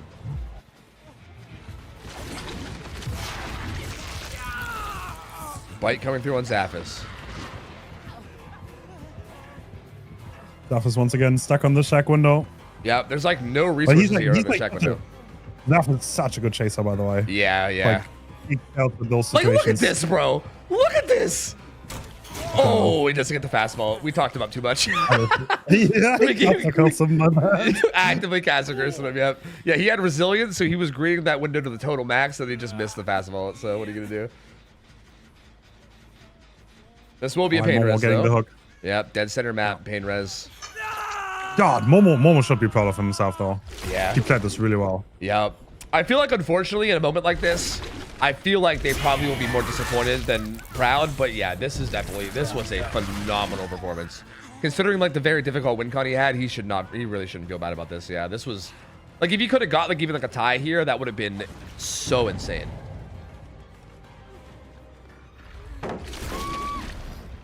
But bro, yeah, Patrol. He's bringing it back. He just knows. Patrol just knows. Maybe you should.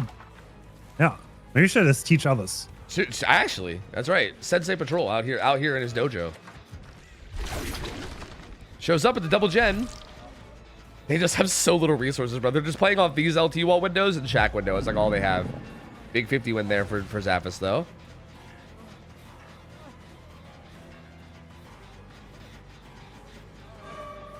Okay. Bloodlust building up. Finally loses that 50. Down he goes.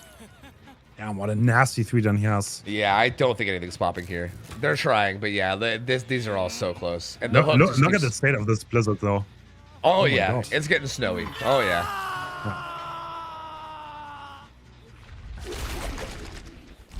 Oh.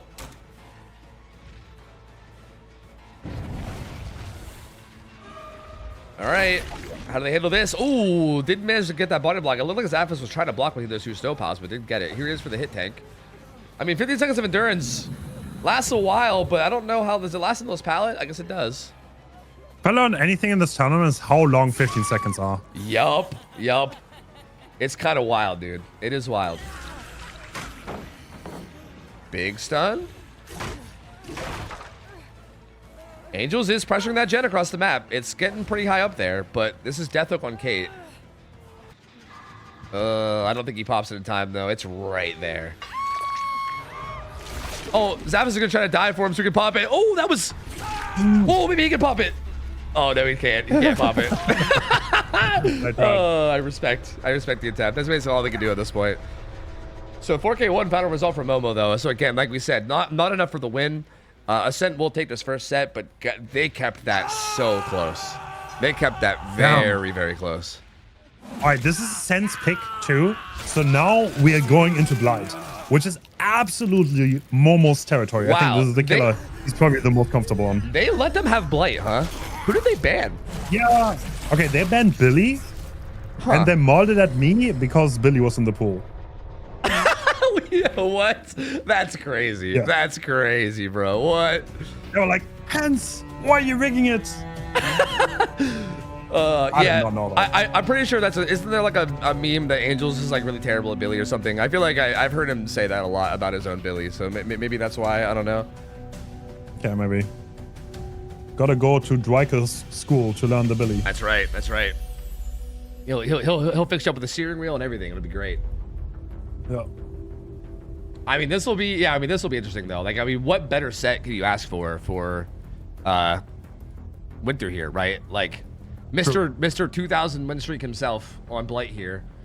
You know, I feel like that's got to be probably the most comfortable thing you can play going into this. So Momo plays this killer 8 hours a day, I think. yeah, like actually, Like, yeah. not a joke. He's doing a subathon. He's getting like 50 wins a day to get 2,000 wins in a row on Blight. So yeah, I mean, I don't know. I don't think there's any player who's more practiced on a certain killer in the entire world. Yeah, that's probably true. Yeah, especially like for recent time, like in terms of like the last like month or so, or like few months. Yeah, like he's like literally stuck in that subathon, and he has been for like 5 months, just nonstop playing Blight. Yeah, he's. That's interesting. That's very interesting. Yeah, I mean, I feel like there should be like more comfort here than anyone else ever in this tournament. And is Blight on Blood Lodge? I think so, right? We saw him earlier. I'm pretty sure it was. I actually can't remember. Is it Blood Lodge Blight?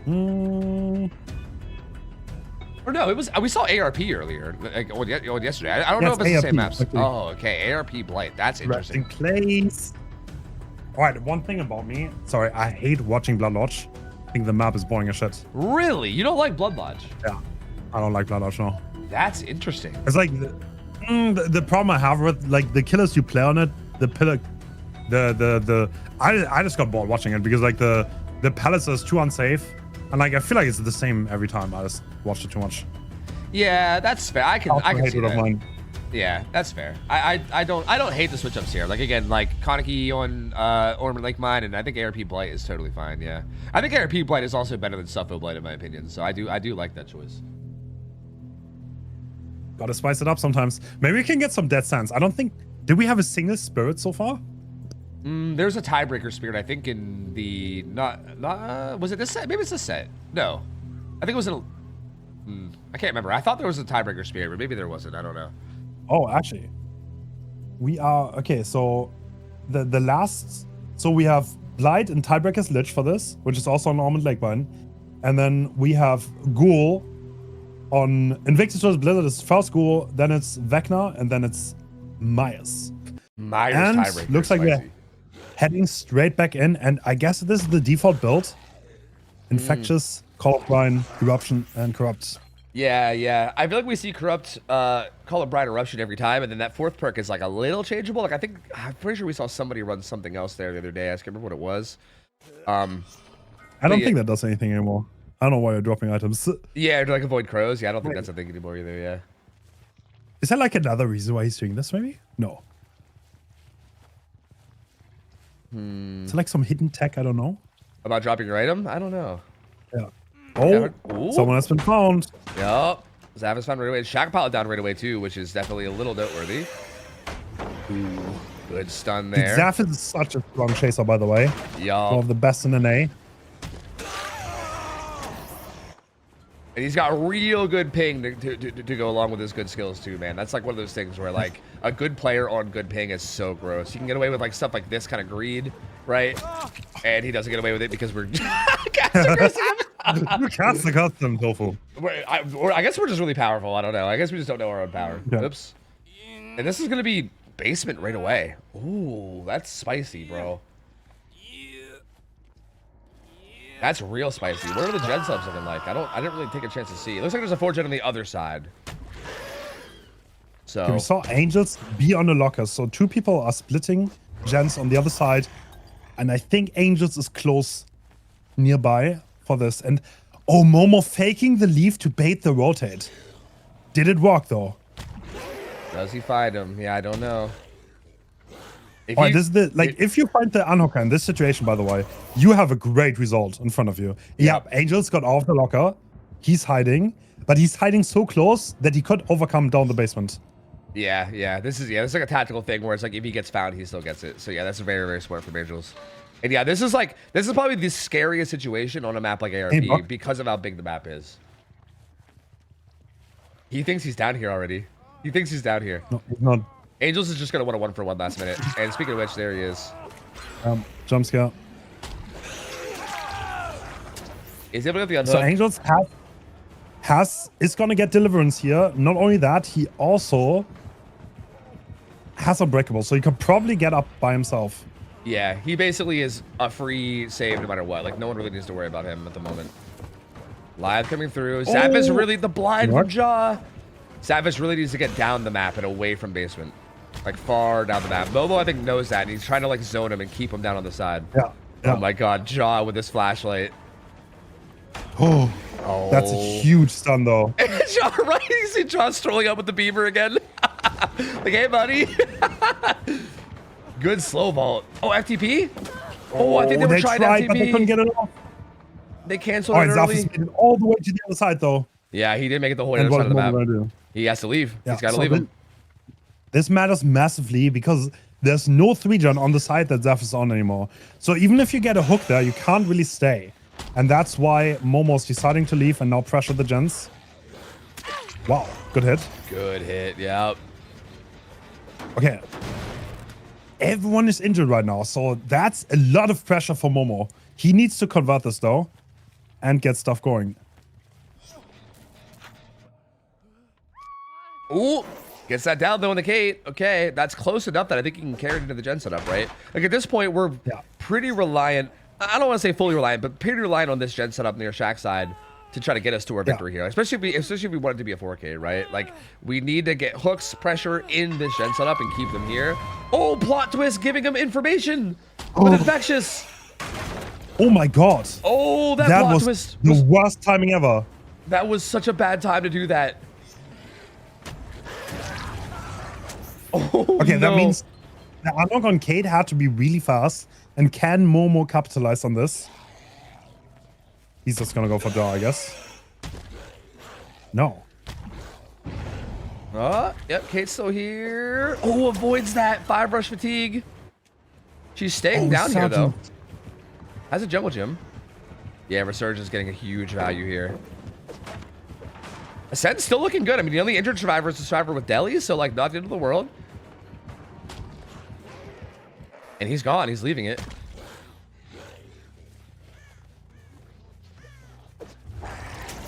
Are they able... I mean, if Kate is able to dip into stealth here, they could start slow... They could absolutely start slow playing this, and that would be very good.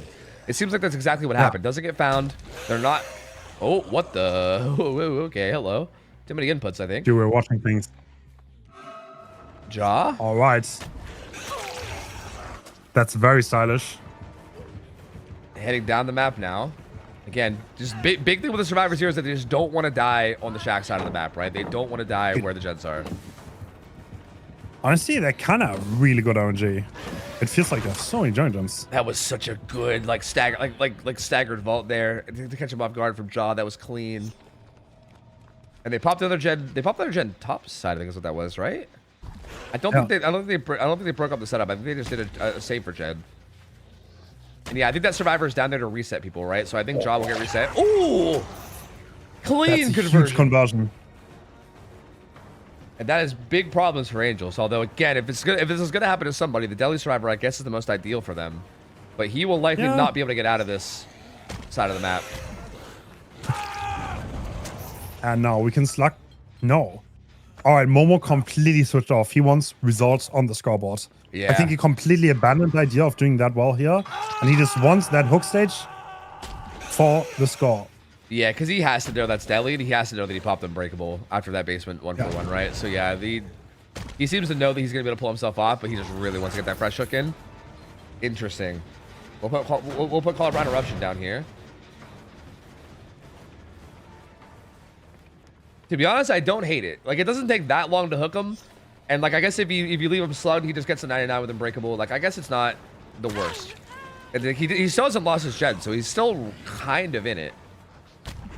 In terms of, like, possible 4Ks. I mean, it's looking less and less likely all the time, but If they mess around a little bit too much. Oh, Jaw, good patience. Yeah.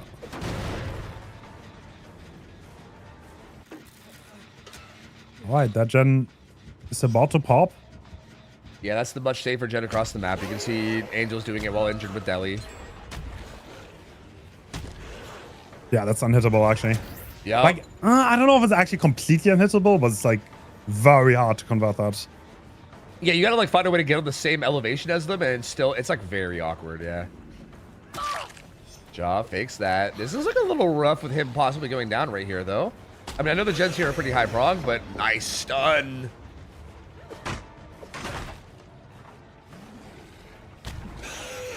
I think they'll be trying to stack that hill gen, right? I would assume with how far he got away from this.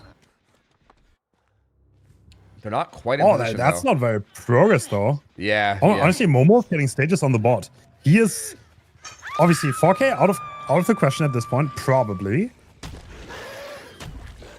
Wow, finds the savior too. Are they gonna trade? Wait, they don't even get the gen stun for this, do they? No, they don't. They'll get it progressed a bit, but they don't. They definitely don't pop for this. Jaw, I think maybe hoping for a beamer save with that. Knowing Jaw, I think that was him running back in for a potential flashlight save. I think.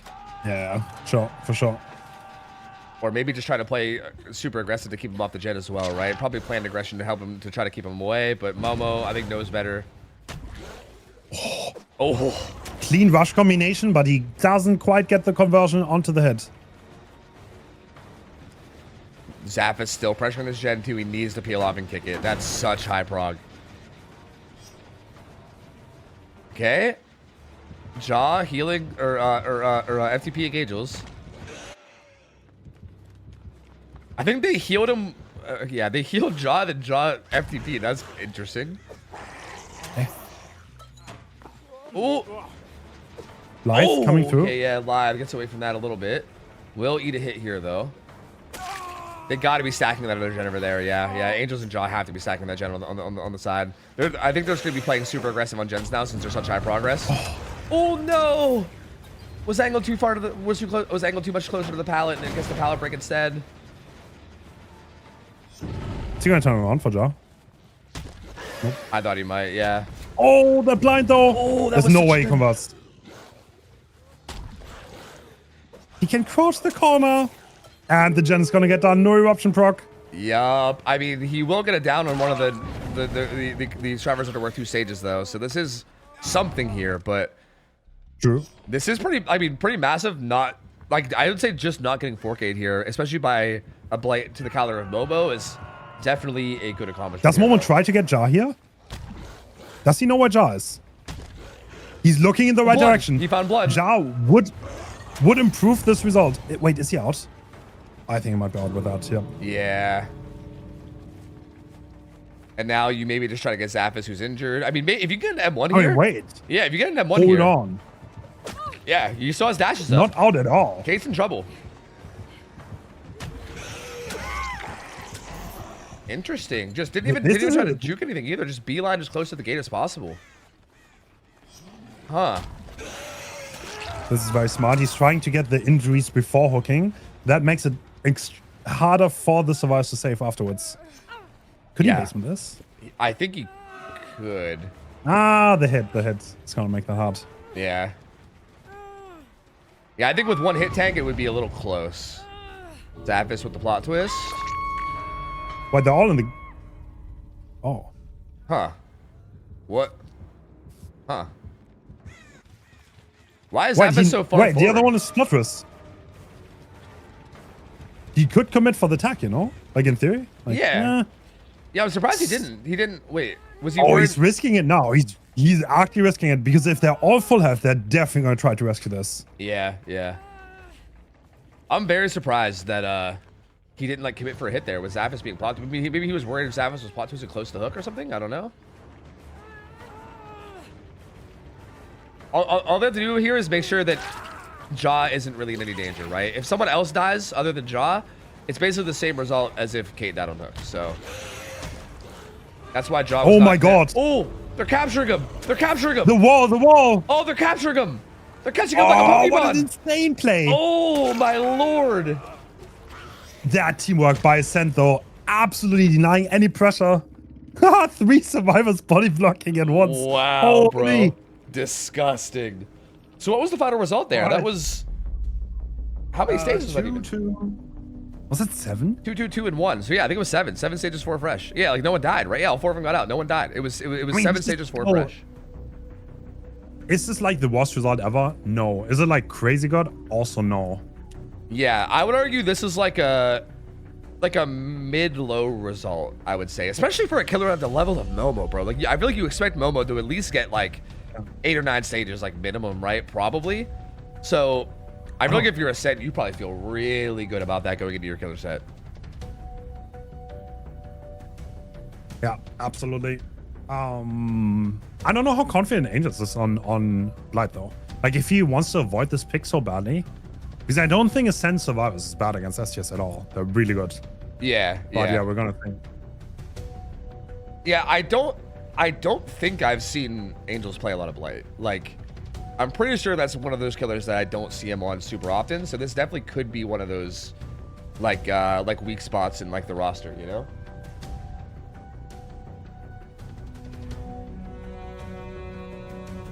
So I guess we'll see, man. I don't know. This could be, I mean, even though that result was very, very good for Ascend, I feel like I would not count Winter out of this. I feel like they absolutely could still come in here and do some big things and get like a 6-stage game or something. And they got, I mean, they really need to sure. if they want to push through here. So if they don't, this could be a quick 2-0. Absolutely. Man, the way they got Xaphis out of that side was incredible teamwork though. Ja with the blind, with the flashlight, and denying the hits. I don't know, this is well played. Yeah, that was so well played. Yeah, like there's so many little things there that might be a little bit hard to recognize, right? Like if Xaphis goes back down and gets rehooked in like the shack side of the map with like the gen setup there, like if he gets put on his 2nd stage hook there, like on death hook in that gen setup, that is brutal. That's like basically 4K, right? Like it's so hard to like save him without, you know, while also getting the gen setup broken. Like you're most likely getting a kill with a 3-gen up. So there's so many like little things there that might not be obvious, but if things go just a little bit differently, Ascent probably gets 4K'd. But yeah, man, just fucking perfect. Just perfect teamwork and play to get him out of that. So impressive to see, man. I mean, I don't know, bro. I kept hearing like all day yesterday about like how Ascent has been off their game lately and hasn't been playing as good as like they otherwise, you know, would be or whatever. So far today, in this tourneys, I'm just saying, Ja won every single one. Like they never came in as a favorite. True. They never came in as a favorite. That is true. Not a single one. Yeah, I'm pretty sure the very first one was like that was when was it Eternal or Elysium at the time that was like dominating everything, and like NA teams were like a joke at the time, and X9 came in. And, yeah, absolutely. Yeah, I remember that. Like I think, yeah, Eternal was like the. I think X9 won against Eternal on the semis, and then they had to play against Elysium if I'm not mistaken, and they won both, which was like the insane upset, and the first time NA was ever on top. Yep, yeah, that was a huge moment because I remember like Elysium and Eternal were just dominating everything at the time. So yeah, I mean, I don't know, bro. They might just be plot armor. They might just be plot armor. I don't know. I mean, luckily for Winter and pretty much everyone in this round is that nobody is actually getting fully knocked out of the tournament today, right? Because it's double elim from here on out. Like all the teams lost earlier, and whoever leaves, and whoever loses here will still go to the losers bracket. So at least there is that. They're not going to be fully out. Dude, Team Long was insane, by the way. Dude, I want to see them again. I know. And people are doubting like how good the Asians actually are and if they like stand a chance. But dude, Pig played so well. Oh my gosh. Bro, Pig was absurd. There was literally a certain point where I had to rewind the footage because I could not believe that Pig was like finding people the way he was. I literally was like, hold on, is this guy cheating? I had to go back and rewatch for the record. No, I mean, there was a good explanation, but like, dude, his game sense was like phenomenal, like so good, bro. Yeah, he is an incredible killer player. I feel like I felt like their survivors were a little uncomfortable in certain scenarios, like maybe on Midwich Pig, like they felt a little uncomfortable on that map, and then there was a couple like little macro slip ups. But yeah, on the Records game, the Ace like went into the gens instead of away from it. Yeah, that was like the Survivor was like they were slipping up, But on the grand scheme, they kind of knew what they're doing. And yeah, Pick was kind of like the carry-on killer. That's how I saw it, at least. Yep. I feel like if they can get a little bit more like tight and disciplined on the Survivor side, that team is going to be a major threat, bro. Like literally, I think could beat anyone in this tournament. Like they were scary. They were actually so scary. So I'm excited to see them more, man. I think we already know they're going against Umbrella in the losers bracket, right? Oh, here we go. Angels on Blight. Rancor, the fourth perk. See, this is what I was saying. I think I see that fourth perk slot sometimes getting changed up. We saw Infectious last time. Now we see Rancor, which is also obviously a really good choice for the info and the potential late game plays. Finds a chase quickly. Interesting that the killers aren't struggling to find chases early on ARP here. They're not really able to stealth out this like early cross. Yeah. Maybe they're just not even trying to. Almost. That's definitely gonna be a hit. Oh, he's so far away from anything, though. Yeah, that was only a 2-rush hit. He might be able to catch him before he... No, he doesn't. He makes it. He gets the stun. Does he make Shaq? Yes, I think he makes Shaq off this. Oh my God. Clean. The ping's so clean. They were tripling. They were tripling this gen. Oh, that is Momo being spotted. Yup. Pretty rough bump there. This is where like the Blight experience, I think, between the two comes in. But Momo getting spotted. This pallet, it's like decent, but not super safe. What? Oh, what? Insane play by Momo. He gets the vacuum on the pallet for Angels. That was crazy. Oh. Finds a tag on Julian. Probably gonna put Paul. Gonna put Paul, Eruption, call it Brian down. Get some regression going there.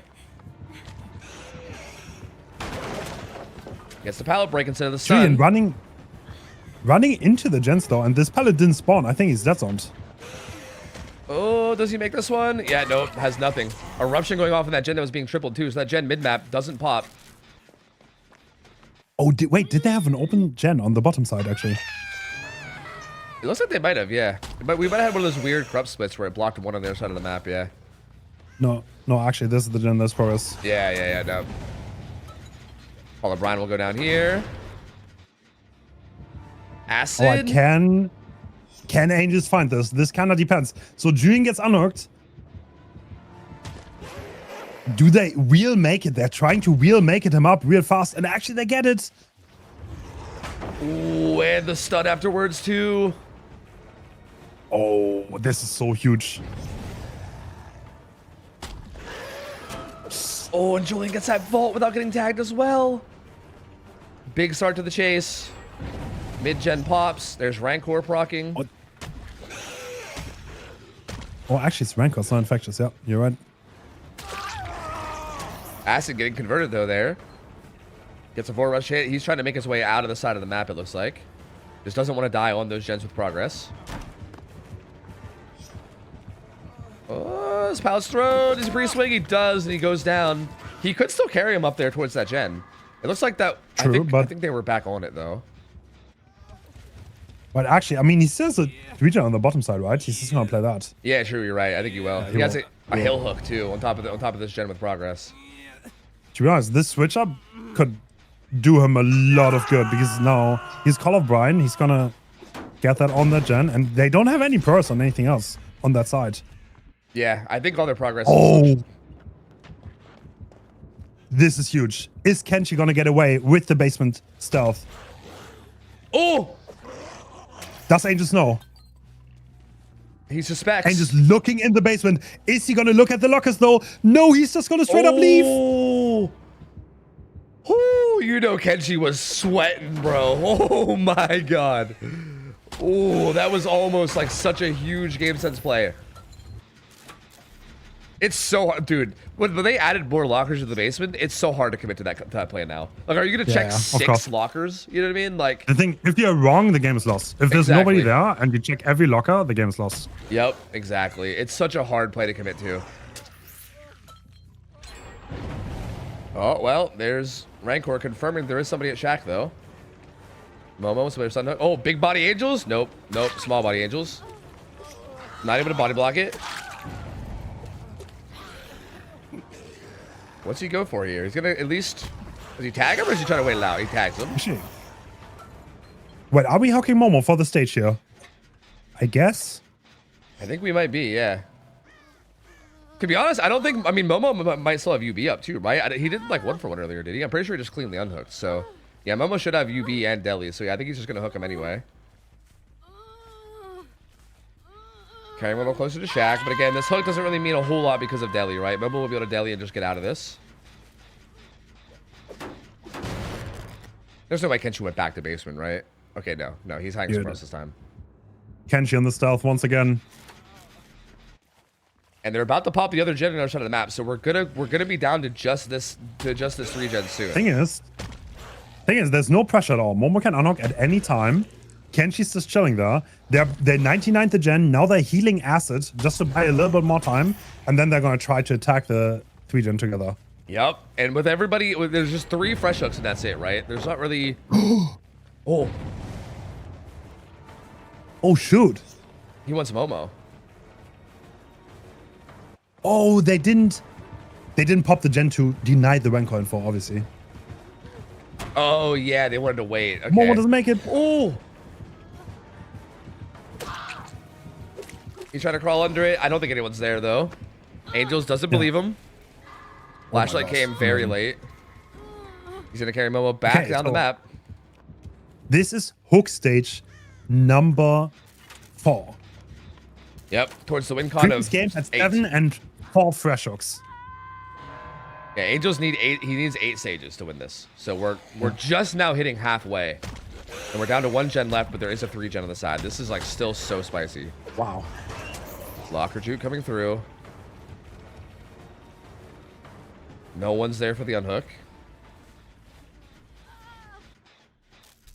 Okay, there's Julian starting a new gen. Kenshi really needs to be careful here, honestly. He's the last fresh hook. He cannot go down easily. Yep, very, very important. Oh, forces the 1-for-1. Oh no! Momo's gonna take the hit. I thought Get the swing in time. But now Momo doesn't have his 15 seconds of endurance, so this actually could be scary in a different way now. He needs to not get like tapped up here. Hit Julian there, take a hit. Kenshi's gen is only halfway though. Is it eruption? I don't even know. If it's eruption, that's gonna be huge. Because if it's not eruption, I think they can stack it. It is eruption. I mean, the gen is gonna pop, but if he gets this kill and then finds Kenshi, that's Kenshi needs to not be found here. Yeah, Kenshi needs to not be found. Kenshi ran off early. He's walking there fully aware. And the question is, can Angels find Kenshi here? Rancor means that that... just quickly more Julian too. Yeah. I mean, wait, do you get the bubbles? Yeah, you get the bubbles, right? Even from the last gen, I'm pretty sure. So yeah, he finds him. He finds him. Kenshi cannot go down fast, no matter what. Oh. He's holding it. He's getting hit though. Okay, but that was a while. How far is the gate's right there? How far is it? Wait, do they make it? Do they make it? The gate's open. They're gonna make it. Time. They make it. They make it. They make it. No, oh my god. He's like, wait. No, that's a win. That's a win. Sorry, that's a win. That's a win for Winter. Yeah, that's a win for Winter. Yep. Oh my god, that was so close. As close as it gets. You cannot get this any closer. Wow. Holy, that was so close. Winter staying in it, winning the Blight set. Holy, bro. These two teams. Wow. Both of these two first games have been insane. I knew this was gonna be a good matchup. Like I just knew it would be. Yeah, this is wild, bro. The Battle of NA is crazy, man. Oh my lord. All right, well, we're going into set 3 now, which is Lich. Lich and also Orman Lake Mine, yeah? Should we make the winner of this the captain for the next World Cup? I think you're right. Yeah, I think you might be onto something here. Yeah. Have to. I feel like that feels appropriate. Yeah. Yeah, that was actually decided by 1 fresh hook. That was 7 stages 4 fresh versus 7 stages 3 fresh. Yeah, that is so wild, man. So like that decision that Momo made to like hook Angels with Deli, for instance, that we were like a little unsure about, ended up paying off so big, right? Like just making sure he was playing for those stages and getting those freshes and everything, ended up being so important in the end. So wild, bro. So wild. Oh, Now I wonder how either one of these teams feels on Lich. I feel like Lich is a very like, I don't know, odd killer, I guess. Like, I mean, I think he is like at least semi-popular enough that like people play him a bit or whatever, but he's definitely not one of those like, I don't think either one of these killer players are going to be like one tricks on him like we see with things like, you know, Blight. So this will be really interesting to see how comfortable each side is here. okay.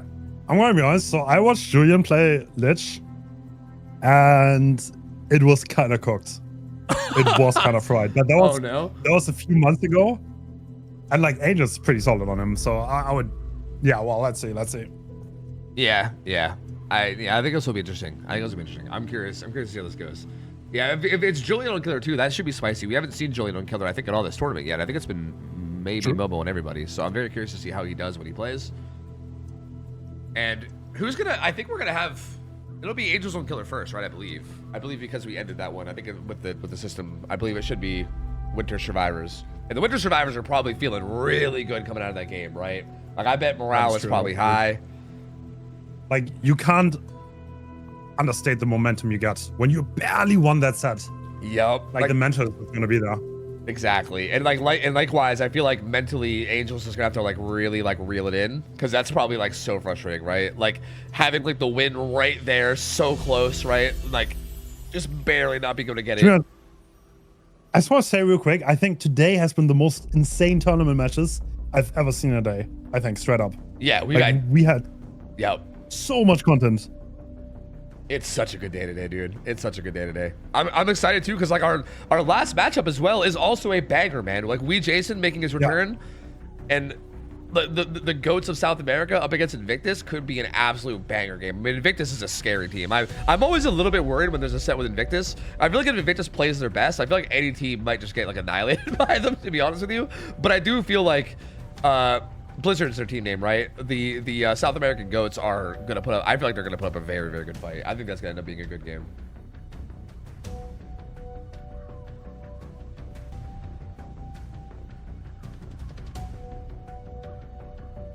Man, how do you expect Vecna to perform here? Also, it is Almond Lake Mine once again. So we have a chance of a Blizzard, and yeah, this 1-1 right now. And I would say it's a pretty good map for him. He has Fly to control the map. There's elevation difference everywhere to use the skeletons really well. So yeah, I think you can definitely get a great result. Yeah, I wonder if we're gonna see something like All Shaking Thunder again here, or maybe if that's like a strictly Kaneki thing. I do think Kaneki uses that perk better than most, right? So I can see maybe that not being a thing here.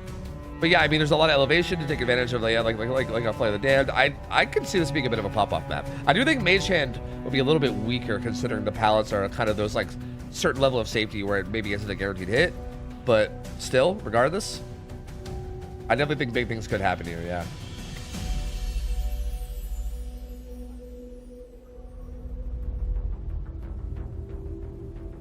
All right, here we go. Angels on Killer, Ruin on Dying Pain Res. Pretty much what I expect out of the build. He's got the add-on for a little bit longer holding up pallets with Mage Hand, and then the Feather is like extra fly time or something, isn't it? Do you recognize the Feather? I think that's what the Feather is. Yeah, that gives you extra fly duration. I think it's half a second. It's not bad. Interesting add-ons, for sure. Oh, he tried to cheese the skeletons. Julian, very aware though. This pallet not very safe though. Does end up getting tagged. Doesn't have any kind of exhaustion to help him out here. Only head on. He should be able to make it this well, unless he body blocks it. Oh, clean. No way. Clean. Did we just instantly see add-on value? I think we did. Yep, I think we did too. The duration allowed him to catch back up and get in front of that pallet. That was disgusting from Angels, bro. Oh my lord. Orb going out mid-map. All right, I mean, this is a really, really fast down. We see a little bit of progress coming in, but with Ruin, you can do so much damage. Oh, maybe he's going to do some weird spancel stuff here. Oh, no, going down to the basement to try to get some elevation. Acid is able to get away from it, though. That was pretty far. He had, oh, yeah, so they canceled it immediately. That is going to be costly. Yeah. Spancel fail. And now the Anuk is completely free, actually. Yeah, he could have contested this, but yeah, they get it for free now. That's very unfortunate. Does he stay on Julian? He sees him or hears him for sure. I think he definitely located him there. He's gonna fly down. Bro, that extra fly time. Skeleton. Yeah, because skeleton elevation. Elevation Okay. difference. Yep, and here too. Yep. He didn't actually. Oh. He cancelled the skeletons to make it invisible, and actually Julian fell for it, and that's Death Hook on only one gen done for this. Yep. And the Death Hook is right in the middle of the map. And I think it's getting hooked right on top of that gen that has high plot. They had one more gen that was like 80%, but it's literally right there in front of the hook. This is a really good spot. This might be a situation where they might consider fast unhooking him even. Which is, I don't know, like, how you handle this is kind of bizarre for Team Winter. Good hit there on Kenshi, too, winning that 50. Because, yeah, like currently Ruin's still up, and this gen right in front of him is at like 70%. They're actively losing progress on that gen for letting Julian sit there. But if you pull him fast to get him away from there, then he maybe dies quick, right? It's such a tough spot. Oh, the dodge. Acid not getting tagged. Acid clean with that, bro. Yeah, that was the second time he's dodged one of those, so he is clean with that, man. Okay. Are they just gonna let Julian die here? No, they're coming for the unhook. Yeah, yeah. Angel seems totally content. I think he knows the position here, right? Hook on the only gem with high prog. He knows this is a totally fine spot for him to just sit here and protect. That'll be a 1-for-1. Does he take the pain res before he flies after him? I think he does. He takes the pain res. Is that 1-for-1 really worth? You fly to catch instantly back up. Like, Julian has to have a chase here. Otherwise, this is like, oh. I'm not talking about fly. He has to. He had to have gone to the corner, right? Yeah, I think Angel's knows. He went around I mean, the now back. he has max distance and flies on cooldown. True. Do you think he Julian goes? actually pulls off the play. Wait a second. Is he in the locker now? He might actually get away here. He has. Oh. He is Lucky Star. Wait. The orb is heading that way though. It could reveal him. No. Oh my god. That It actually orb. revealed him. Oh my god. That was such a good play from Julian too, though. Oh, that orb was so clutch. Yeah. Acid gonna pop that gen that was near the hook, I think. Very, very high progress. So he's definitely gonna lose that, but how much more really? I don't know. Denying the hook. That was a really good zoning skulls. Basically set it up so that if he vaults the window, he gets hit. So he has to duck the skulls and then vault. And He did Julian's not press dead. space on time.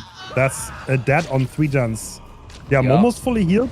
But honestly, I don't think they have much progress at all. And they're still undying to deal with, so Ruin is still up. Yeah, they just got rid of Undying. Actually, they didn't pop that gen that the hook was on. They popped Shaq, it looks like. So that gen was obliterated. I think that gen middle map just regressed a ton. I think it just got completely annihilated. And now, in chase with Acid. Again, could cheese skulls here. Whoa, that was a weird... Oh! Pal Jim's still up. Gonna get there early on 1, but the mage hand is still up, right? He's using skeletons. Yep, he's doing such a good job of using those to zone. Like on the way to the pallet or window, you just set them up so that they vault, they die, and they have to just like stop to avoid them. He got Julian with that just a minute ago. Gets Acid with it now. Very clean from Angels. This will be another pain res, right? Yet another pain res. Ruin gone Man, though. this map is so deadly, actually. We've Yeah. seen so many 4Ks on Arm and Lake Mine. Yup, this is a rough one for sure. Momo stealthing up near the hook. Wants to play for this while Kenshi pressures the gen across the map. Ooh. Winter will definitely need to get, like, I think they need 2 more gens here. Otherwise, they're gonna have such a hard time on Killer. Yup. Yeah, you definitely don't want to get 4K 2'd by Vecna here. That's rough, man. That's very, very rough. And she looks like he might pop this gen completely for free, though. Is he on main? I'm not 100% sure what he's on, but I would suspect main. And Angels seems really content with camping this out. Momo didn't get found yet, though. I think he's still pretty close. Still sitting here waiting. Yeah, main does pop. I see. Is there any point in trading this? No. Yeah, I not don't- really. Like, you might as well let it go second. Yeah, which kind of begs the question of, like, was all that time that Momo spent there worth it, right? I guess it's hard to say because you don't know what Angel's gonna do, right? If Angel's like commits to Kenshi, then maybe you want to be there for the pool, but No tag again. Yup, they've done a good job of avoiding that. Now, I don't know if I'm crazy, but did I see Kenshi Oh at the my- front of Shaq? That was a good call. No, I didn't. I'm definitely crazy. Honestly, the amount of this is once again he cut him off because of the add-on. Yep, this is the other add-on getting value here. AJ gonna hold that pound up a little bit longer. And now with Acid Deathloop, they gotta be real careful. Because if Acid full dies and it becomes a 2v1, that's like basically just game-ending scenarios, right? Like you don't really get much more done after that. Oh, the orb! That's a huge spot. Oh my god. These orbs are just like actually killing them. These guys are literally dying to the orb of confusion. That's so crazy. And that's a death. And I don't think any of these gens are high enough. I mean, that gen's pretty high, but... Does Angel just instantly go there? If he does, then they're not gonna get it done. Yeah. Where's he going? Yeah, he's going there. He's orbing it. Yeah, he'll probably go there too, I would assume. He's gonna check on the Actually, mid maybe? gen. Ah, he's trying to cut off the rotation, it looks like. No. They're gonna get it. They're gonna get it. Oh, he's unaware. He went to the wrong gen entirely. Well, that makes it a lot more doable for Winter here. Momo will have to have a banger performance though. Yep. Yeah, that doesn't land because they're crouched on the gen. Wow, that was a unfortunate play for Angels there. Very fortunate for Winter though, because yeah, like you said, a big difference between a 4K1 and a 4K2 here. But wow, Kenshi gonna play his chase out here, but nothing really saves him at this point. There's no way to get another gen done. This is 100% curtains. And yeah, man, I don't know. I mean, he does look pretty deadly on this map. I don't really know what the chances are of them pulling out like a 4K1 or a 4K2, but I feel like he does look pretty deadly. So I feel like it does seem pretty reasonable. Man, there was so many ways where this could have gone better for Winter. Like those orbs were so nasty, bro. Like Julian making that play over where he like hit it one. So gross. Dude, that orb barely hit him. That was actually a really respectable play by him, yeah. Yeah. Very, very unfortunate it didn't work out. And Team Ascent looking to be in a pretty good spot now. I feel like if you're the strivers from Ascent, you probably feel good about the fact that you just got to pop 5 gens against Lich, right? Like, that sounds like a pretty good spot. Again, anything could still happen. This map is pretty deadly, but definitely a decent spot to be in. Woo. Damn. Yeah, crazy stuff, dude. Crazy stuff. And Julian will be on Killer, I believe, right? Which will be cool to see. That'll be our first time seeing him on Killer. Julian, very capable Killer, though. I know I've seen him play Killer a lot in the past, and he is definitely no joke. He is a good Killer player. Julian's lobby. Yeah, it's Julian's lobby. And he's also West, too, which I think will help with, like, ping advantage a little. But that should help a little bit here in this scenario, although, again, I said comfortable enough on this that I don't think that's going to make too much of a difference. Man, so yesterday was rough because we had like no tiebreakers. Today, much better, man. Much better. I feel like we had like a double tiebreaker. We have this tiebreaker. We still have a banger set later. We said, the last matchup is honestly one that I'm also very excited for, honestly. Yep, same. Wee Jason's return is really exciting, man. I think I said this yesterday with Rue, but I feel like Wee Jason is so impressive to me as a Killer player. So many people will just talk about his ping, right? Because I know he's like very unique in the sense that he gets like, 100 plus ping to his own server. But he genuinely impresses me so much with like game sense and just like skill, like in actual mechanics. Like he is such a good player, man. Such a good player. That it's really, he kind of reminds me of like the South American Xeno. I don't know if that makes sense, but he's such like a flashy player, especially on Survivor too. Like goes for really like ballsy plays. I don't know. He's just really fun to watch. Yeah, I agree. Also, yeah, I love watching Zoop. He is also really fun. Yep. Really good players, man. I love getting more familiar with like the South American scene, man. So many of those players are just so good. Like, I don't know, some people have that like really smooth pathing, like Zoop. He's like so methodical in his approach, which is like, it's so very satisfying to watch. Yeah, there's something almost like mesmerizing about watching them in chase. Yeah, it's very interesting. Yeah. I don't know like what exactly causes that. Like some people to have that over others, but yeah, it's absolutely a thing. It's very interesting to see. And whoever wins this game, for the record, will play the winner of that next set. the next round of games are like, I mean, I think these matches were spicy, but the next round is looking even crazier. I guess it's just gonna keep happening. And again, the loser will not be out, so they'll still be sticking around. And do you know the order of operations for like next week? Do you know if you're doing losers bracket first or winners bracket first? I can tell you real quick. Because yeah, I think next week, whether it'll be the first day or the second day. Go on. We have on February 14th, we have loser bracket round 1 and upper bracket round 2. So we're both on the, and then on Sunday, we have loser bracket round 2 and upper semis. Got you. Okay, so yeah, definitely next And week. then we have,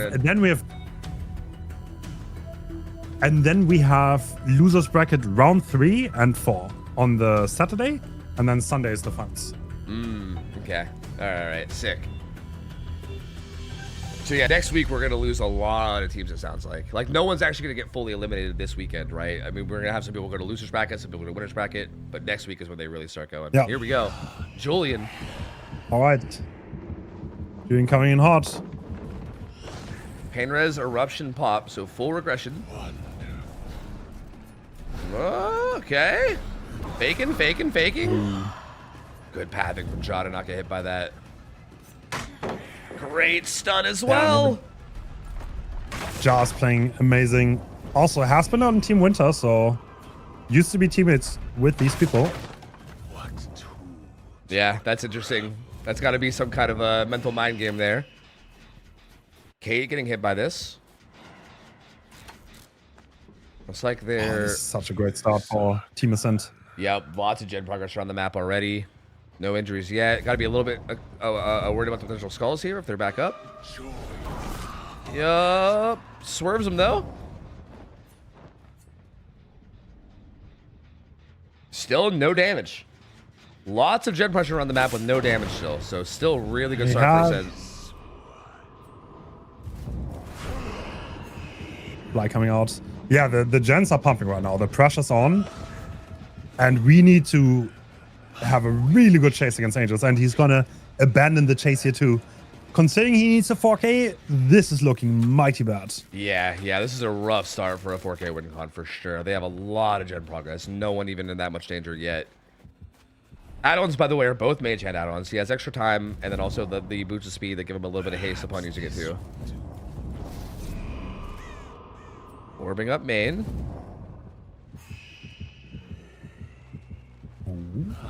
Okay. Looks like Zavis taking chase downstairs. I love the purple or the pink leopard pants. Oh, does get tagged up by that though. And with all these mage hand add-ons, this is actually going to be, yep, a death. All right. I mean, we're still at 5 gens, so maybe this is exactly what you needed, a head start into the game. There's a lot of progress though.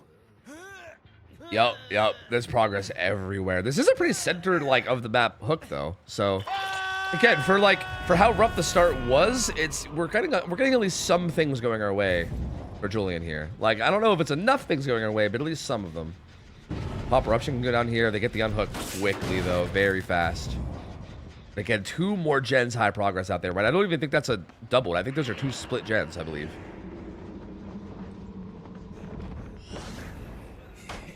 Oh, great play by Zavis. That's a little of an unzone too. Yeah. He doesn't have fly up. Low skulls. Skeletons. Does a good job of avoiding those two. 2 gens pop. And we know main is decently high prog too. I mean, it got hit by a lot of perks, but... Oh, Zavis doesn't even trust it anymore.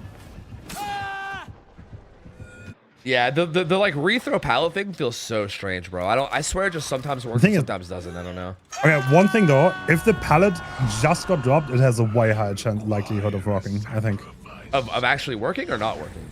Yeah, of working. Really? That's interesting. I didn't even know that, huh? Good timing on that down though. I mean, Julian is able to come back and interrupt main gen again. He's waiting for eruption, I think, before he kicks it.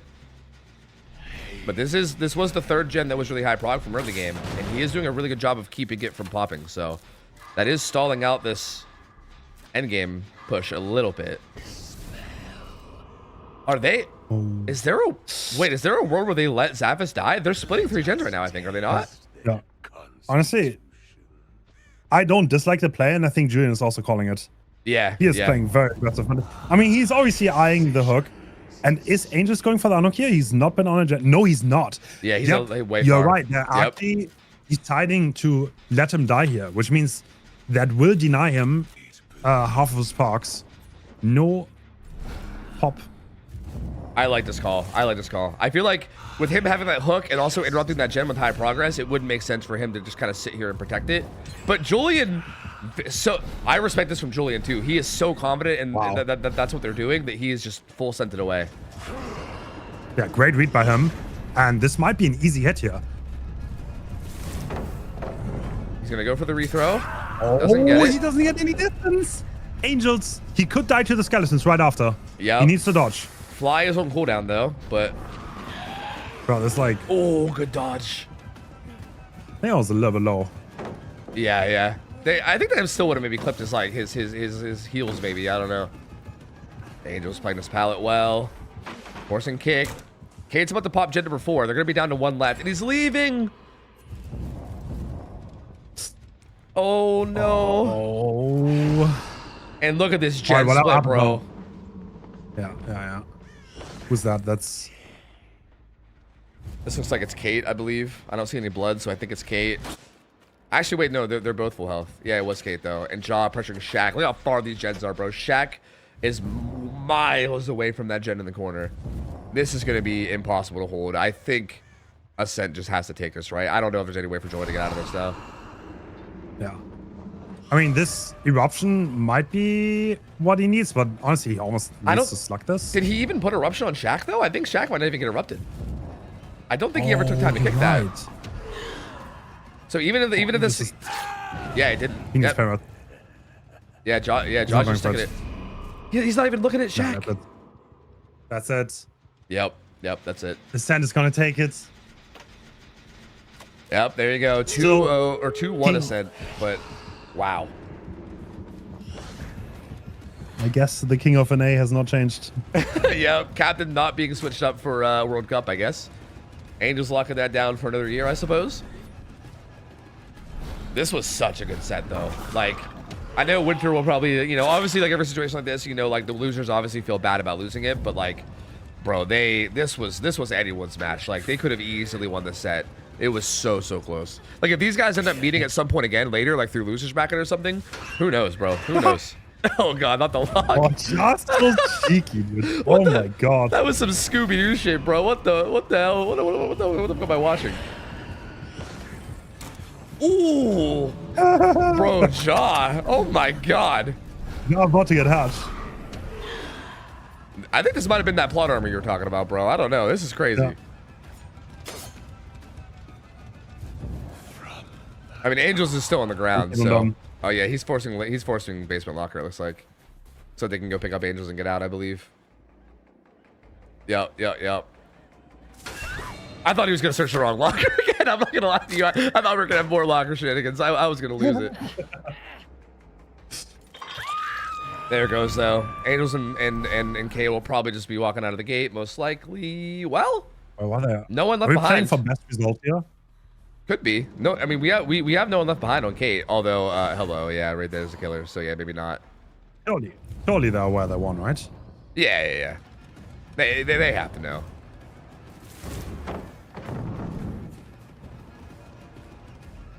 Oh. Troll, not falling for my games. He's playing the guitar. Look at this. Oh, amazing performance. Julian doesn't care. Eat my skeletons. Wow. Yep. Julian said, I don't give a shit about your song, bro. Nope. I don't want to hear Wonderwall. Thank you very much. Killers have no personality anymore. True, man. True. I'm going to write a post on Reddit about this. I'm pissed. I'm going to go fill TikTok comments with it. I'm angry. And there you go, man. I don't know. Insanely good performance from Ascent 2-0. I will say, I think the thing that impressed me the most out of this set was Angels on killer, bro. Like, I know Angels is a good killer. Like, I'm already fully aware of that. But god damn, bro. Like, I feel like both his Kaneki game and his Lich game were, like, insanely impressive. Like, I mean, Blight maybe not so much, but I think we knew going into that he wasn't super comfortable there. But god damn, did he look impressive on those other two? Like, that was so good. Also, don't forget, he on that Kaneki set, he kind of kept his team alive. Yeah. Oh yeah. Oh, yeah. On the Shriver side, you mean, right? Yeah, yeah. Yep. Yeah. With absolutely. that good chase, because otherwise there would have been 2 slugs there, and that might have ended way differently. Yeah. All right, so. Sorry, go on. Okay, so, sorry. I was about to announce. So now we have another banger matchup, and actually we're running it back on Go. So this is Invictus versus Blizzard, which is the top tier SA team that form, I mean, a lot of Sinners members, I guess. So gonna be awesome. It's gonna be the question: how good are they? Can they compete with what might be the best team in this tournament? Yeah, I feel like Invictus to me is like the golden standard of comp teams. Like, they're just so good. Historically, they've always been so good. Like, I feel like it's like, I don't know, in terms of just being consistently at the top. I mean, these are like the players that you pretty much always think of. I feel like this is like a true test of how a team is going to be performing at like very, very high level was how they match up here. And to be honest, like, again, historically, like you talk about like the old team Sinners and everything. Historically, we have seen these players be able to like pull out wins against even top tier teams. Like, this team is absolutely my capable. God. By the way, the bottom means steal a brain rot. Wait, what? Okay, I think they left out the important part. Let's steal a brain rot. One of the players is a top tier player and steal a brain rot.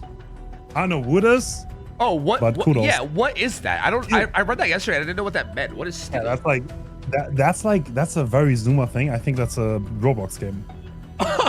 No wonder I didn't get it. Okay, yeah, me and Rue were trying to figure it out, but we decided that we are too unk. And bro, that's crazy because I think he said that young and hip heads would know, and you do. You really are young and hip. That's actually crazy. Of course I do. Wow. Yes. I thought that was a meme, but you are young and hip. That's impressive. Let's go. I released a Roblox video earlier today. That's That's crazy. like random timing. I checked out the. Okay, well, I'm not gonna talk about it. The timing of this is like insane. That is wild, bro. That is wild. Who picked what here? Invictus picked Ghoul. I mean, I think that does make sense, right? I think Nightlight very, very comfortable in that killer. Henry being chosen by Blizzard is interesting. Man, I'm so curious how that goes. I know we've already seen a couple Henry sets today, but like that set, I feel like is just such a wild card to me. I have no idea, man. Like, I feel like it could. All right, so Dan. Okay, Dan says it's about every killer. So Dan says it's 6 status. Yeah, yeah. That's 6 status. There's nothing the killer can do. Like, there's like typical Dan. To be fair, he says it about absolutely everyone. Yep, yeah. I feel like I feel like every time a killer is like strong or people are asking how strong it is, I always hear that Dan says there's 6 stages. But I mean, I think to be fair to Dan, I feel like he assumes that like the Survivor team is going to play like near perfect. And to be fair to him, I do think that probably is true, right? Like with near perfect play, it probably is. It's just, I don't know. I think mistakes can happen. Even like the best teams in the world can make little mistakes here and there. And I think all it takes is a couple little ones, especially for a killer like Henry. I think a couple little mistakes and it can get out of control quick. Absolutely. And we have Nightlight. And he's not bringing... Actually, he's not bringing the puck. Yeah, he's not bringing the Thunder. Yeah. He's got... Can I leak? He asked for it to be banned. Yeah, and he's not the one even bringing it? What the... Interesting. Is he trying to min-max the advantage? maybe. Yeah, he wasn't even planning on running it. He just didn't want his opponents to run it. I see what's going on. It's all a mind game. First hit coming through a wall. Yeah, Nightlight is a very good goal player, by the way. He has crisp mechanics. Yep. I feel like Nightlight's one of those just like really good mechanical players, and any killer that's like mechanical, like he's gonna be playing them very clean. I also love turn back the clock here. I think turn back the clock on killers that are really mobile is nuts, bro. Like the fact that you can kind of like... But with Eruption though? Yeah, it is a little interesting with Eruption, but I still think it can get value. Ooh, Saudi's in trouble here. Yeah, I feel like even with Eruption, like I do know that you want to put Eruption on Jeds, but you can like dash over towards towards Jeds.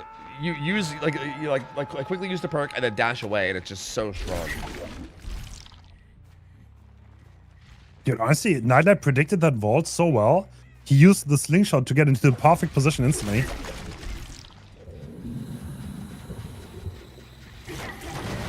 I see choosing to use Eruption here.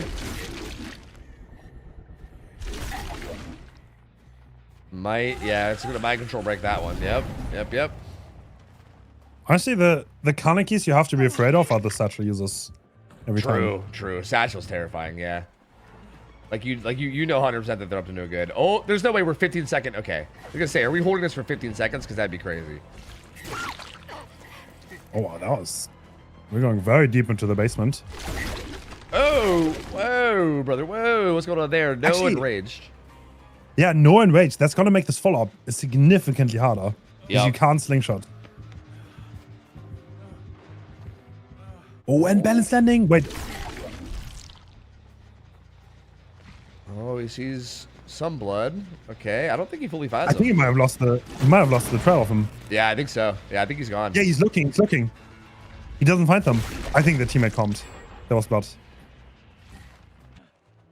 Oh, he is. Oh, is he gonna find it? He's right there. Oh, he's gonna see the blood. He's and back on. scratches. Yep, he's back on him.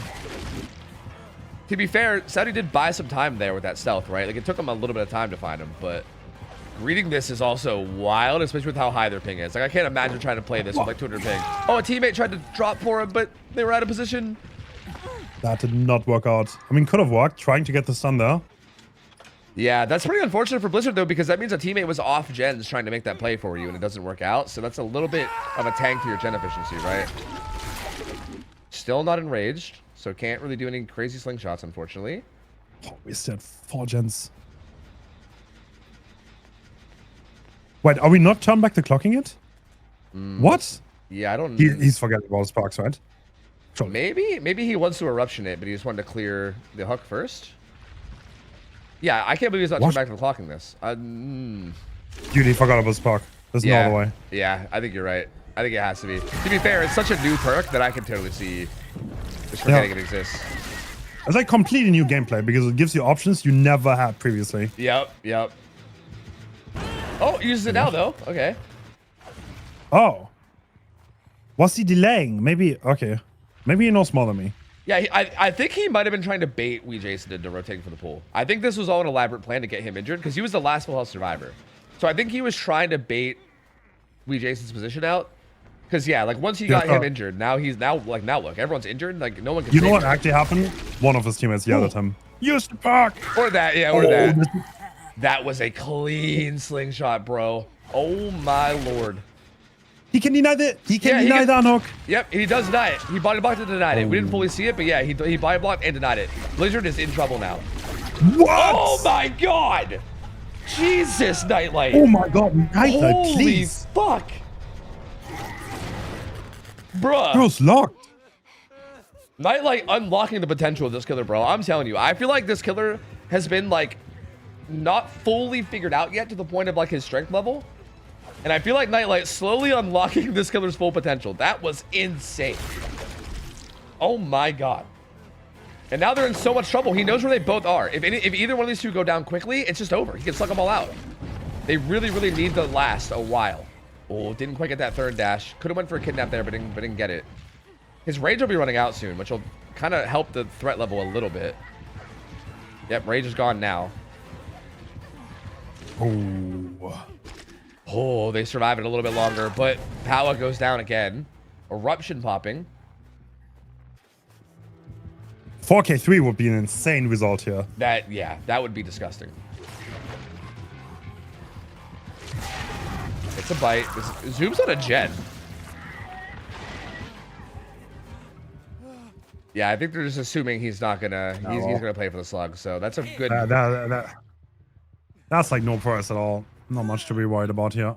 Yeah. But I mean, I do think it's a good call to not play for the slug, considering he did go right back for it. So, I mean, that could have got out of hand quick.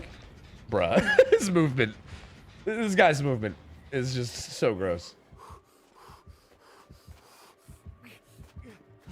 Wee Jason, like, kind of playing over the pool, but like, I mean, how much? Oh, dude. I think he just cut him off. Yeah, I think so sadly too. missed it. Yeah, I think he like slingshot over his to be back. fair, this killer's so hard to spectate because like you kind of. Yeah. It's gonna be in 2 seconds. They're gonna be on someone else. Exactly. Like their position can just change so drastically. He was on that jet. Nightlight like peeked over there, but he didn't see or hear anything, I guess. Because yeah, he's still on that Not on gen, the is he ground. not? He's at 1, I'm pretty sure. Right. I'm pretty positive he's sticking 1. Does he not see it? He is. Does he not Wait. see it? Nightlight didn't Blizzard see too it. strong? Yeah, I think the Blizzard's No OP. shot. He was peeking over that way too. How did he not see? Oh, okay. Well, he did see now. 4K3. Shaking his head. 4K3, bro. That Um, that was an insane performance from Nightlight. Wow. I would be banning this killer against this team every single round. That was terrifying. I'm not gonna lie to you. That was terrifying. holy. Yeah, I'm at a loss here, man. That was really, really strong. That was very, very strong. So we're gonna be going into the killer round for Blizzard, where they're gonna have to what 4K4 to win this? 4K3 just to tie? That is a crazy big There's ass. some insane things from we Jason, but it's against like Invictus, right? Yeah. So Yeah, and according to Dan, it's gonna be 6 stages. So I mean, yeah, I guess he's done for, you know. no, that was actually that's Henry. Oh, sure, Henry's you're right. second. Okay, wait, but how many stages is Kaneki? We asked Oh, him probably that. like 4. Yeah, that's true. Yeah, true. You're right. You're right. So he's even more screwed. Yeah. Man, this was I want to ask him. like mechanically though. That was just so clean, bro. Like I don't like that. Like velocity tech slingshot up to the main gen was one of the grossest plays I've seen on the killer. Like that was so good, bro. That was so good. I hope that we see. I want to see more Nightlight Kaneki, man. I want to see more of that. Hopefully we see that again somewhere in this tournament. I would not be surprised Yeah, if honestly, people banned that. You know the World Cup, people are like they hate watching Kaneki. I love watching this killer on comp. Same. I feel like he's like made for comp. He's like one of the killers that really exceeds in the setting, and like it's so fun to watch. Yeah, exactly. Like for the record, I completely understand the like the hatred of Kaneki in like the random setting, right? Like playing against like a good Kaneki like solo queue, or even just in general, like dealing with them when you're like a not super mega comp player can definitely be annoying. Like I get the hate for it, like I really do. I understand it. But yeah, like in the comp setting, like no, bro, this is like literally the perfect place for a killer like this. You know what I mean? Like where people know how to deal with them, but he still can pull off these crazy things to counteract them too. It's so satisfying to watch. I love it. Probably my favorite set right now, actually.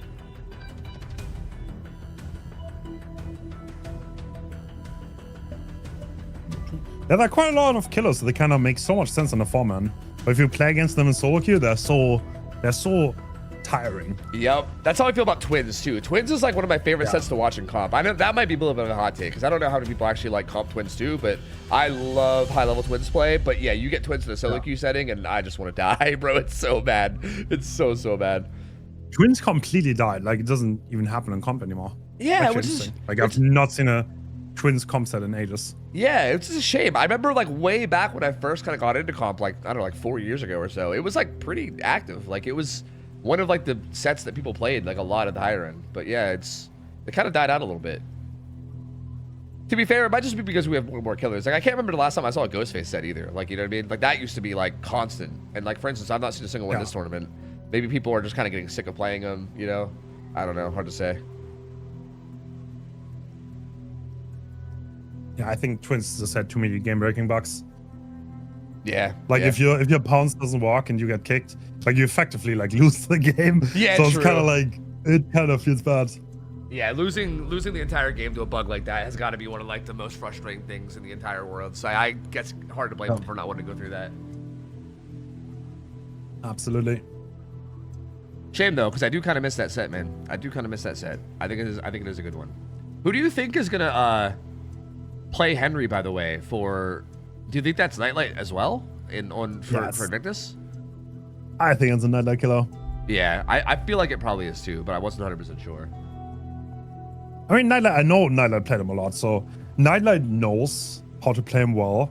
I mean, we Jason picked it, right? Like they picked it, so I'm not quite sure what's going on there. Maybe we Jason was like, "Yo, this killer's cool," and that's why he came back to comp. Who knows? Maybe actually, yeah. Oh, Rocket. Rocket has the world record streak on Henry. That is a really, really good point. He has like, bro, homie won like 200 games at this point. Like I'm so burned out, by the way. Like I did some streaking. I played for 12 hours in the first few days, got to 120. It's like, hell no, I can't see the killer anymore. I just don't want to play with this same build anymore. The people that win streak, like people like Mobo or whoever that win streak for like thousands of games in a row on the same killer are so. I'm the same way. I can't. I play like 50 or 100, and I'm like, please no.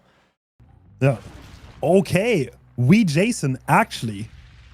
We see. Is that the pallet break add-on? That is. That's the pallet break add-on where your third dash breaks it. Yeah.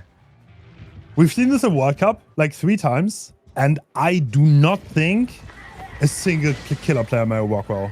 So maybe we're gonna see it here. I think we saw value out of it maybe once in World Cup by like, I want to say Ultra, but I can't remember who. Like, I think maybe one time. Oh, that should be that one though. Yeah. So a little bit of damage spreading around. We have Ruin and Infectious. Unfortunately, his Ruin spawn is not the best.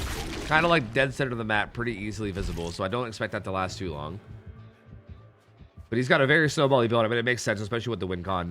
This is the type of tournament where they can, like, do they have to submit their builds way in advance, or can they play around win con? No, they can advance. They can play around win con. Okay, yeah. Because this feels like a very aggressive build that is playing around the win con, right? Like, you really need to get a 4K4 to win or a 4K3 to tie. Ruin Infectious. Yeah. You're hoping to just pop off. And speaking of popping off, quick down on the Kexo with Infectious. Oh, actually, yeah, going for the snowball here. Doesn't even hook. Yep. Wow, interesting. Yeah, I think just wants to get maximum Ruin value and just snowball as much as he can. It's the bite on the spits. I'm not sure if that was on purpose or if he was trying to get like a grab on the wall and his auto aimed.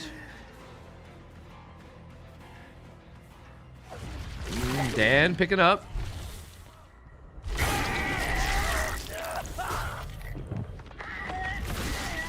Hey, everyone injured now. So this is like, I guess, sort of the dangerous area where you could start to get crazy. Yeah. I was about to say that was really fast to get everyone injured here. Ooh, that's the stun. That's really good. He was going for I think he was going for like a fake scamper maybe. 1 gen pops already. So we're halfway to the Tycon. They're healing in Shack. Another bite. This is on the injured survivor. Yup. So still full health spits as well. Trying to bait something here, trying to outplay this tile somehow. They will have to get the ring. I mean, he's trying something, and I feel like I don't know if Invictus is gonna fall. Like, creating chaos works on some teams, but like I swear that's like the last team it's gonna work on. Yeah, agreed. This is probably literally, like the last team I'd expect this to ever work on. I mean, it does make sense. I mean, he has to try something, right? This win con is so incredibly hard to reach that I do respect the effort. You know, he's going for a very all or nothing strategy where he's either gonna like get the win con or get like 3 stages by the end of it, you know? Yeah. It always looks very silly if you play for like a hard win con because like you essentially just have to try something. Like, it's free. Yeah. You don't, like, nobody's expecting you to reach this. Because like the survivors just didn't perform as well as they had to. And yeah, you can just throw it out, try something. Like, don't go for the first circle and like try to create some chaos. Yep. He kind of, it looks like he sort of has given up on it a bit though. He ends up just like hooking spits. I feel like he kind of realized that they're healing up and he's not really able to create as much pressure as he was hoping. But yeah. Maybe he can still find something here, but he's got to be, I think he's got to be like really aggressive if he is actually still going for it. Finds the only injured survivor in Pedro though. Unhook comes through.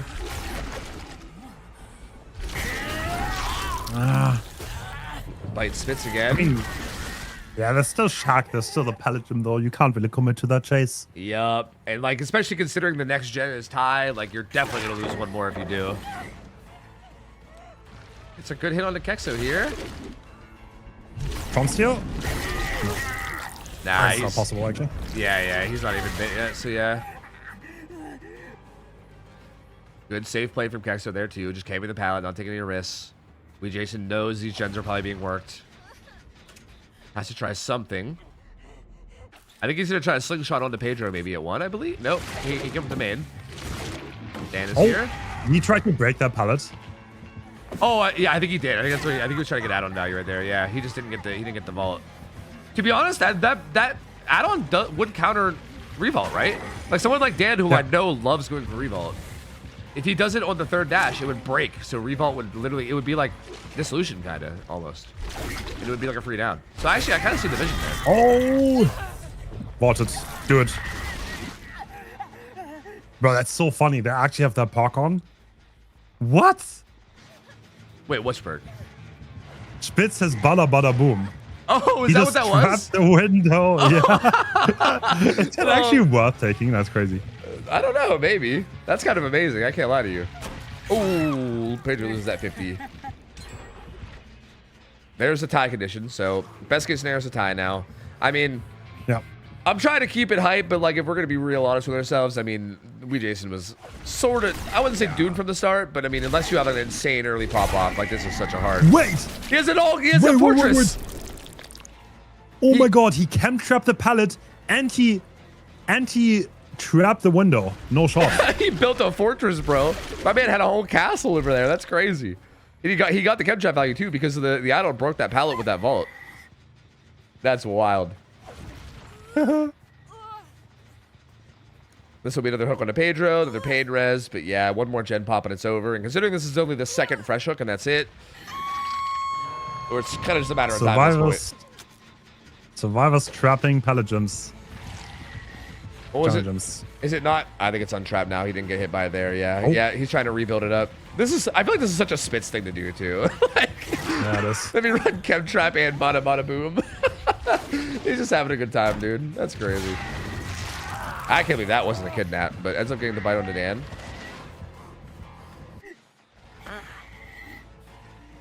Spitz will be getting on his second hook, to be fair. Getting closer and closer to death, but I'm pretty sure it was Kexo on that gen way across the map. Yeah, that just popped, I believe. So there's the win con confirmed. Yeah, 100% Invictus is going to win this first set. So up 1-0. We Jason probably still hoping for a good result just to, you know, finish out the game because why not? True. Oh. This is Invictus pick, so not crazy unexpected. Mm-hmm. I'm gonna say, yeah, the next set is gonna be the one that really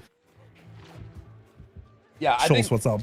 I think the first game of next set especially, right? Because we'll be going straight into Wee Jason on killer, on the killer that he picked, right? So like if Invictus can like come out and do like really, really good, then you're like, gulp, uh-oh, you know? But if Wee Jason can get like a good result on his killer side, and suddenly who knows, right? Suddenly who knows what's going on anymore in this set. So that first game is gonna matter so much. Ooh, good hit take there.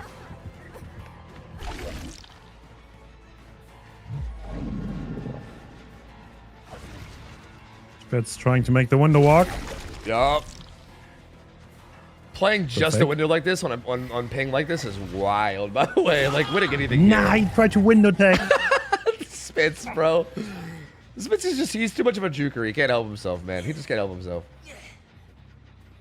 This guy is never serious. Like, actually. Hook comes through. He's dead. The gen split's looking really good, though. I feel like we haven't seen Kexo in a while, right? So he might just be on one of those gens at the bottom of the map. Getting close to popping. Man, I really wanted to see him do, like, I really wanted to see a third dash. Ooh.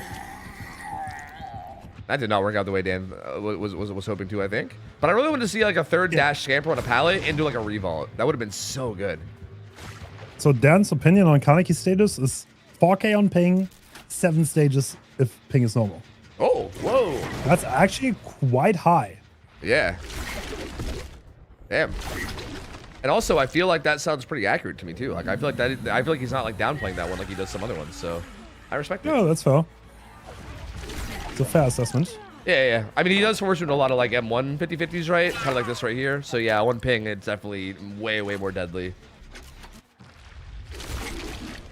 And Wee Jason, he's still trying. He wants to get something going here. Like he does not want to just give up and move on to the next game. He's trying to really get. I respect that so much. Yeah, same. To be honest. Same. By the way, in this tournament, we allowed the losing side to DC early if they didn't want to play. Just because people, like, what I hate is if the win con is reached and they don't play very serious. Yes. But yeah, they're all respectable. Nobody used it. Everyone played very well to the end, so that's really cool to see. Yeah, I hate when that kind of stuff happens too. I think we saw like a very tiny amount of that on the first day, but like not enough to be like offensive or anything. But yeah, like if people do that too much, it's just like, come on, you know what I mean? So yeah, I think that's a good rule, and it's interesting. It's very interesting that that rule is in place and no one's really taking advantage of it. Like it goes to show that like a lot of them do just want to play their match out, right? Like even if they don't win, they're still just like, who cares? Let me just see how I can do for the rest of this, you know? Like that's pretty respectable, I think.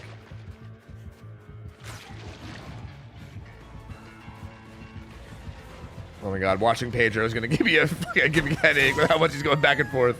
Oh my lord. I was gonna say, still not rage this whole time, but finds Dan, finally gets his rage back now, so we'll have his third dash. Ooh, finds Kexo here too, but this gen is very high. These gens, I feel like this is just one of those slow war of attritions that you're losing. I think Pedro got back on the gen way up at 1, 2, and then that's like 90 now, so I think that's gonna pop. Yeah, that's gonna pop. Yep, we're going in game now. Yep. At this point, if you're playing for result, I think you just look for Dan. I think they could have. I was gonna say, I think they doubled it. Yeah. The Dan here. This would be the best case scenario to get him for the sake of the result. Ooh. Why was that a slow vault? Oh, the drive through. Dan got shit on. Actually, bro. Oh my god. Oh, and he might get Pedro too. Yo, salvaging a big result here, maybe. Pedro has a pallet. And this is Pedro we're talking here. Jump. Oh, nope. Big scamper, big scamper. Yeah. Pedro makes it here.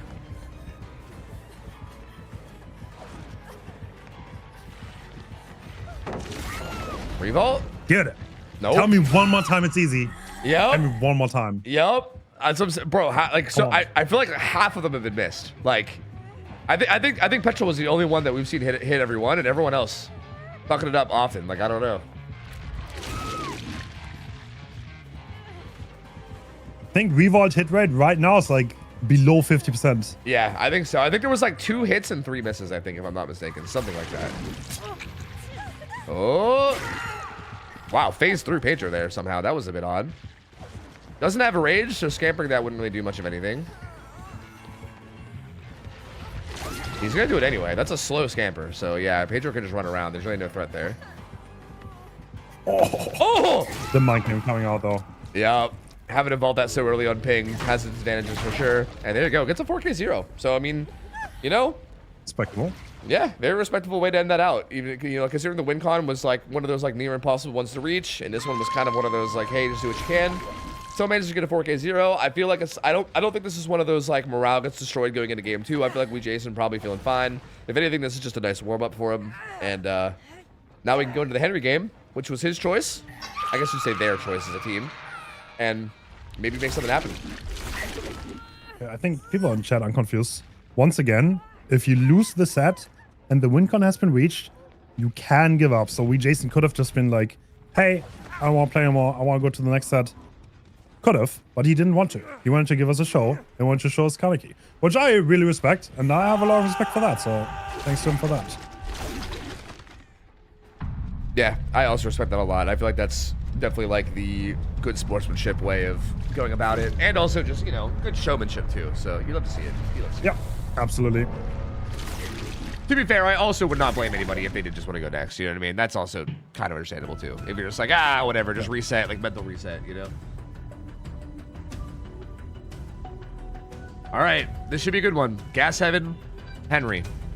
So far, the set today has been like a little bit of a hit or miss. I know we had that like unfortunate DC situation earlier where it was like a 4K4, but I feel like I feel like the Survivor teams have actually done like pretty well in this set. It feels like one of those like you just have good death spots and good macro, and the killer can struggle a little bit. But I do feel like the killer absolutely can like I think when he snowballs, he can snowball really, really hard. So I feel like we're about to see something like crazy. We're about to see like rapid brutality and really just pop off. I don't know. Jason is the type of guy to bring out some crazy perk build. Yep. I can totally see it. Yeah. I'm hoping we see something really, really cool. It's like I said before, I literally, I feel like I view him as like South American Xeno, man. He's always doing like crazy plays, bringing weird perks, weird add-ons, and making it work somehow. It's super interesting to watch, man. I'm really excited for it. I will say, from what I've seen a little bit here and there, like I don't have the first-hand experience, but from watching other people do like scrims with this killer, it seems like Ping makes his undergate attack much more deadly too. Like it's much less reliable to dodge it with Ping, so that might be that might become more of a threat in this set than it otherwise would on same Ping. So that's an important thing to keep in mind too. That could speed up some of these chases and some of these downs, and I think the survivors might have to play with that in mind. Yeah. Yes, sir. Absolutely. On Ping, dodging, I don't think it's an option. Like Daikona, honestly. Like, I don't know. Maybe I'm wrong. Maybe Dan is right. Maybe there's going to be 6 stages, but I do not think... I think we're going to see a 4K here. I'm almost certain. Yeah, it's going to be real hard. I mean, I do feel like it's like I think it's such an interesting mix because you do kind of have to like prioritize things like Dying Corner, but then you also have to like still juke at the same time. It's like this weird like balance of like doing both, you know what I mean? And I think watching how players navigate that is really interesting. Like earlier we saw, I think it was like from Team Long, I believe, did like a really good job of like, a lot of times in Chase, they just held W. They just didn't even like bother like really juking around. They just held W. And sometimes that would be a juke in and of itself, right? But sometimes it wouldn't be. But either way, they just like got to their death spot and then they would like juke around a little bit. But you know, it's like a good balance of like not overly juking and also making sure you're getting to the right place to die. Oh my god. The Gamba in my chat is 85% for Invictus, 15% for Blizzard. Really? Bro, I swear Invictus is over Glacier. Yeah. I think the value bet is on Blizzard, but oh well. Yeah, I mean Invictus is good. I mean it makes sense. Invictus is good. They're like a crowd favorite team, I feel like. I mean, come on. Like I feel like they have like the biggest names in comp on their team, right? I think it kind of makes sense, I guess. But I do agree that I think that feels more one-sided than this realistically has a shot of being. I feel like Blizzard has a much better shot than people might realize, yeah. Dude, WeJason is a crazy player. Yep. And again, I think the Kaneki set seemed very clearly like with love and respect, I think mechanically, Nightlight looked way more comfortable than WeJason. Like WeJason didn't look bad by any means, but Nightlight was like doing absurd shit, right? Like that was like, you can tell that Nightlight plays a ton of Kaneki. So like, I feel like there was like a bit of like a difference there in that set, whereas this is not going to have that. If anything, it might have the opposite effect here, where because they picked it, WeJason might be real comfortable here. And yeah, I think it might get kind of nasty. It might get a little gross.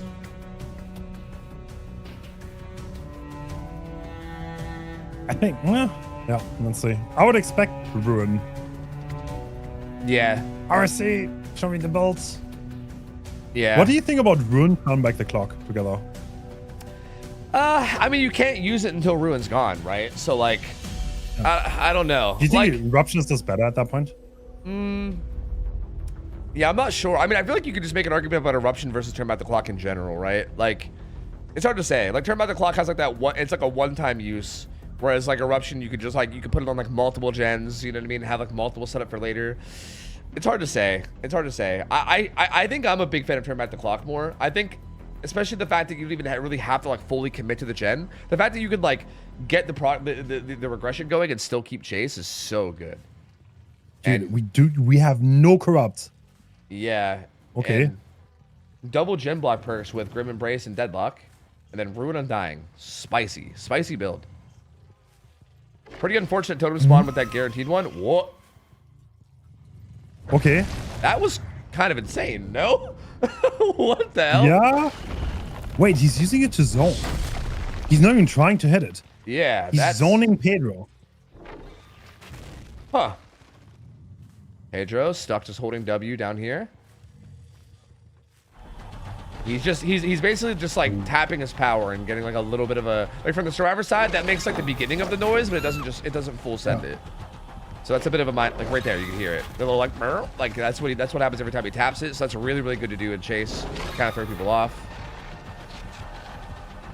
Oh, Pedro, it's a pathing though. Yeah, but really good pathing. One of the totems has gone too. Okay, he takes them on. Pedro got like no distance at all though. He did get this pallet throw. Oh! Both totems are gone. They got ruined and dying. There's power though. Pause on. Wow. Pedro, great pathing here. Makes it so hard. But that is the first down. Yeah, 5 gens with like... I mean, this gen is high pros, yeah? Yeah, they got like one. I think they have 1 gen high prog, maybe. Yeah, and no pain res means that it's not gonna get. It's not gonna get regressed, but it will get interrupted by Grim, I think, before it pops. Yeah, Grim Embrace. Interesting call here. Yeah, I do find that very, very interesting. They, like going for the old double. I've noticed that a lot of people seem to run. Like if they run Grim, they usually combine it with Deadlock. Ooh, this could be a hit. Yep, there's a hit. Oh, this is trouble. Yup, that's not good. That was, I think he was solo on that gen. Was that the gen with progress, the one in main? I think he had to leave it. And I think that might have been the gen with progress too. And if so, that's a little rough. Unless it was a different one, I'm not sure. But Spitz has to just go way to this right side. He's still got a good bit of time still left in World Breaker. So Spitz has to do a lot more. Spitz rerouted the chase to the corner in like a very smart way. Yeah, honestly, I mean, no tunnel out now, so Ruin is gone. Yeah. This is interesting. I feel like I view this set a lot like Nurse, but like a little bit weaker, right? So like, I bet the tunnel out feels really important. So losing that's kind of unfortunate. And like the death spots or everything. Oh, Jason's trying to find someone stealthing over here. So far, like, insane at that. Yeah, and so far, like if this was a Nurse set, I would say this would be like a decent position for the survivors, right? The fact that no one's getting tunneled. Yeah, coming out here is interesting. Why? That's absolutely crazy. Like, yeah, what advantage is there to that? Why would you not want to stay? Does he want to get his power back faster, maybe? I mean, the problem is if you want to camp, right? Like being in power is really bad because you can't do anything. The unlock is free. Yeah. So that's probably what's going on here. Yeah, he spotted someone. I guess he's happy with like the situation he's in. Does Stan actually? Oh, he won't be able to do this under hook. You have to just 1-for-1. Does get it in time though, to be fair. Oh. Okay. New Grim stack. He's got 3 people prepped with 1 stack each, so he can get power if he hits any of those 3 people once. But yeah, third stack of Grim coming through. Rocket's got to be a little careful. Giving him 4 Grim stacks would be rough. I love how we have such different approaches every time we see this killer. Yep. Pedro doing a good job of getting away from that. Wow, he's actually just going back. Okay. To be fair, injured Spitz with a hook stage already is who's going for the unhook. So that is a bit of a spicy target for Wee Jason to go after here. But yeah, he's going to lose those gens across the map. He only needs 1 hit on Spitz to get power. Doesn't get that one. Spitz doing a real good job here. He's breaking left side very well, punishing the 110. Gets a hit there though. And now next hits it down. Spitz dancing around, doing what he can. Ooh. No life. Almost got his lath off. Yeah, couldn't quite do it though. Dan, listening to the headphones. There's 2 gens at half, it looked like, right? 2 different gens at about half, so. I think that's 199. Oh, is there? Oh, yeah, you might be right for Deadlock. I think the Shaq one. No, you're right. Shaq was high progress, and you're right. I think I see it back there, not popped. So yeah, you're right. Those 2 gens that were being worked are basically the last 2 gens. Interesting. I wonder if Wee Jason like recognizes that and goes and kicks it, or if he even wants to step that far away. I mean, to be fair, I think he has a 3 gen. He does have a 3 gen. Near Shaq though, because I don't think any of it's near the hook is the issue. And he keeps coming back. No, next to the hook. Oh, you're right. I see. There's 3 gens next to the hook. No, yeah, you were definitely right. He's looking. Is someone saving? Yeah, it's not the best 3 gen, get the sound off anymore. You think they're gonna leave him? Yeah. I mean, moving in is so risky. Like, if you get tapped early, like, you cannot arc anymore. Like, you can't just, like, go trade if you run into him. That's impossible. True. Well, is Pedro gonna get hit? They're sitting in rocket, too. They're No, sitting in he two got just in killed. case. Oh my god. Oh, the delay Okay, on Pedro it. got the knock. He didn't even get hit a single time. I think he was trying to hit like the delayed 2-tap on him, but it didn't quite work out.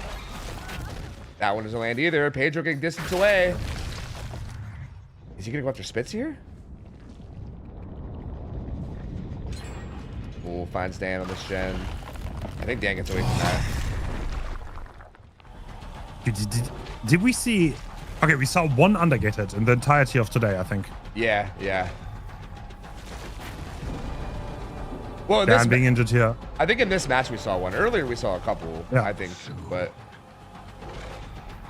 Okay. He went into the locker, didn't Yeah, I think so, he? Yeah, he's in the locker.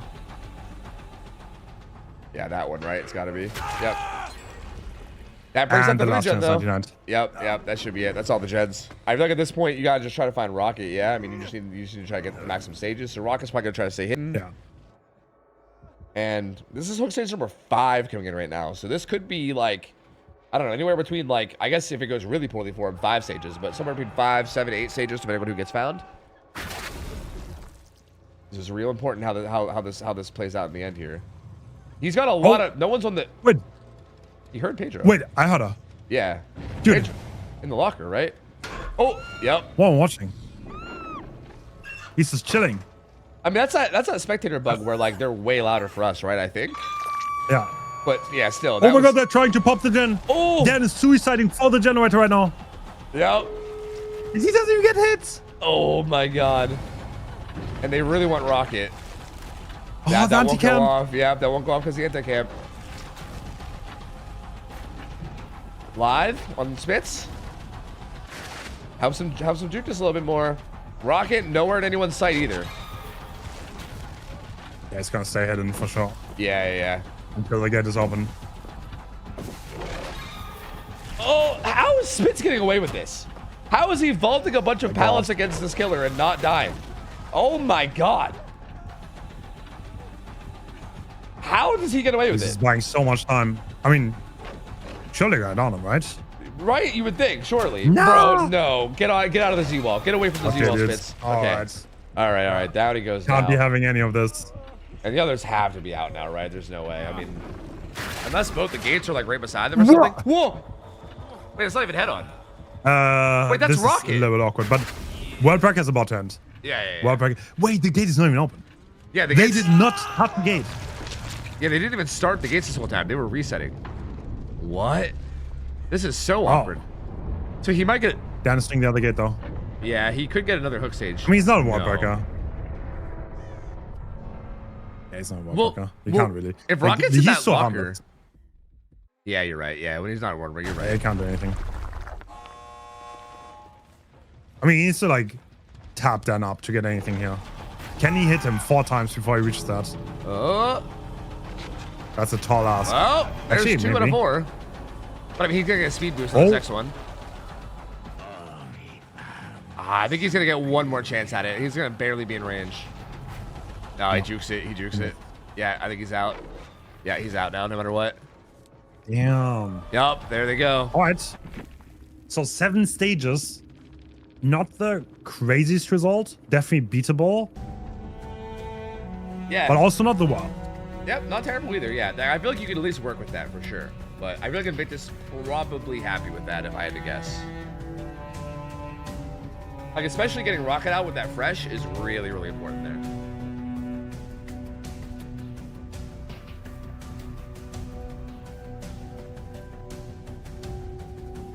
Man, I'm excited to see what either Nightlight or Rocket could do here, man. Yeah. I think it's gonna be Nightlight, but I can actually peep. Yeah, I'm real curious who it's gonna end up being. So if you got some insider info, hook me up, man. It is Nightlight. Yeah, that makes sense. That makes sense. This definitely feels like a Nightlight killer, you know? Yeah. I wonder what Yeah. super secret hidden tech Very, Nightlight very. has. You know, that build was kind of crazy. It didn't really pan out. He lost Ruin very, very early. Yeah, I feel like if Kind of unfortunate. if I think if Ruin stays up, I think I get the idea, right? You can't really like 99 a gen to counter deadlock or anything. And if the gens are saying blocked off, then you have to like get off of them and try to get back on. Like, I can see the vision of it, but I think it seems like it relies a lot on Ruin and Dying staying up. And yeah, then getting rid of it so early just kind of destroyed the build. I don't know. So yeah, I would expect Nightlight to probably go with something more like safe and consistent. I feel like that seems to be like his kind of style. It's not like taking any crazy big risks, just playing like what works and just playing it well. True, true, true. The winner of this has to play against the set, by the way. So That's gonna also, be oh my god. Dude, the next matchups are gonna be insane. Elysium, Praxis, Yup. Ascent versus Blizzard or Invictus. Like the Oh. remaining 8 teams are all really strong. Yeah, and by the way, did Zeno, was Zeno just like not there today? Did he oversleep? What happened today? Yeah, Zeno was asleep. Yeah, and that's what I Zeno was thought. asleep. That's what I thought happened. Yeah. Hopefully he's awake tomorrow, or I should say next week or whatever we play. Because yeah, fucking Zeno, man. That's what I figured probably happened. I mean, to be fair, they did pretty well without him too. Like, I mean, they're all capable players, so it very much makes sense. Like, I don't. That was one hell of a series, honestly. That really was, bro. That was so good. I was like, at the beginning, I was like, I mean, Team Long is probably not used to indoor. Like, they probably like don't really play the set because like that's something that developed in the Western world over such a long time, the meta, and then they kind of did show up. They didn't have the coordination, but pick on Killer was absolutely deadly. Yup. Yeah, I was very impressed with them on that set. They did so well. Like, it just in general, the whole tournament, like, dude, Pig on Killer is genuinely terrifying. Like, he is so good, bro. Like, some of the game sense plays he makes is like, I just don't even know, bro. It's so wild. I'm really excited to see how they do in round 2, man. I'm really excited to see them like going forward and like in the losers or whatever. And hopefully they, I think they're going against who? Umbrella, I believe, is who they're going against in the losers. Like, that also sounds like a real spicy match, man.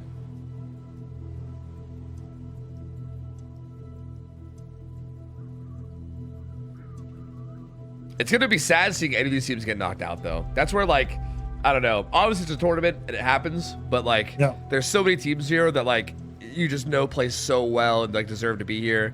And see them eventually have to go is just going to be real depressing, man. Like, I'm not looking forward to the losers bracket of next week. Like, I don't want to see any of them go, man. All right, we're heading in. And, yeah, Nightlight, Ruin Eruption, Painrest, Corrupt, so no crazy big surprise. Yeah. This feels much more like standard of what I would expect, which is kind of what I feel like I would see out of Nightlight. He is running the add-ons for haste out of Undergate, and also also camera angle. Extra time. Yeah, that is interesting. Yeah, we're going straight down for it. I've not seen someone do that yet. And this instantly starts one breaker, by the way, getting being able to get that hit. Ooh, barely whiffs that one. Faking it a lot. Fedden it, doing a good job though. Oh my god, the fakes. The M2 spam. Fedden it not falling for any of it. Damn. Gets that Getting them one attack. Oh, the follow-up though. It looks like they're doubling a gen. It looks like I think they're doubling and then he's on a clock. So this double might get interrupted by Painrest. Delay the inevitable. Which is pretty big. That's a pretty big start for Nightlight. All the gen progress being in one spot and hit with regression right now is not where you want to be. One of the only killers that can go through the breakable walls, by the way. Yeah, I was about to say, I was wondering if he was going to go in, but I think he just didn't hear any progress, so he didn't bother. Oh, he's, whoa, Zoob, whoa, Zoob. That was a little bit That double back is costly. He's fading it. Good pathing from Zoob, but still goes down. No, not like this. Yeah, Nightlight is just playing very well right now. Yeah. Getting the second down. And we're still at 5 gens. Yep, another Painrest coming in. So lots of pressure early. And that gen regressing now too. Was that all their progress? Was it that gen? No, it was a different gen, I believe, right? Yeah, it was the one further up the left side. So yeah, they saw the gen up by like 10 or 11 that I think had some progress. But Ruin's regressing everything right now, so. Oh, okay. Ooh, coming back to the unhook. This does not really work on the unhook. It kind of like fills up super slow and awkwardly. I think he's maybe waiting. I guess he's waiting for the Vandicam system to go away. The haste on that's gonna make that real hard, bro. Try to catch someone out there with haste. I don't think that's happening. Yeah. Looks like he does one Zoop though. Oh my. He's What? just spamming the M2 fake, bro. Oh my god. I mean, interesting way to play him. I mean, if you're just spamming the M2 fake and then go for the N1, was he out of World Breaker though? I feel like. Yes, he was. Yeah, Zoob. I think that's a pretty big misplay then from Zoob. Like, eating one power there is not the end of the world. You just got to make sure you don't go down. And getting M1 there is rough. Because Honestly, that's you should never ever let that happen. You should have to play it safe. Have to take the hit and then get the distance.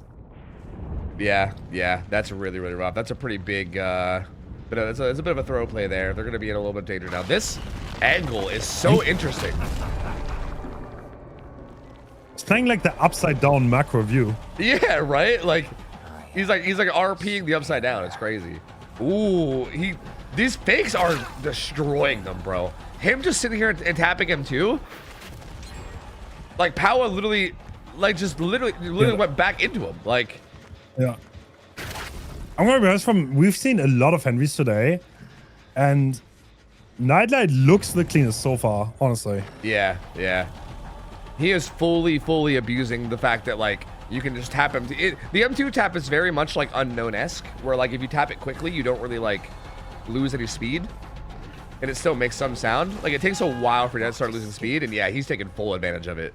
Like, he is literally just, like, spamming it in every chase. These poor survivors just have no idea when he's actually sending it.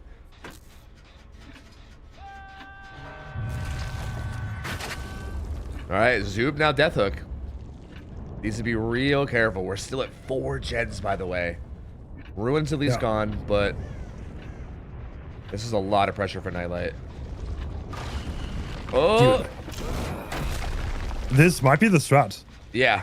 I don't know what, I mean, Nightlight's figured something out here, man, because that's like the 3rd or 4th Undergate hit that's landed here.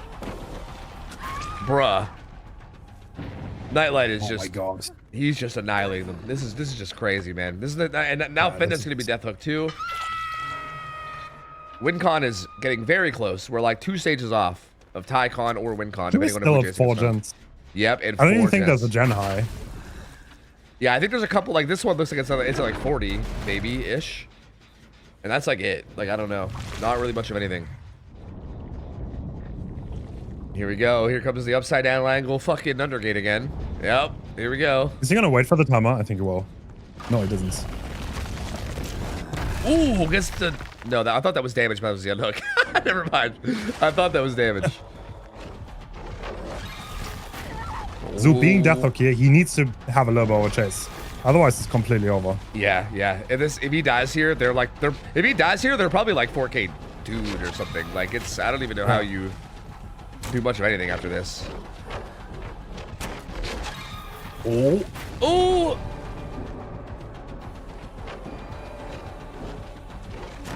I don't know how I feel about vaulting windows so often here. Like, I feel like getting yourself locked in animation feels like the last thing you'd want to do against this killer.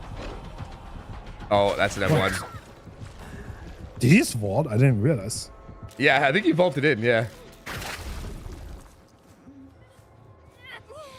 Well, that's gonna be a death. Yeah, 1 gen done. 2 survivors still injured. I don't know if they're doing gens. They just now nice. got on clock, too. They weren't on clock the whole time, so yeah, I think probably. Oh. They must be just slamming gens and just trying to get as much progress as they can. I mean, technically, it's not officially over. The win con hasn't been met yet, but, like, it's going to be near impossible to stop the win con from being met now. We're, like, 1 hook stage away from a tie, 2 away from a win. Honestly, Nightlight's use of the Vine attack feels so much more calculated than the others. Yeah, agreed. Yeah, like, it's not really like a spammy or like, it's real, like, careful. That's the TyCon. Next hook condition, or next hook state's gonna be the win no matter what.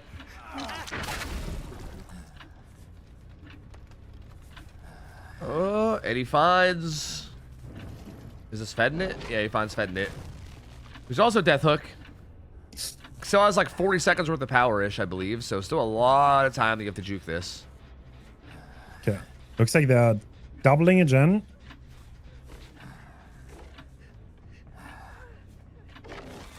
Oh, yeah. Yeah, I mean, don't know. Yeah, I mean, what do you do? What do you This is looking mighty strong. do? Yep. I like what Nightlight is doing. Yeah, Nightlight is, I feel like he's figured this killer out pretty quickly. I feel like he's the type that does that kind of thing, right? Like, if when a new killer comes out, Nightlight is definitely the type of player that is able to kind of figure out the, like, real optimal ways to, like, play them or not play them pretty early. And I feel like he might have this one figured out. Like, he has played this so good. Like, so careful and calculated with everything. They do pop another gem, but I think that's all they're going to be able to get. I think that's probably the last thing they get done here. He is going to be out of power here. Ooh, set one more before it ended, just to see if he can get it. Alright. I would definitely ban this killer against Invictus now. Yeah. Oh yeah. Yeah, this is a scary level of Henry play for sure. Oh, power. You might be able to get the fancy kill here. Oh, the fancy kill. Yeah, yeah. I feel like that was a little subtle. Oh, does he want in on it? Yeah. he said, hey, you want in on this? You want in on this, man? Oh, we Jason having one less chase. Yeah. Yeah, wow, that was impressive performance by Invictus all around today. I have to say though, Invictus always started off strong in every tourney and then they just lost somewhere. Yeah, it's interesting to see. Like, I do feel like historically, every time I see them lose, that's how it goes. Is they look so dominant. What? Yeah, what the fuck is this? That almost hit. Yo, that lets yo, I think he's out here trying to make a flick mod. Yo! All right, brother. All right. That's a ban. That's crazy, bro. That's crazy.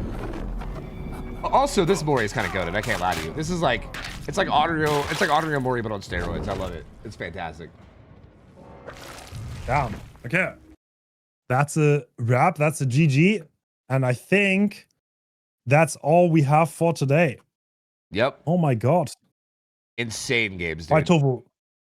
Thank you so much for watching. We are going to be back next week with the semifinals and the loser brackets. So every team that we saw here is going to be back.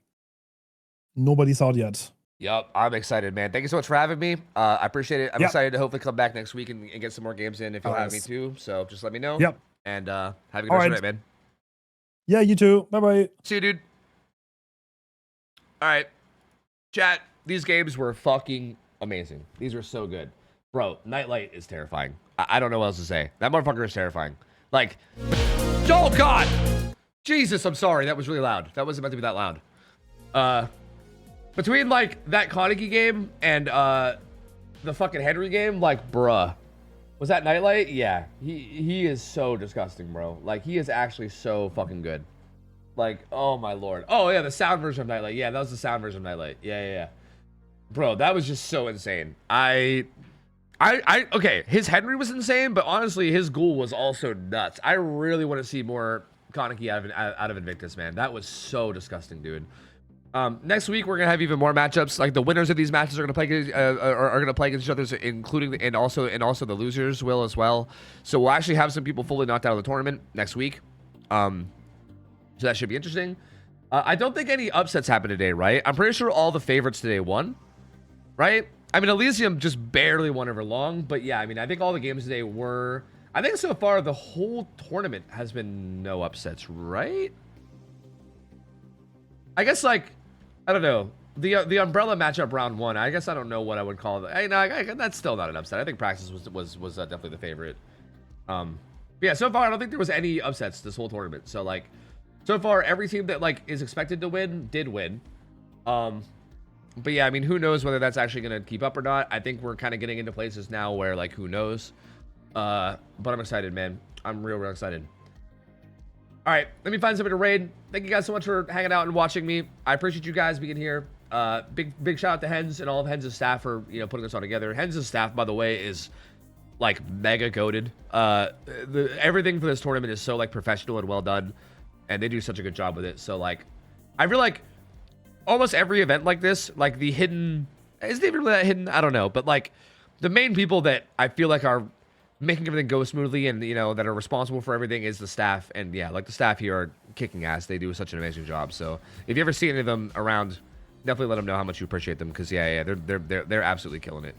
Let me find somebody. Hold on a minute. Bro,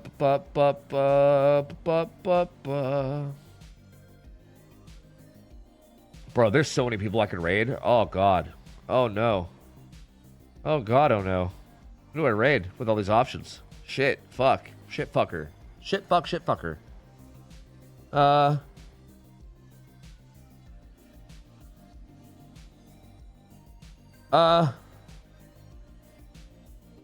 You know what? I'm gonna raid John Arbuckle. That's who I'm gonna raid. This is one of Dino's teammates. John Arbuckle is like a comp player. I've never actually watched his streams. I don't know much about him as a person. I just know I've watched him play in comp games a fuck ton. I know he's on Dino's team, and I've just seen him around a lot. And I don't think he streams at a time I'm usually able to raid him, so I just want to be able to throw him a raid. So you guys go chill with John. No idea what kind of a person he is, really. I've never actually gotten a chance to hang out with him. I just threw him a follow one day whenever I saw that he streamed. So yeah, go hang out there. I'm sure he's chill, though. I'm sure he's a chill dude. Go hang out with him. I'll be back tomorrow. Sorry. Wait. I don't know if I'll be back tomorrow. I might be back tomorrow. I could take tomorrow off as a day. I didn't really get a day to spend with Mariah because of like my whole like schedule flip-flopping thing. So there's a chance I'll be live tomorrow, but if not tomorrow, maybe Tuesday. So it's either tomorrow or Tuesday I'll be live again. We'll see. If you want to know on the fly, join Discord. I'll let you guys know whenever I know for sure what I'm doing in Discord. So if you're able to join that, if you guys want to keep up to date. And yeah, that's it for me. Love you guys. Thank you for being here as always. Go chill with John. Wait, why is my raid message like not there? Or my like raid confirmation thing? Wait, what? Am I stupid? Why is it bugging out?